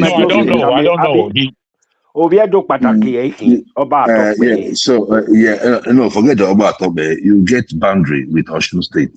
So you think more or less like them. Let me tell you this. The only people in Nigeria today fanning the embers of division and tribalism are from the Southwest. Not all Southwesterners. It's a very unfortunate statement. From the elites of the Southwest. Let's look at it. You see, now, all these years now, nobody's talking about Igbos want to take over Lagos. Let us get towards the election now. You start hearing, you start popping up. Even on this one-man show, people still talk about it. Where are they from? They are from the Southwest. Show me where you see an outside person say it. And even if one person says it, does not mean it is the general public that is saying it. The issue there is that we have tried the Yorubas, we have tried the Hausas, we have tried the South, and we are still where we are. So the problem of Nigeria is not the Igbo man. So until we get that into our skull, and if the Igbo man should be the best option that we have, why not? Tell me, sir, are you Igbo yourself? I'm Igbo myself. Very good. Now, my brother, you understand what I'm saying? So I take on board, Jules. Let us banter. I take on board saying, even though I do not agree, and I feel that the problem between Igbo and Yoruba, particularly, is part of the issue. Igbos, they really like pointing a finger at Yoruba, particularly, like Yoruba people have a problem. The actual problem of that country is the core north. No. Wait, let me land. The Yoruba elites are part of the biggest problem we have, even to the south. Jewel, my brother. Even in southern Nigeria. Jewel, let us discuss. Two presidents of 12 years and one vice president of 8 years. From the same region. All of us are from the south. Oh. Okay, okay. Jewel. Why you there? Jewel, let me banter with you. I think our two Nigeria Oti lost him. I think he's sleeping because he's not. He normally overtakes the communication, but he's sleeping most definitely. Let me say this to you, Jewel, that we have to stand back and really have a good look. The Yorubas are not the Igbo's problems, even though we can critique anybody. I'm a Yoruba man myself. We can critique. The thing is, the Igbo man has to really have a hard, honest look at himself and the nation. The Igbo man wants to run away and call himself Biafra. That has been beaten in 1970, and it came up again through poor Nnamdi Kano, who is suffering in Sokoto prison, which is a great because he's an intellect. I don't agree with him, but I know he has a mind. Now I tell you this: the way we point fingers at each other and not able to point fingers at ourselves is the major problem. I can tell you every ill of Yoruba people, and I will speak it out anywhere. Can you do the same for the Igbos? Yes. Though I doubt it. Of course. With your comment so far, I doubt it. No. You see, that's the thing. You go about. You see, if you know me, I treat every issue differently. Every issue is unique, and that's the kind of person I am. If you have been following me on this show, I have told people that we have the most useless leaders in Nigeria. Talking about the Southeast, I have talked about a lot of things that is wrong with the Southeast. You've not been following me. No, I haven't. But my own thing is, so my own thing is just this. If we want to build a nation, you cannot build a nation with your hands tied behind your back. And that is what you do when you start seeing the Igbo as a different entity. Rhetorics like that is what brings about the likes of Nnamdi Kanu, Owazurike before him, and Simon Ekpa, because you give them that fuel to feel like they are not wanted. Who is you? But when you you say, I'm talking about rhetorics. Rhetorics like the one you're putting up, right? Which one? I'm sorry, I don't know. I said rhetorics, like some of the rhetorics that we put up on this show, right? Like, that Igbos cannot be the president and all that, right? Or the Igbos cannot be. Okay, fair enough. Sorry, I didn't know it wasn't you. I thought it was you. Sorry, but you get where I'm coming from, right? When they see people say stuff like that, these guys represent about 2 to 3% of the entire Igbo race. Talking about all this IPO, whether it's IPO or Mastobo, about 2-3%, and it's the same group that are revolving. But you cannot use their actions to judge the actions of over 97% of Igbos that are doing businesses all over Nigeria, contributing to the society. Would you say that 70% is vocal enough to be a representation? Because I don't hear it. No. The thing there is that they are in they come out to vote. No matter how you want to see it, they still come out to vote. The issue there is that the standard that you want to give to the Igbo man, like you're doing him a favor. No, you're not doing Igbo man a favor by making him a president. If Obi is the best person that we have, let's put Obi forward. Let me tell you something. You asked me that question. You said Obi went to join them. Let me tell you this. Trump came out as a Democrat, right?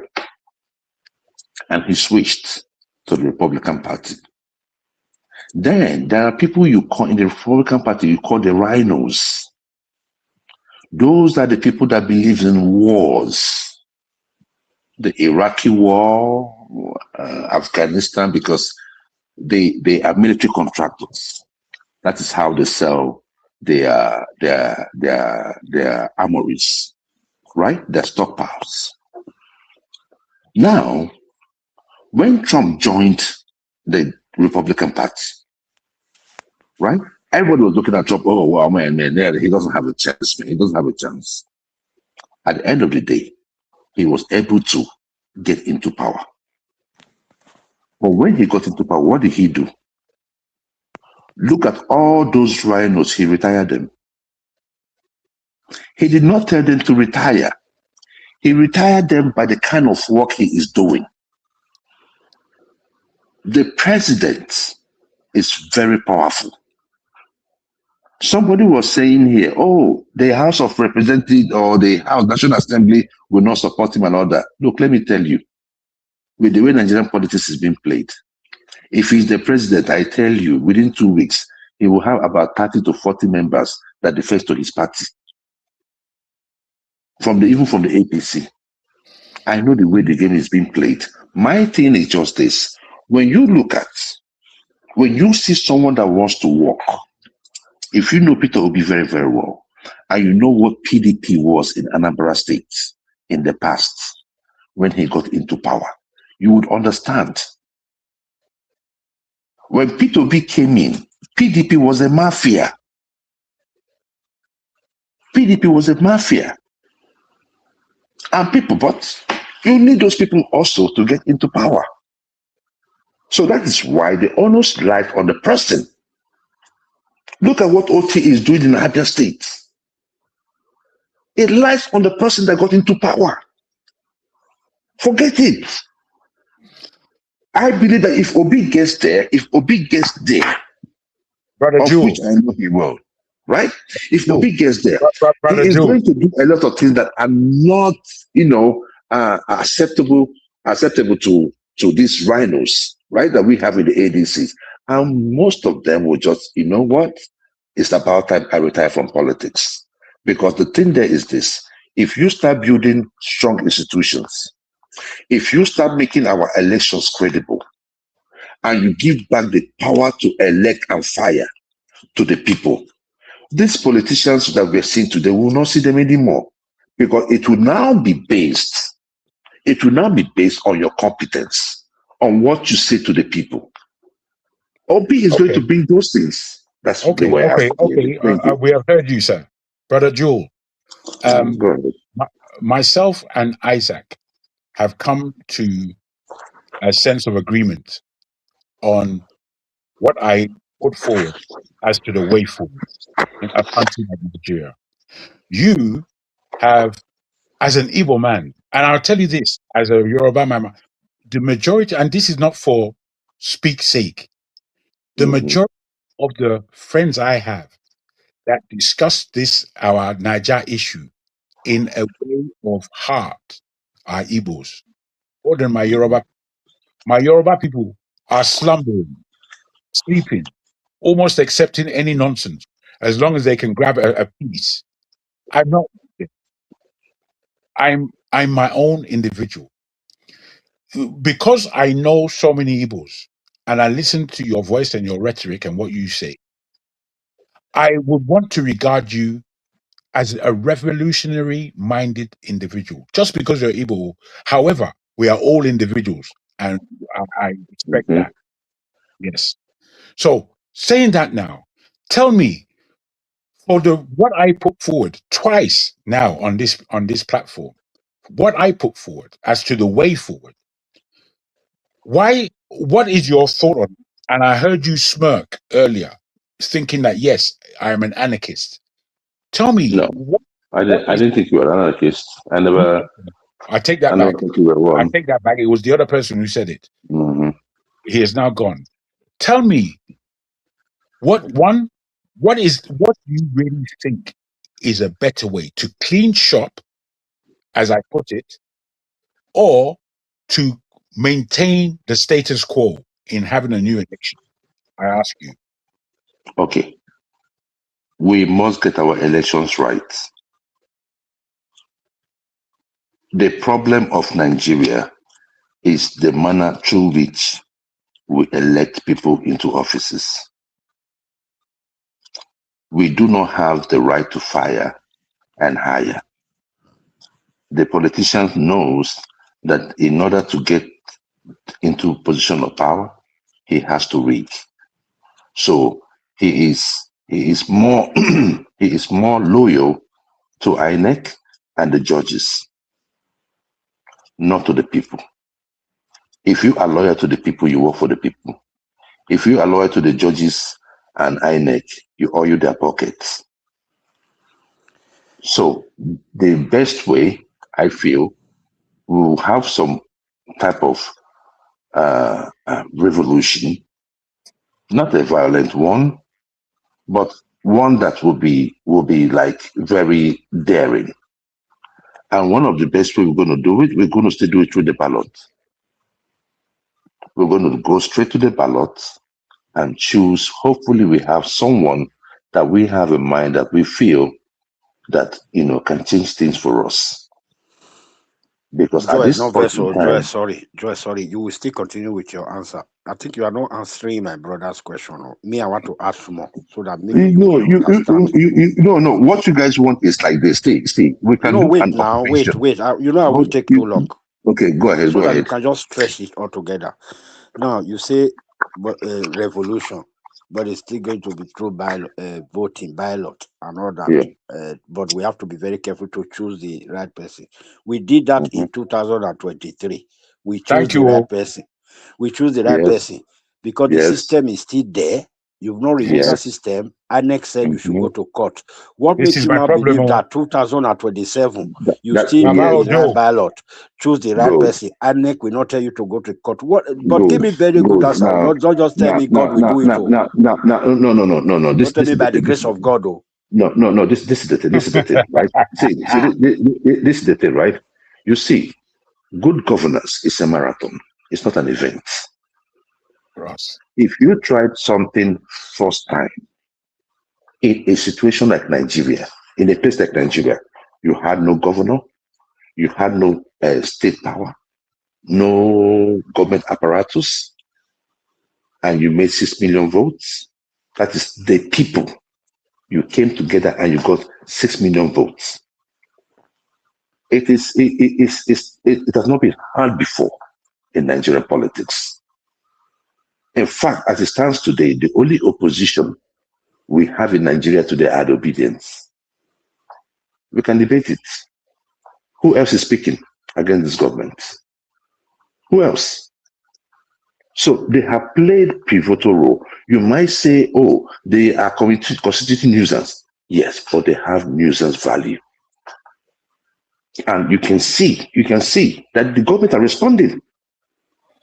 They are responding. My thing is just this. Jewel, I beg.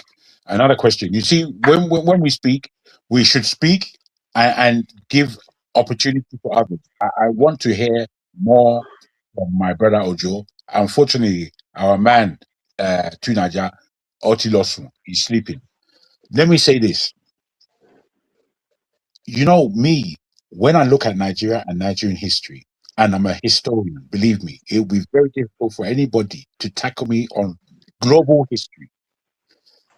The beginnings of Nigeria, I believe it should have, our first president should have been Awolowo. Why? Because he tried and tested and won in many areas in the West. It called so many people from the whole of Nigeria into the West, especially on free education. And he did it on cocoa. That's what he did it on. And taxation. That's what he did. Okay.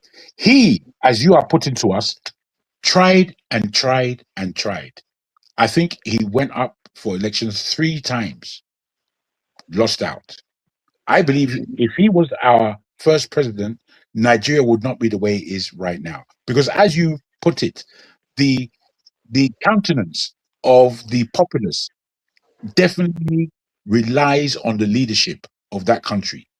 Now, that Nigeria is now in, Nigerians globally, you might be in America, I'm in the UK, another person is in Germany.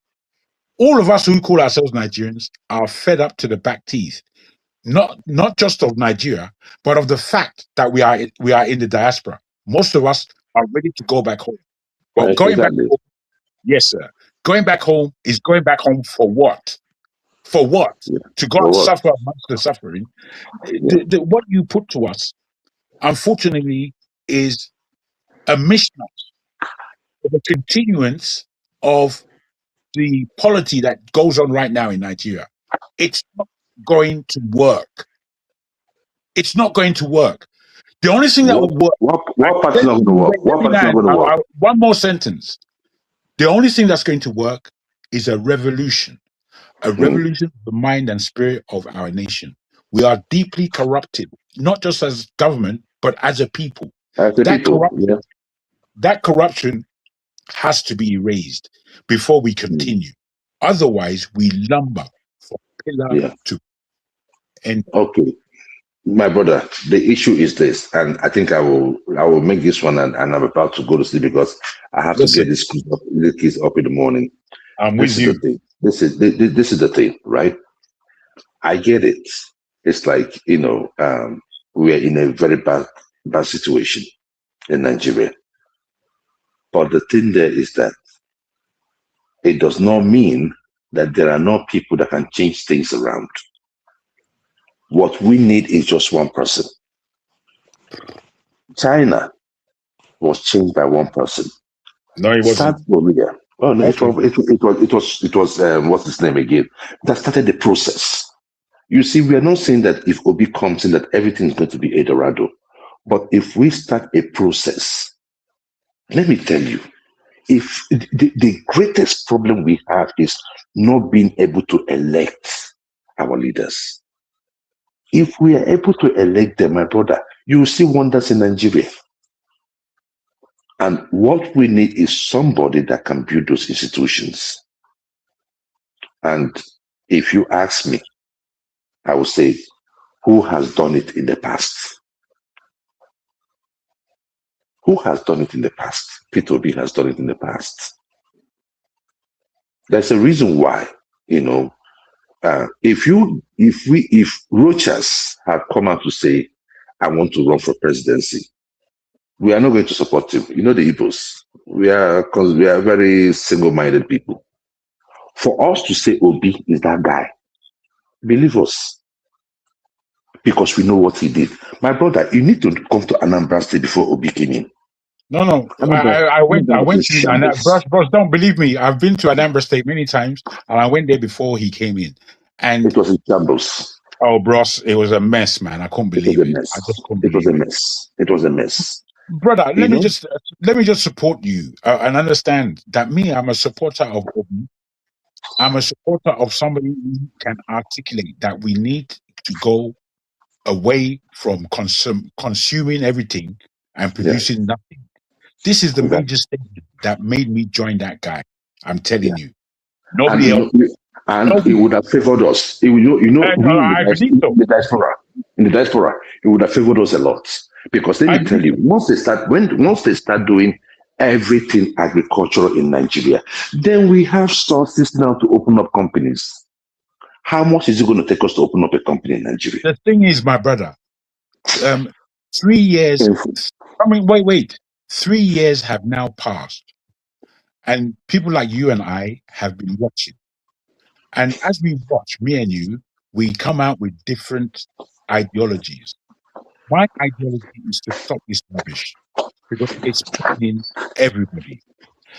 The look of Obi entering into ADC after all this time, instead of performing differently on his own, the fact that Dati, who I think is another person that we all respect, Dati has stayed.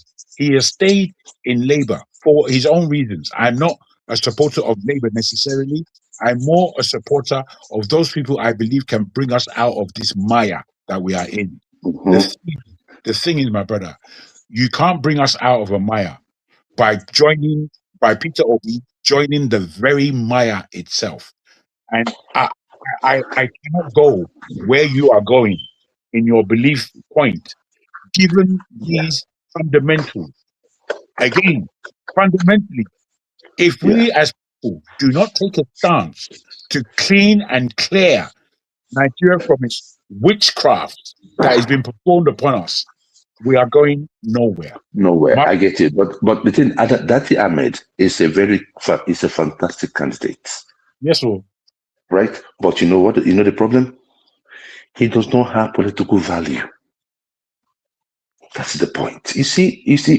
That's why I said. Is that why he's been dropped? Because he No. Obi It's not. believes he doesn't have.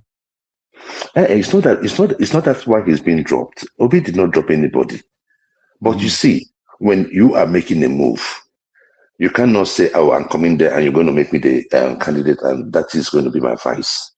You have to give in. You have to give in. That Ahmed knew the reason why he was against the move was he knew that he's not going to have the opportunity to be the vice if Obi gets the presidential tickets. But the issue there is this: he can still work. If Obi wins, he can still work in a bigger capacity. And from there, we know, we Obedience, we know who we are supporting for 2031. We know who we are going for. But the thing there is that he needs to be propped up nationally. His work needs to be seen for people to believe him. The difference between Obi and Sowore is that I have not seen Sowore done it before. I have seen Obi do it before. Most people that are following Obi are following him based on his records. Dati Ahmed does not have that records. But when he peaks, you can feel his intention. But in the last election, he lost his polling votes. His polling votes. I don't know if you get where I'm coming from. The vote Obi even got from Kaduna was from Southern Kaduna, not from Northern Kaduna. He lost his own polling vote. He does not have. Okay, he is from the core north. How much vote? Obi lost that election in the core north. He does not have any political value. Obi didn't lose the election. It was taken from him. No, I'm talking about see, we knew where Tinubu got his numbers from.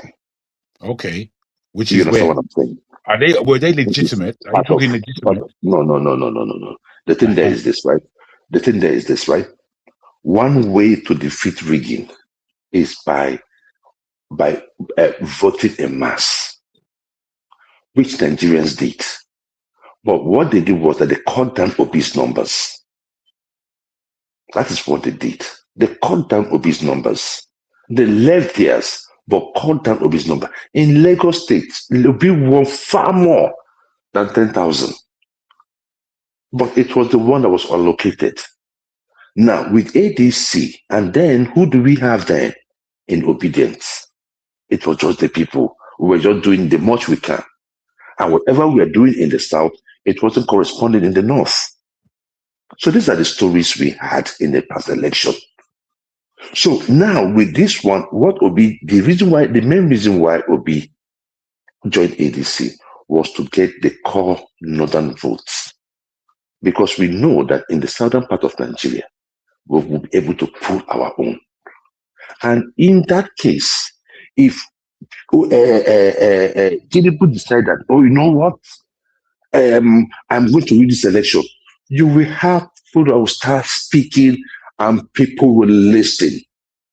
Obi was just a lone voice. Obi did not have the support of Southeast leaders.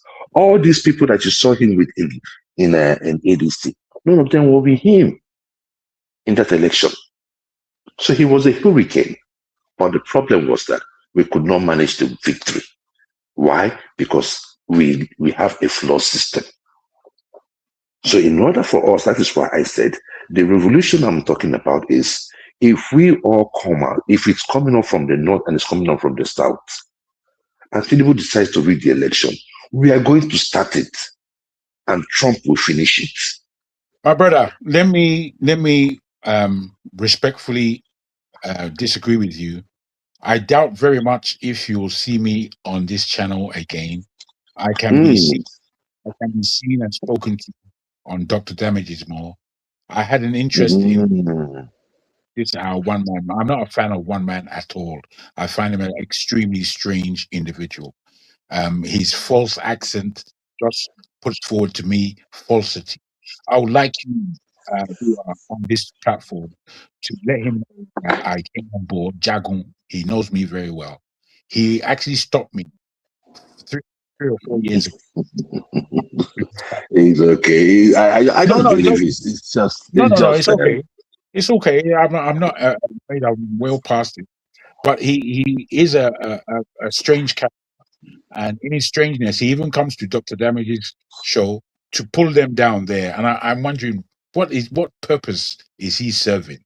So anyway, I would have to love you all and leave you. I thank you for your grace in hearing me out. Dr. This Naja is sleeping. So both Brother Ojo, Isaac Ojo, and Mr. Joe, it was fantastic. Thank you. Lucky to you as well. I wish you very well in I wish you the best too. our present future. Thank you so much. Good night. Some other time. Bye-bye. Yes, sir. All right. I don't know who's in charge. I think Tunaja is asleep, and Isaac. I don't know if Isaac is still there. On this note, I will be calling it a shot tonight. Nigerians, it's about time we all wake up. 2027 is around the corner. If you don't like what is going on, make sure you get your PVCs and ensure that on election day that you go out and vote en masse. It's a better way to defeat rigging. When we vote en masse, you defeat rigging. When you vote en masse, you defeat rigging. And for anyone that thinks that they could share money comfortably on the election day, just understand that you're a terrorist. You're a terrorist and should be dealt as one. We have come up with a mantra, rig and buy, and that is where we're going to leave it at. Thank you, Nigerians, for listening to me as we hope for a better Nigeria. God bless you all, and a happy new year. Bye.